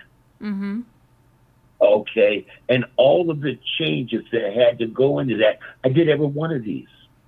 to keep people, to keep the ball rolling. And it's all free, and we're all above board. And we don't. There's no ads. There's no data being sold.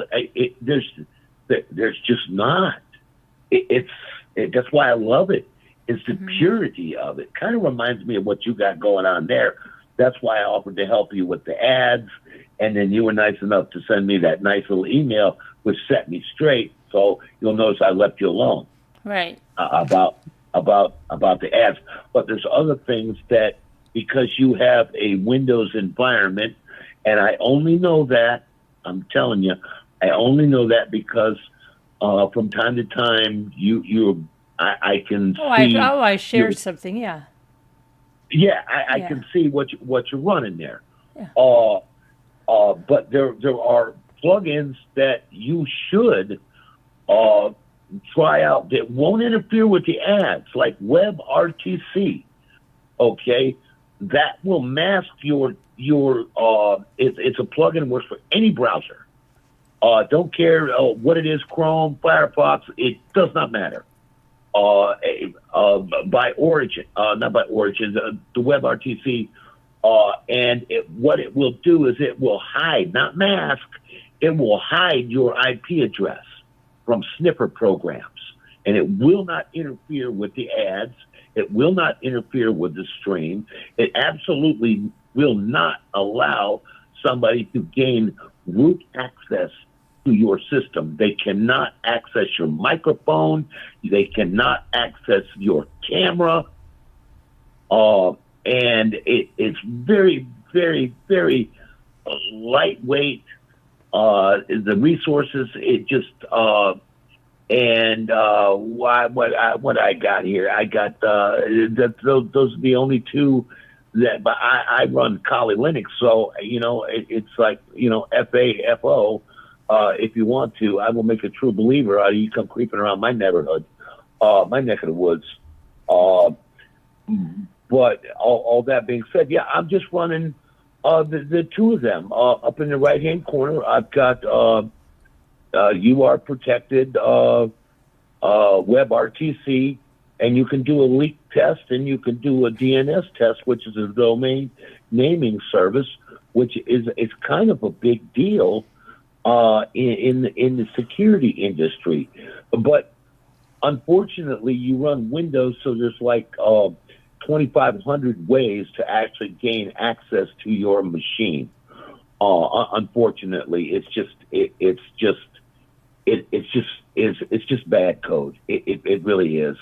And I only brought that up because you seem like a nice lady, and I just wanted to hook you up with that. But you can't use the uBlock because it will stop the ads. But WebRTC, you damn well can use, and you should use. And you don't have to be a coder. You don't have to know anything. I do know how to code, though. I love to code. Do you know? It's like a game. I used to do that. What was that thing that you could learn the code on? Codecademy. Okay. Yeah. No. Yeah, I love that. I built my own websites. I always tell my kids I think I know more than Luke is pretty good, but. Like a lot of them, I felt like I know. My daughter knows a lot of code now too because of her job, but she's the one that told me about Codecademy, and then I started telling everybody about Codecademy, and I said it's fun. It's like a game. Well, if you like that kind of stuff, but I do. Good. See, your stock just went up with me a huge percentage point with that very topic. I code in multiple languages because Hal is. Everything revolves around me with Hal. Okay, I write in for Hal's Mind. Okay, I did that in C++, because of the power that C++ brings. Part of Hal is done in Visual Basic 6.0. Part of Hal is done in assembler language, which is just sexy. I mean that. Assembler code as of 32 is better than sex. I mean, for me, it is awesome. I just absolutely love it. I use it all the time. So I'm rocking about 7 different languages, all of .NET. I've got under control, which is Visual Basic .NET, C#, F#, all of those languages I've got under the hood fairly well, plus VBS, Visual Basic Scripting Code, and JSON. Thanks, little lady. Because I had to learn JSON for the JSON parsing so that I could plug HAL into GPT-3, which we're really no longer using. Everything now is free. If you go to the website, you'll see on one of the buttons, you'll see the beta version, which says 7.5. You just download it, install it. There's no harmful code in there. Okay, it comes with a brain editor and an uninstaller. I mean, it just, right. you know. But we're going to have to talk about this another time because it is 3 o'clock and I'm going to give a quick update on Guthrie, play the word game, and then Carolyn is going to bed. Because I've got Ash Wednesday tomorrow and I have a meeting I just found out 6 to 7 o'clock. I'm triggered. I'll keep running my mouth. Go ahead. Okay. All right. Okay, so let's see. I'm looking at little lady. Yeah, you can go push a button. We're going to go through the updates because Mr. Wu hasn't heard the updates. The biggest updates, Mr. Wu, today is that we're back to square one with the DNA. The DNA was put through CODIS, didn't match anything. So now they're going to go through like the ancestry, the IgG, and start to see if they can connect the dots. Anyway, that's how they found the Golden State Killer, through doing that. And it could take, they said 20 minutes, and it could take 7 years, and it could take more than 7 years. It's going to take we don't know how long it's going to take. The other big thing is that he said, the sheriff said that Google has the cameras, the other cameras is what they're saying, and they're trying to get the video from them. So who knows? Tomorrow we could wake up like we did that other day and have those images and videos. What?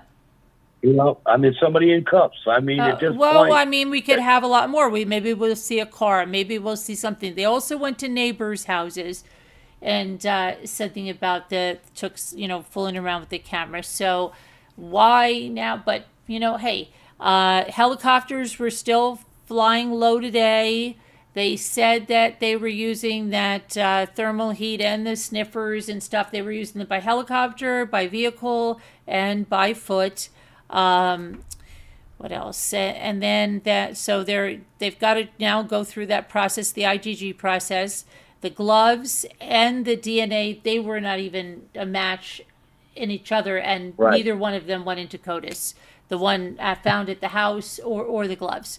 So, yeah, they're back on that one. And what else did we get? Let me see here. They went around to the houses today. They had a little bit of that ransom note with Harry Levin saying, Harvey, not Harry. Oh my gosh.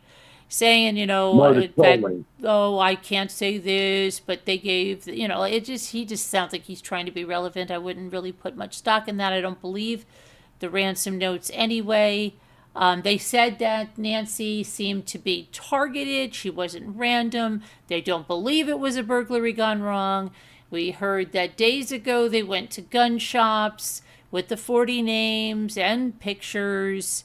What else? Now they also went to the gun shops to ask about what the heck was the other thing.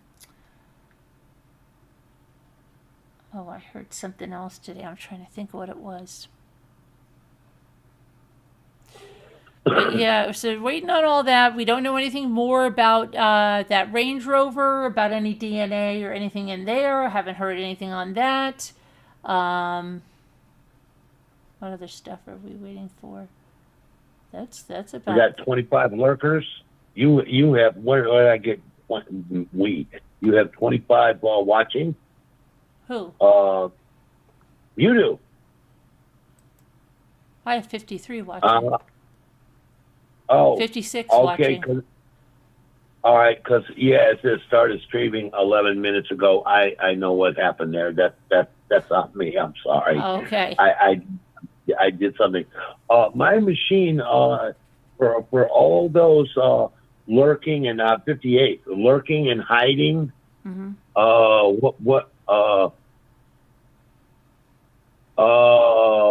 I just got a CAPTCHA. Okay, it's the first time I got a CAPTCHA in the chat.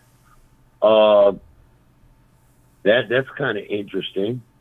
But I think that it's going to be fine here. Anyway, so we're good. I think that's okay. I think that's about. I'm just trying to figure out. Mr. Wu hasn't Mr. heard. Wu? Mr. Wu missed the update, so I'm just trying to bring him up to snuff here. I think that's about it. So tomorrow, who knows what tomorrow brings? Really, we could wake up just like we did that other day, and nobody knew that they were going to have camera footage, and boom, it was all over the place. So, or we could just have another day of nothingness. I don't know. But they do say they have the cameras, so we'll see what happens. At this point, I gotta say, I feel very sad over this this entire situation. I'm starting to accept what I didn't want to accept. I wanted this old lady home and safe. I didn't even care if she was damaged. I didn't care. You know, you can heal. Right. You know, I just wanted her home, safe with her family. And unless but where is she? Where is she though? Yeah, we don't. I mean, they had a 10-hour lead time, and if all this stuff that they're running to ping off of that pacemaker, obviously, it's not. She's nowhere local. You know, where is she? She's nowhere local. If I had to just take a stab in the dark at this Miss Carolyn, and she happens to be alive, okay, which is a mighty big if at this point. But if she happens to be alive, then I will fall back on my original statement. We are going to find here in one of these U-Haul, you lock it, you store it, climate-controlled environments. That at this point is about the only hope of survival. She's been off her meds for so long now that I'm just really little lady. I'm just really sad about this whole thing, and I will never understand why. Hi, Sandra. I will never understand why this happened in the first place, and more importantly, how this was able to be done by this Colonel Fester Muppet. And I'm being generous. Forrest Gump clown, and apparently got away with it. I don't know. Forrest Gump, you know, he knew what love was. He wasn't a smart man, but he knew what love was. I don't think he'd hurt anybody like this, Forrest Gump. No. It's just the mentality. This guy just reminds me of the way he walks up and the way he's carrying his pistola. But Forrest Gump could run. Forrest Gump could run. Forrest Gump could run. He could run. Put him up and put him down. Yeah. He could put him up and put him down, and he was no coward. He was a hero. And play ping pong. I loved him so. I just won't refer to him as Forrest Gump anymore. No, don't throw shade on Forrest Gump. Yeah, no doubt. He'll just revert back to my original statement, a Muppet. So you go ahead and you play your game, and I'm going to kick back and watch you play your game. Okay. So all right. I pass out. Okay. I'm crowding close to 40 hours now. Yeah, you better get some rest or you're going to have hallucinations. 48 hours you have hallucinations. I know. I can't wait. Yeah, you'll Maybe see I meet God. you'll see the Maybe I tree. meet God. You'll see the tree. Maybe I'll meet God this time. Uh-huh. You know, that would be worth it. Yeah. Anyway, I'm joking. Get out of here. All Push the right. button. It disconnects me. Okay. Yeah, you just hit that. You see the button on the bottom or the top? It says leave or something. Okay, I'll do it myself. Yeah. There you go. Okay. So here we go. Let's play this. But I don't know, you guys. I mean, oh, does anybody here celebrate? Anybody here? Well, I don't know if you celebrate. Do you observe? Does anybody here observe Lent, Ash Wednesday starting tomorrow? And if you do, what are you doing? You don't have to give something up. Everybody thinks you have to give something up for Lent. It doesn't always have to be giving something up. It could be doing something extra. You know, you want to be extra. So it could be doing something extra as well. Like say that, oh, I'm going to read 10 pages from the Bible every day, right? Hi, Julianne. How are you? So tomorrow starts Lent, right? And Jimmy just made this great, it's the unstuffed pepper soup. So we had some of that tonight. We can't have it again tomorrow because tomorrow's Ash Wednesday. Can't have meat. Can't have meat now on every Friday. Well, this is what we do. I mean, you can do whatever. But until Easter. Anyway. But I have to think about what I'm doing here for... I think I know what I'm going to do. But I then just found out I have a meeting, a really important one, 6 to 7. So I've got to see, because I think the church, I got to check on that one. Okay. But yeah, if you are giving, if you are observing Lent, what are you doing? What are you doing? I'll play the daily puzzle, but let me know what you're doing.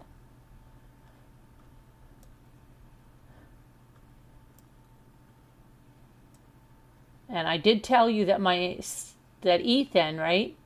Ethan didn't even hear of the Nancy Guthrie disappearance. Okay? So while we think like the whole world is consumed with it, you know, I got to ask Luke.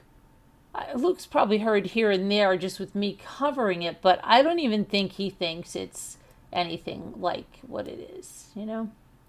And B Lady, I had the video for you of the boys. I had 3, well, Luke and two friends, good friends, and they were taking down, well, cutting up some trees that were down. Okay, they weren't, and the one in the back is just in this crazy position, and we've worked to get it down. And the one kid is pretty, you know, I mean, he's done a lot of stuff. They have a ranch where they live. They own one of the oil companies, and he got the chainsaw stuck in the tree, but then he got a car jack. And B Lady said, well, what a car jack? I said, yeah, but they jacked it up with, I don't know, they had some wood there, they got some jack, they had like a mallet, and they got the chainsaw out of there, and they got a little bit more of it cut off, but it's not done really. I think that we have so much snow too that I probably won't even let it slide down correctly, so they'll have to wait till that thaws or something. But yeah, but that was, yeah, I was just, you know, freaking with that, just making sure that there was no freak accidents or so, yeah. But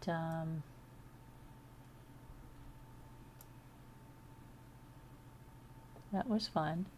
So Doki Daisy, hi. Test, very good, Doki Daisy. So nobody is giving, nobody observes Lent here. No, okay. Hi, Maria. How are you? So tell me, Maria, do you observe Lent? Does anybody here observe Lent with me?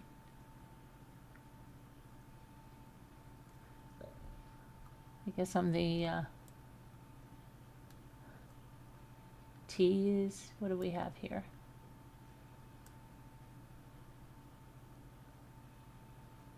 Steed.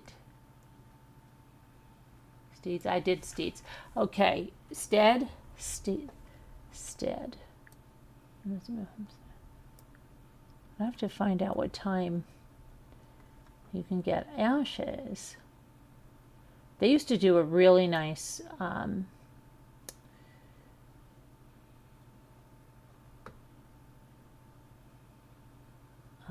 service for ashes in where I grew up. Oh, you want to hear the craziest thing today? You want to hear something absolutely crazy? How long have I been friends with Rosemary, right? I've been friends with Rosemary a long time, you know, since 7 years now almost. Okay. And I go to her prayer group, and I go to other functions for Joan's Joy and all that stuff. And I've met a lot of her friends, and then I met her up here, right? I met a good friend of hers who's now a good friend of mine. But anyway, I go into this Zoom tonight, and I'm looking around at the names, and there's this one guy there. And I look at his name, and I said... Now, remember that Rosemary lives like a few towns over from where I grew up, right? So listen to this one. So I look in the Zoom, and everybody's got their camera on that I'm looking at. And I said, I don't want to put his name out there. So I'm just going to say, like, let me just make up a name. Fred Meyer. Can I just say something? Fred Meyer, did you grow up in, you know, and I said my town, because we lived on the same freaking street, okay? I think he was a year older than us, and I was friends with, I'm still friends. It's funny, but you know, like, you hear all this stuff about suppose that I don't have friends. I just told you about the friends I have in Florida I'm still friends with, but his sisters I'm friends with still on Facebook, okay? But we grew up together. So I go, did you grow up in blah, blah, blah? And he goes, yes. And I said, oh my gosh. I said, I was your neighbor. And he goes, oh my gosh, I recognize you. And he's like, I remember. Yeah, and you're friends with my sister, blah, blah, blah.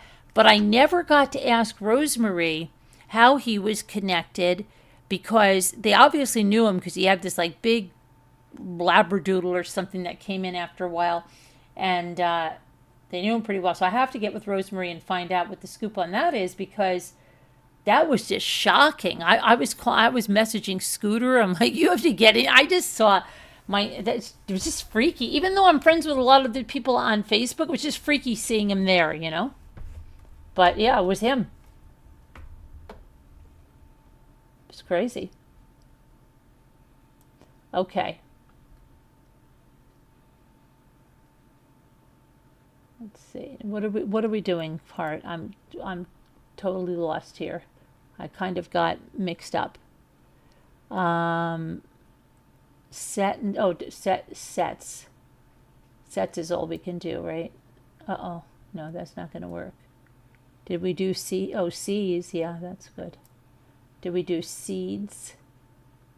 What about seed? Yeah, we did that. Steeds we did. Detests.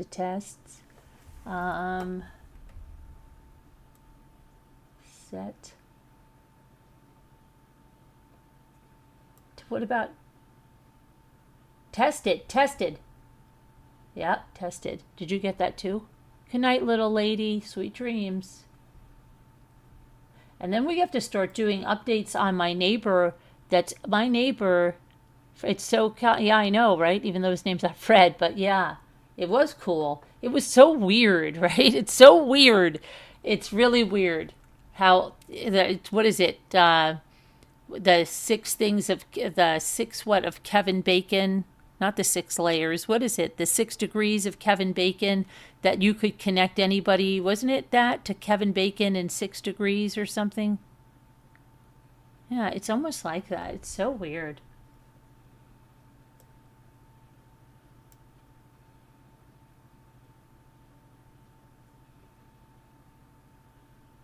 Let's see. But no one is...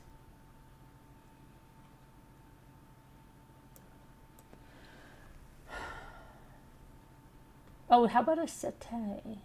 No, no. Is it satay?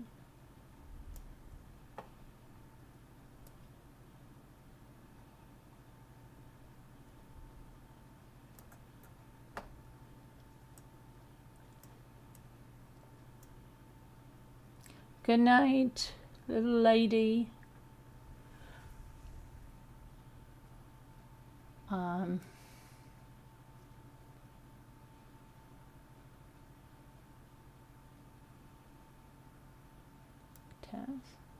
What do we have there? SETTS heart?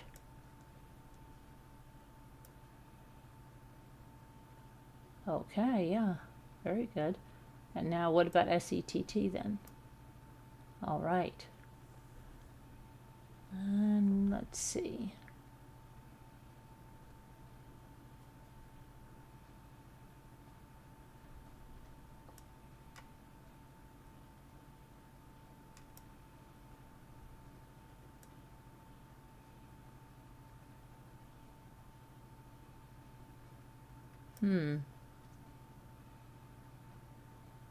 Oh, so let me tell you about Jones Joy, okay? So Jones Joy is having their fundraiser, and they have vendors, right? They have this, I don't know how many years in a row they've had this, but they have vendors like somebody from this spice company. I don't know whether they had somebody from Norwax. If you know what Norwax is, they have somebody from some jewelry company. But then they also have people that like knit things. They have this person that knit these really cute little octopus keychains, and they were really reasonable too. Anyway, a bunch of little things like that. I'm trying to think who else. And then some lady that made these like rustic craft signs. Well, Rosemary asked me at the last prayer group, did I have anything? And at first I thought like, nah, I don't have anything. And then I thought, wait, I do have stuff. I have the shells so then like John said, of course I always go like above and beyond and think that I'm not. So I set up a website for them on, I opened up a Shopify. I put all of them on a website. So this is what I've been doing in the days when I'm telling you I'm doing this stuff. I'm photographing all the shells, listing them all, doing this all exclusively for Jones Joy. And then I started adding some more of the decoupage products in there and a couple of other things. And anyway, when we got there tonight, the purpose tonight was, I didn't know it was going to last that long, but I guess it was good in a way because apparently YouTube was down, right? But started at 7:30. My goodness, we didn't get almost done till about 10 o'clock. And what we did was like just told a little bit, but John was able to bring my website up. So then the woman that I know with Rose, she goes, wow, Carolyn, that was really professional that you did all that. Because later I found out some of these people that have things like, say, Heart, you went there, right? Some of them didn't even have anything set up so that like you could go somewhere and let's say you wanted, I don't know, one of those signs, okay? Well, you'd have to pick it up at Rosemary's house, okay? So I wish that, I don't know, I could have told that lady, if you're able to ship them out, you're probably going to sell a heck of a lot more, right? If like somebody could buy it, I don't know. But I might talk to her because I think, I'm not sure how it works, but I think it works that she does this through like, I have to look, it's a period of time. And then we're all giving, 20, 25, whatever percentage we've decided with them, we're going to give that to Jones Joy of the sales. And so, yeah, that's what I've been doing. So I had to list all that stuff. But that's what I'm saying about me doing like the website and everything. And I'm thinking I'm not doing enough. And then I got there and I'm like, oh my gosh, I could have helped some of these people. I thought they all had, I don't know. So some of them they're like on a very local basis. So if you can't go and pick it up, I think they said one lady was going to ship the knitted things, but it was I'm not even sure if she had a website or she just had an email. But yeah, but I could have listed them on my Shopify, I guess, and then settled up. I don't know, maybe I'll have to see. But I was setting that up, and that was a bit of a little headache, but I set it all up and got it done. So we'll see how it goes, right? It's for a good cause.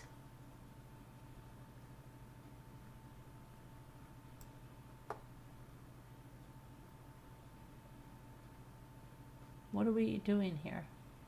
What is this for? You came in at the very end, right, Hart? And then they gave away a $250. Somebody donated a $250 gift card, and they gave it away tonight. So the lady with the spices won. So she said she was going to put that towards her Hawaii fund. That's nice. Because her son is in school in Hawaii and going to graduate.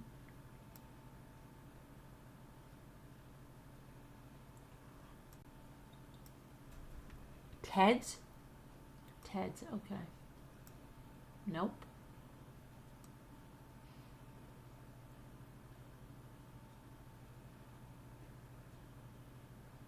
What is it? Teed. Okay.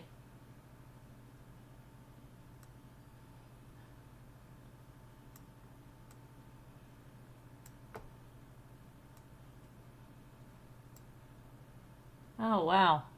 Process of elimination.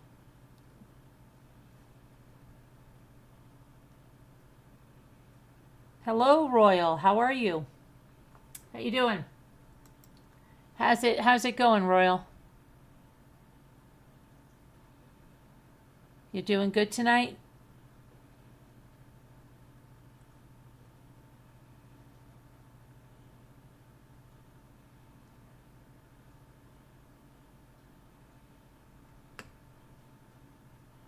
What about that lady that broke? Oh my gosh, Hart, did you hear that? Oh my gosh, did you know Gia was on? Oh my gosh. Hart, that's what I mean about having secondhand anxiety, right? She had to be somebody brand new. I'm not going to say who I think it is here.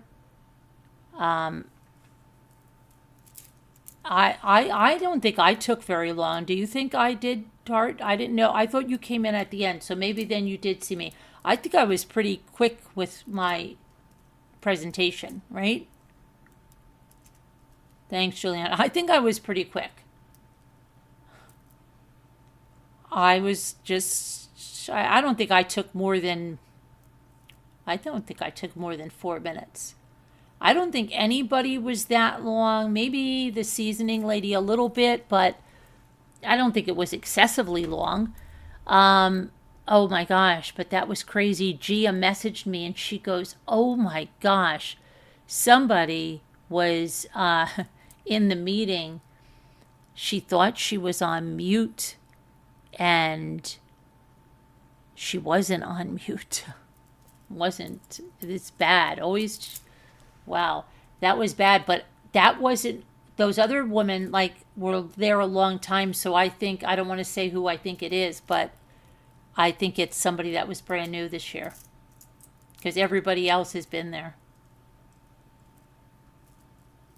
It's bad. I felt bad, you know.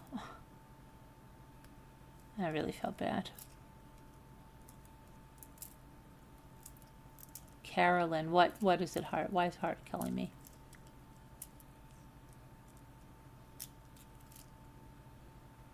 Yeah, she said she worried. You think she was worried? Oh, you put Oh, I'm sorry. Do you think she was worried that they weren't playing her video on time or something? Because they were going to get to everybody. I think they were just going in order of the people that had been there the longest, but I don't know.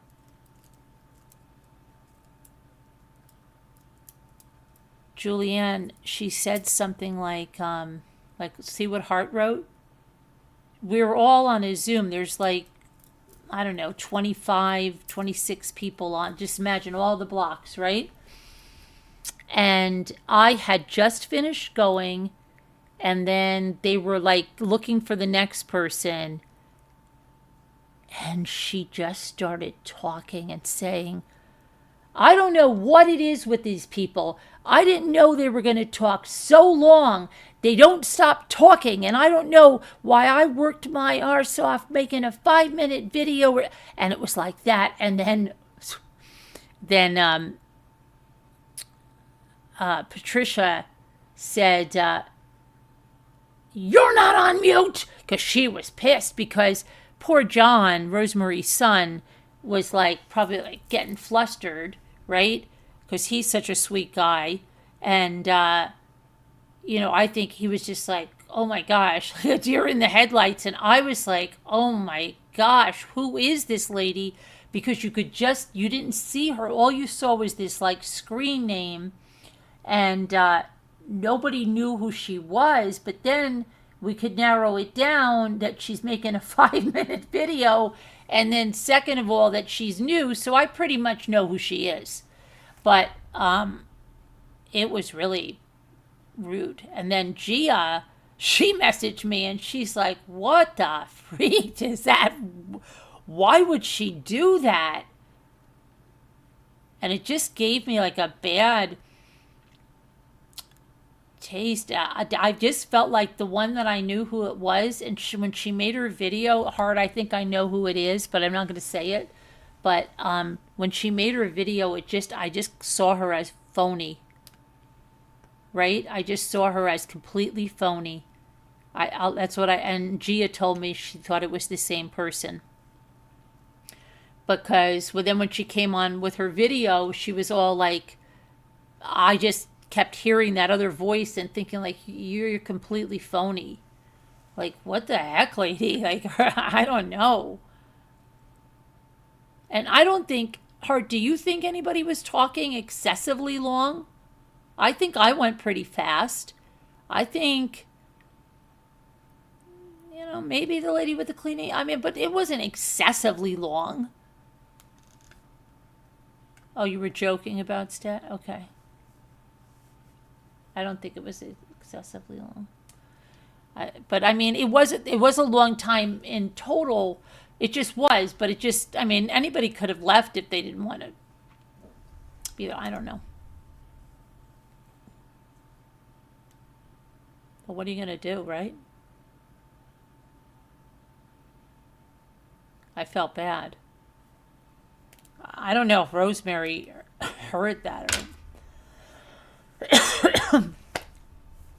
But it was bad. And again, I just thought like, I don't really trust you now because you're mean. I mean, it's a foundation charity you're at. Maybe she just was having a really bad day. I don't know. Yeah, I know. It's odd. I don't know. I think I don't know. Maybe having a really bad day. Who knows? But yeah, I'll figure out the stuff and I'll promote it over here if somebody wants to go over there and buy anything from maybe some of them that do ship. I think there is a lady that does Pampered Chef, so that must ship. And then they have the one that does the jewelry. What was the name of it? That wasn't Park Lane. What was that jewelry? What was that jewelry?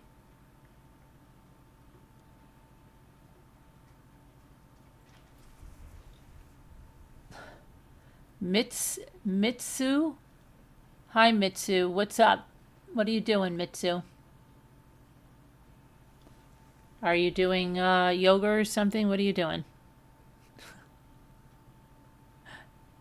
You having a good time tonight?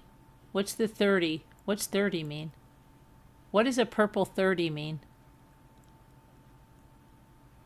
I don't want to say it here Julianne. I'll message you if you want me to. I just, because I'm not 100%, I want to be 100% sure it was her, but I'm pretty sure because Gia felt like it was, and you don't think anybody, they talked about their products that moved along. Yeah. Yeah. I was hungry because we hadn't eaten, but I mean, I was still being there and just listening, and man, tell us how you really feel. But it was weird because if it was who I think it was when she did her presentation, she tried to act all cutesy and stuff. See, I thought it was that one, Hart, or the other lady, but I think that other lady's been with them a long time, so she would have known. I was just trying to match up the voice, but I think it was that one. I wanted her, you know what I wanted so badly? I wanted her to win. I wanted that box to win one of the prizes, so she'd have to talk. Right? I wanted her to win one of the prizes. You think she had to hear it? Yeah, I was messaging with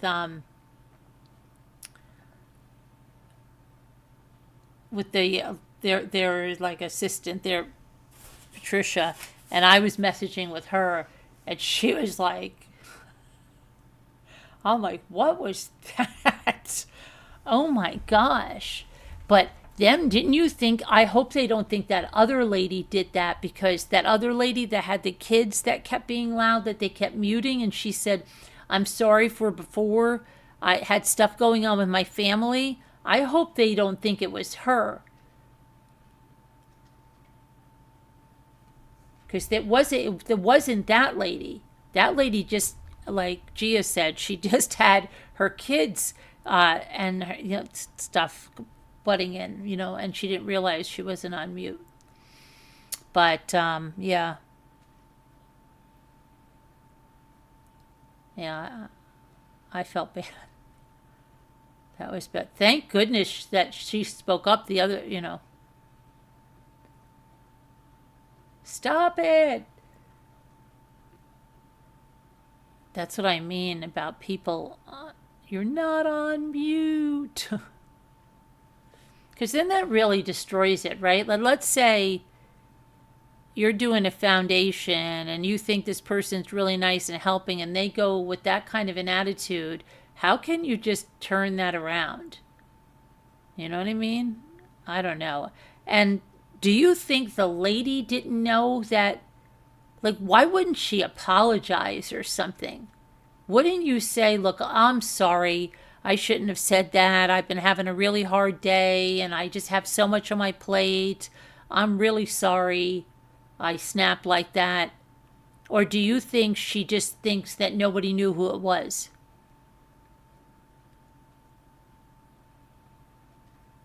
I don't know. Right? What would you have done? Don't you think you would have tried to apologize and say, look, I'm in a crappy mood. I didn't eat or something, and then I've got like all these obligations. I'm so sorry. I didn't mean that. I don't know. Wouldn't you think so? But I think maybe she thinks nobody knew who it was because she didn't have a name on her thing. But I saw whose box it was.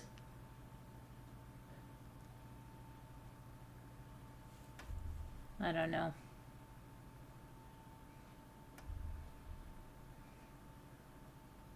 I would have said something, I think. I would have felt like a piece of crap if I said something like that. Oh my gosh.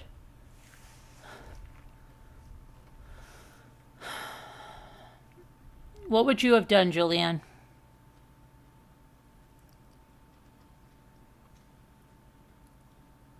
What would she... I think Julianne would have apologized.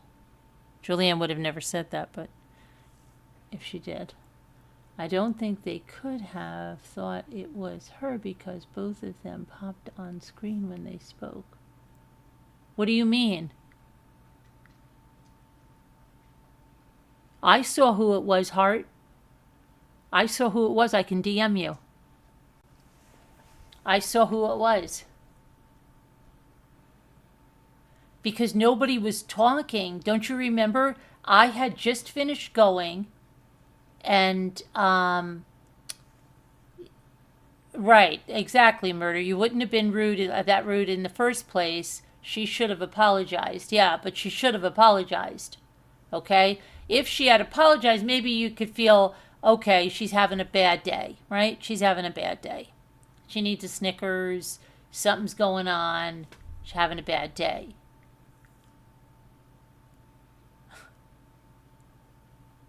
But, and I was the one that just finished going. So I was like, wow, is she about me? Like, I thought I was really quick. But, yeah, I don't know. It was awkward. But don't you remember? Remember, I think John was trying to figure out if we should do a movie question, a movie trivia question, or go to the next person. So nobody, I was like talking hard, and then she kind of got on there, and then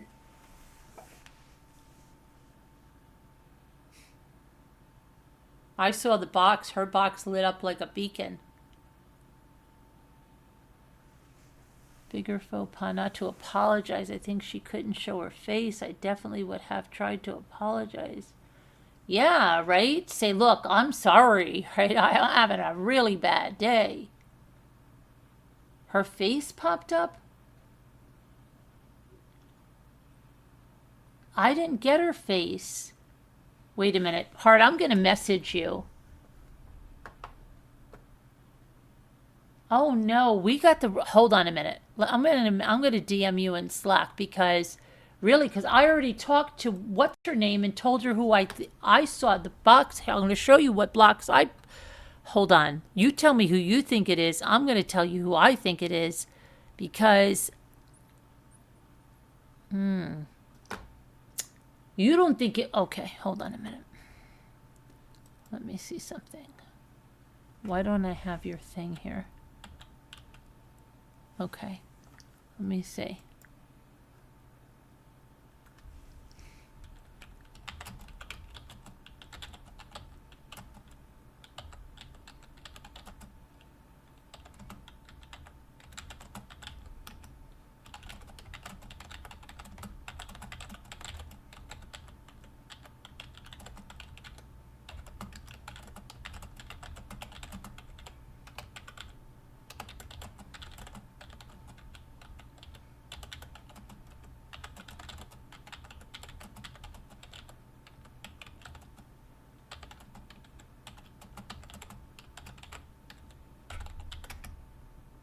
Okay, I wrote you a message.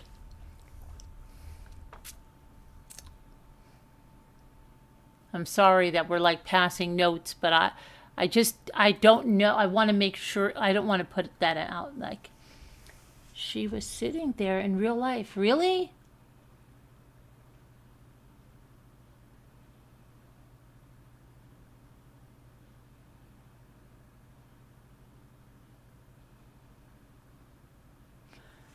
That's so weird, Hart. You go look what I saw that I wrote you that I saw.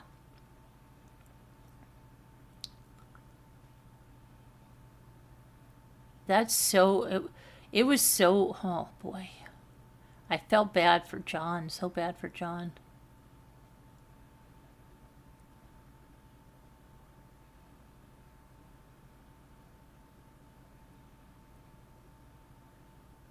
I think everybody was flabbergasted. Hard, I really do. I think everybody, we were all taken back.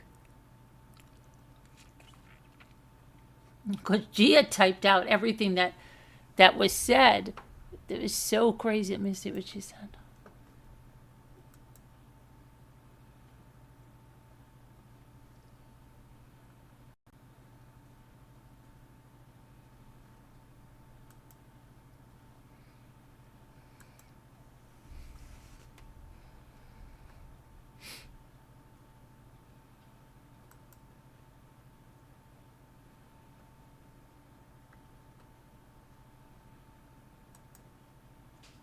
Okay, Gia said, what was that? She goes, she was saying these people talk forever. I did a 5-minute video. And she goes, and then they told her to stop. But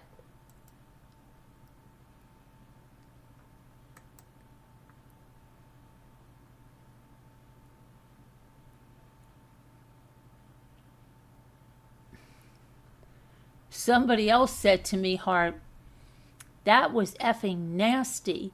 LOL. OMG, Carolyn. You know? And what the heck?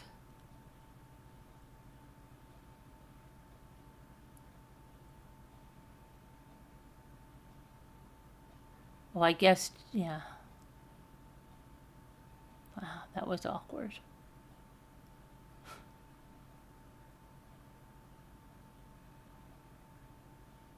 But I really think it was the... Let me see what you said if you answered me. What did I do? I just lost my note. Hold on, I'm going to check. If you answer me or you didn't answer me. Let me see.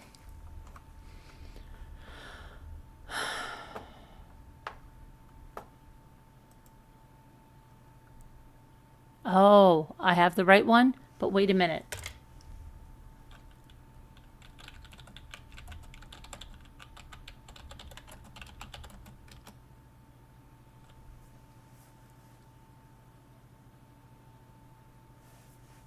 I never saw her really there. That's funny.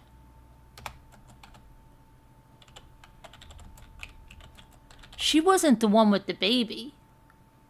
No, right?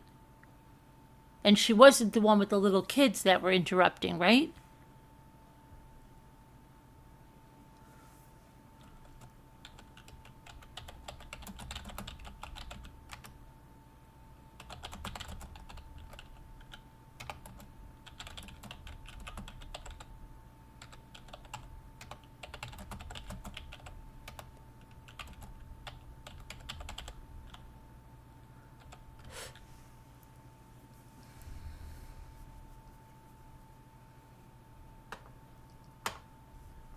That was the new lady.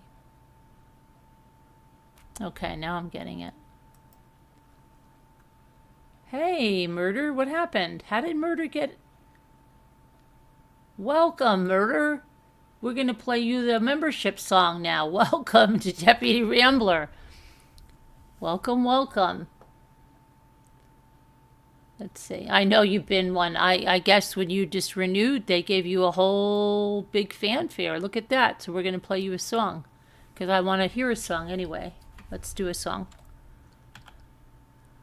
That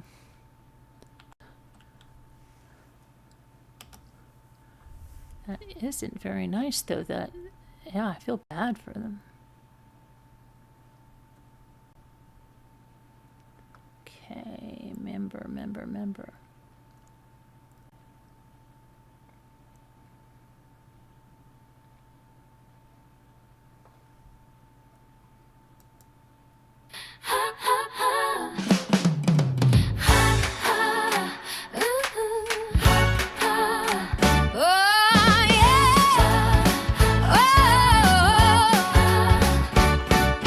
Hey there, Rambler, pull up a chair. You're part of the family, loves everywhere.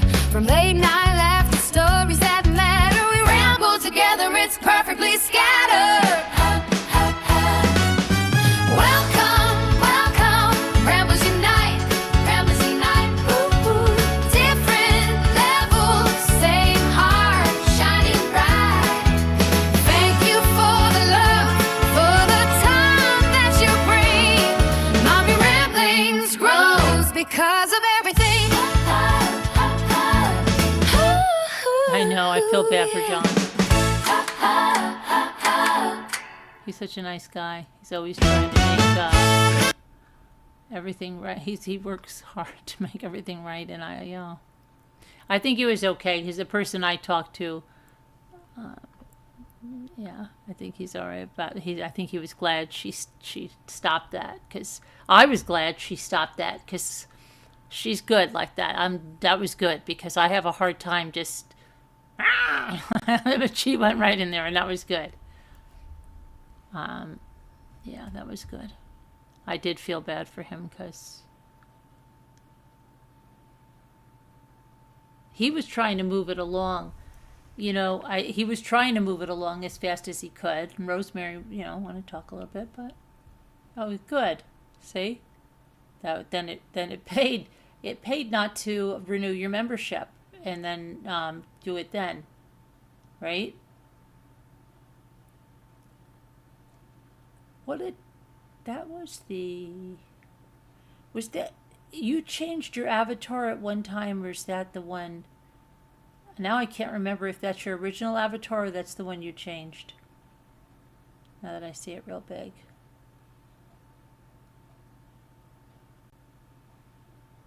Not the Chinese New Year lady. Yeah, that lady her kids were just interrupting and stuff, but she wasn't mean. She wasn't mean.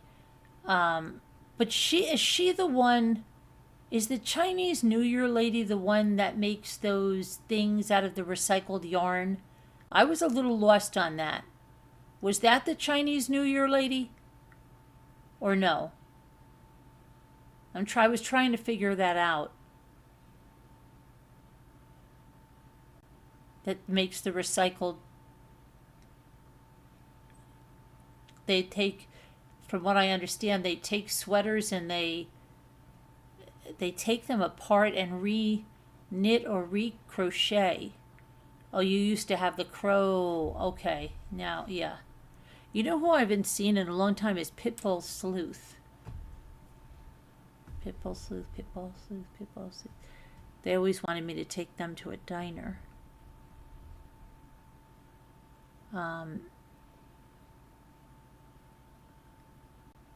You're lagging big time.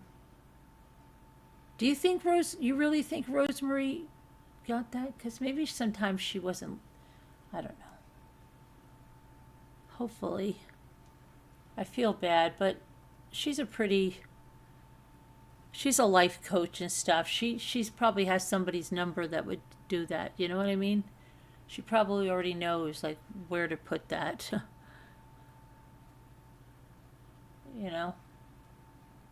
She's pretty sharp. Like that. I wanted to ask her if she heard about Nancy Guthrie. Ever since talking to Ethan, and he knew nothing about it, and nobody around him knew anything about it, I just wondered how many people really don't know anything about it.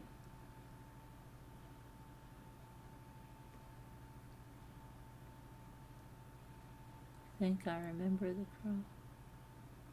But just tell me if the Chinese New Year is the one that made the recycled stuff.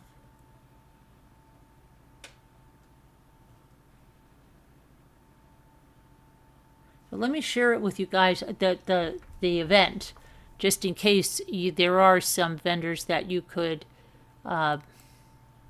get something shipped and help out the foundation. Let me just show it to you. Let's see if they have it up now, because I got to see what dates this runs and everything. Alrighty.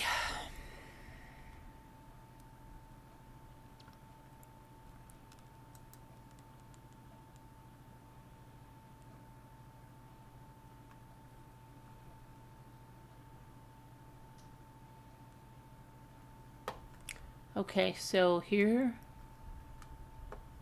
the website. Come on over, website. Come on over, website. Events.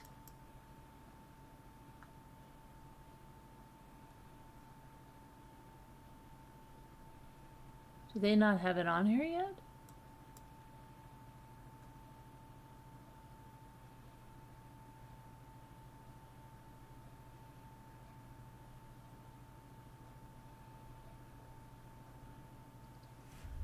That's strange. Is that not strange? Let me check on Facebook.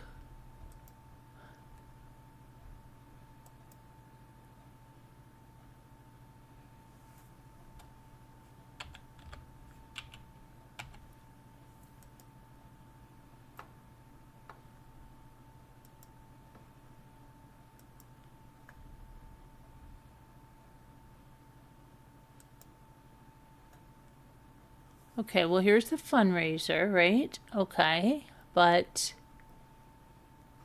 that was for the event. Maybe they haven't put it up yet because I think it's... When is it happening? Let me see. We hope you join us. Then that's... What is going on here, Heart? This is weird. I'm seeing stuff from 2025 on here. Am I on the right page? This is... Oh, maybe this is their archive? This must not be the right page. Hold on. Very strange. Oh, that's a group, not the page. Hold on a minute. Let me go to the page. Oh, here we go.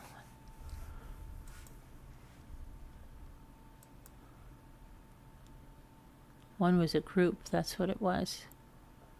Okay, let's see. All right. They have the video up here, Heart. Okay. February... When is it going to be?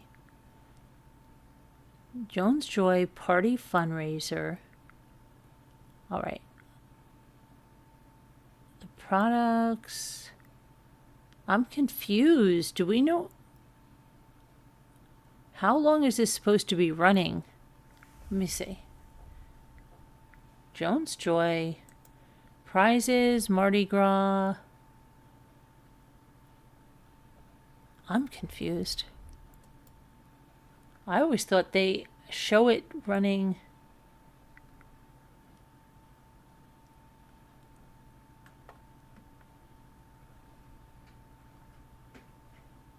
It says go to jonesjoy.org to browse and shop. Why am I not seeing it?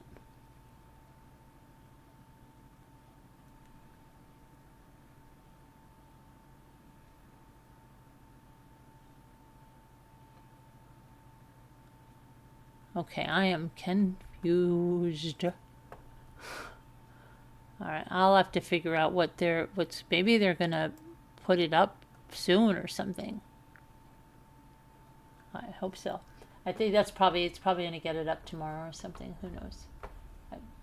I think it's the 20th. It might start the 23rd or something. I think tonight was just an introduction. But I thought the yarn lady was very sweet. Oh, you mean there were two yarn ladies, right? Because there was the one yarn lady that I don't think she came on. They just showed her products. They were on the deck, remember?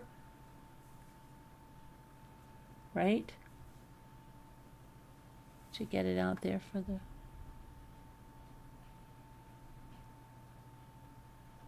Remember the really cute, like, octopus keychain and stuff? That was really cute. Did she say that was only like $7? That was super cute. I want to get one of those. And a couple of other things she made. They were super cute.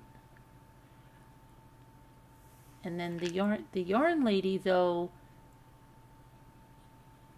because the one lady you have to go into her store. See, that's what I thought was weird. Right?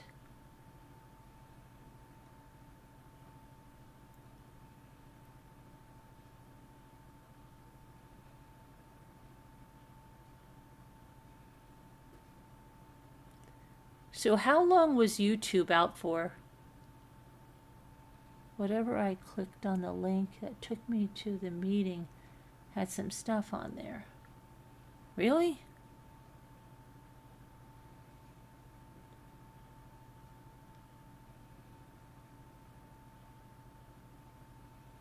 I don't know. I don't know, but let me see. I think I'm going to go to bed. Tomorrow we'll see. But nobody's told me, nobody's doing the Lent, right? Okay, so I thought I'd have a partner, but not having a partner. I have to figure out what I'm doing here. I think I'm going to be adding something. So anyway, and I got to figure out about these services. But thanks for hanging with me. Love you guys. God bless. Prayers. Stay well. Be good. Remember to be on mute and don't say rude things about people. because you shouldn't. You should be a nice person, especially when a person has a foundation and you're trying to help them for the children. Do it for the children. All right. Have a Snickers so you don't feel that way. And you would forgive somebody if they really were having a bad freaking day. She should have apologized. Okay. Anyway, love you guys. God bless. Prayers. We'll see you tomorrow. Be good. And we'll see what tomorrow brings. Good night, everybody. Thank you.